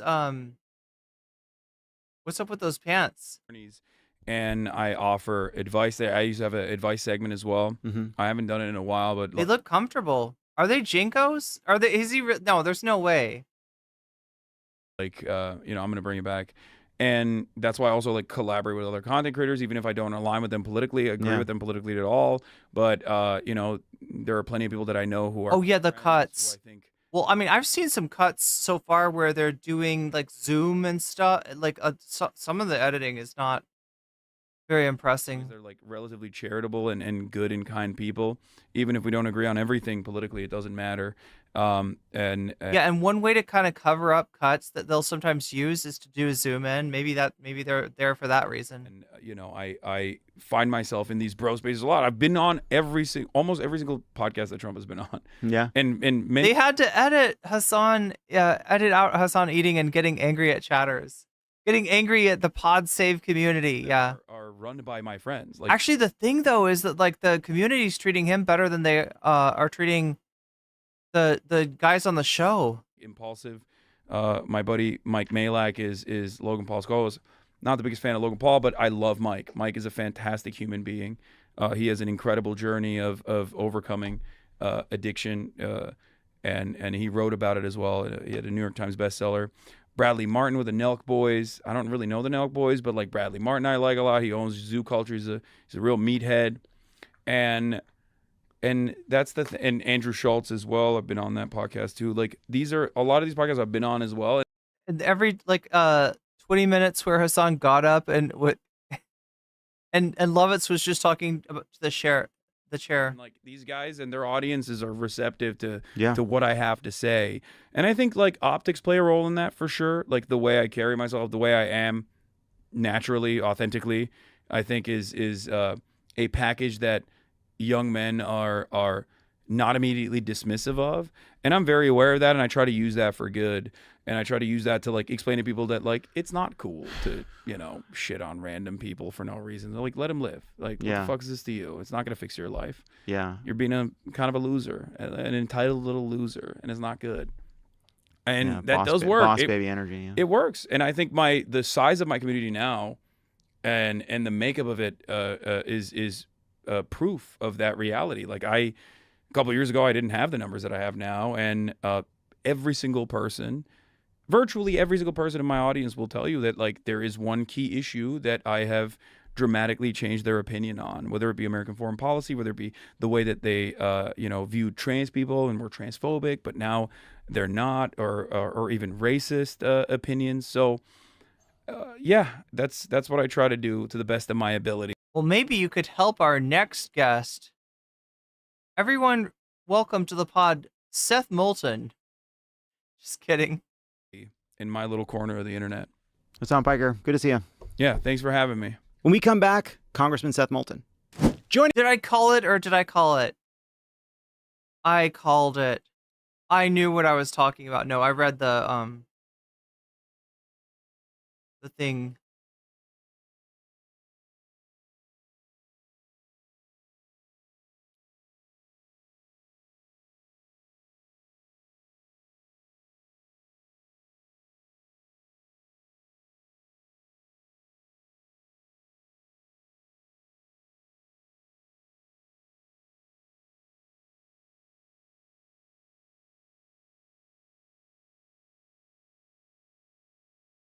Bradley is still transphobic as fuck. Yeah, Bradley Martin is definitely not somebody that I have a lot of agreement with. What Hasan is talking about saves a lot of guys from going to the Andrew Tate, so it's fine with me. I don't really, I mean, like, yeah, Bradley Martin's cringe, but I'm not as worried about like who he talks to as I am about like whether being in certain venues causes him to change his takes on things, where he like modifies himself to be more acceptable to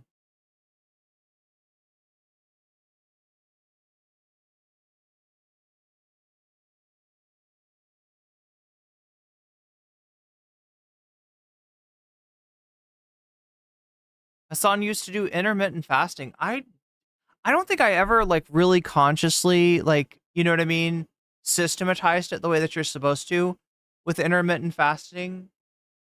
But oh, you're talking about the fitness stuff? You're glad that he does that? Yeah, that makes sense. Chat, what would you think if I was to do a little bit more of that? I wouldn't ever want to make it a mainstay or anything, but I am considering moving to a place in which studying the art of 8 limbs might actually be the thing that gets me my passport. I don't know if I can swing this, but I do want to. Like one of my past careers was as a kickboxing instructor. And so and like I was happiest when I was training so hard. Like I can remember on Saturdays I would do I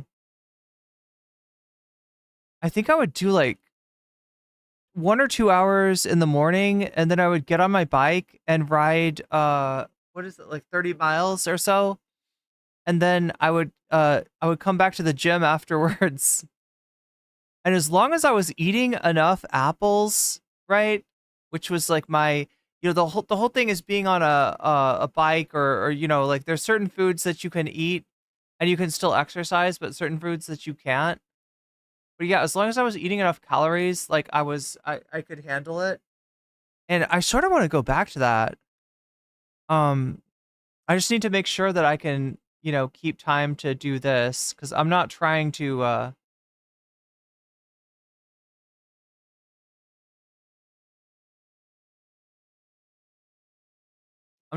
leave this. But I would love to see if I could kind of combine what I do now with some of my other interests. And one of those is definitely fitness and kickboxing in particular.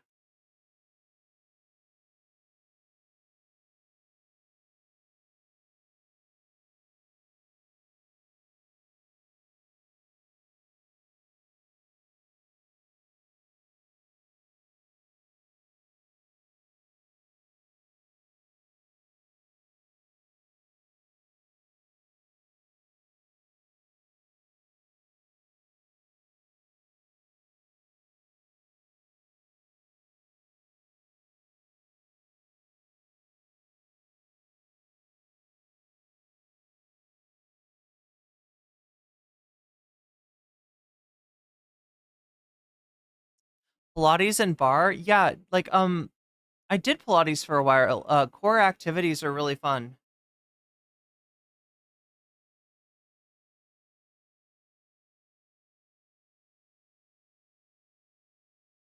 What did I say core activities? I mean like, training the core. And it's something that I never I tend not to get, I don't know. I feel like I could always use some more training when it comes to that. That's the one kind of exercise I have trouble making myself do. I love doing steady state cardio. I actually really like doing like interval cardio as well. And training with weights is fun too. Most exercise I really like actually. But yeah, the like ab exercises. And I don't know, part of that is because I was like raised doing the kinds of exercises that are like crunches and stuff. And I don't actually think those are great. Those can actually have some drawbacks to them. There are more ways to train your core than you realize. Like planks, for instance, will help with that. Anyway, if you're on the Twitch side, I'm going to raid you into Galactic Streamlord. And you can go and spend the night with GSL. I'm going to get some sleep. We're still, 83% from the goal. So, yeah, I mean, I had fun. I hope you had fun.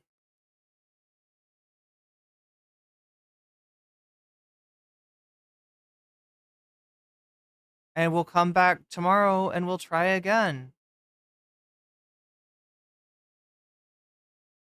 There we go. Did that raid go off? The raid went off. All right. Well, much love to everybody. Thank you, mods. Thank you for helping keep the chat in check. Although, chat, you were awesome too. So hopefully you didn't give the mods a lot of trouble. I didn't see anyone acting foolish. But that's what's going on. And I'm gonna go to bed because it is actually rather late. All right. Good night.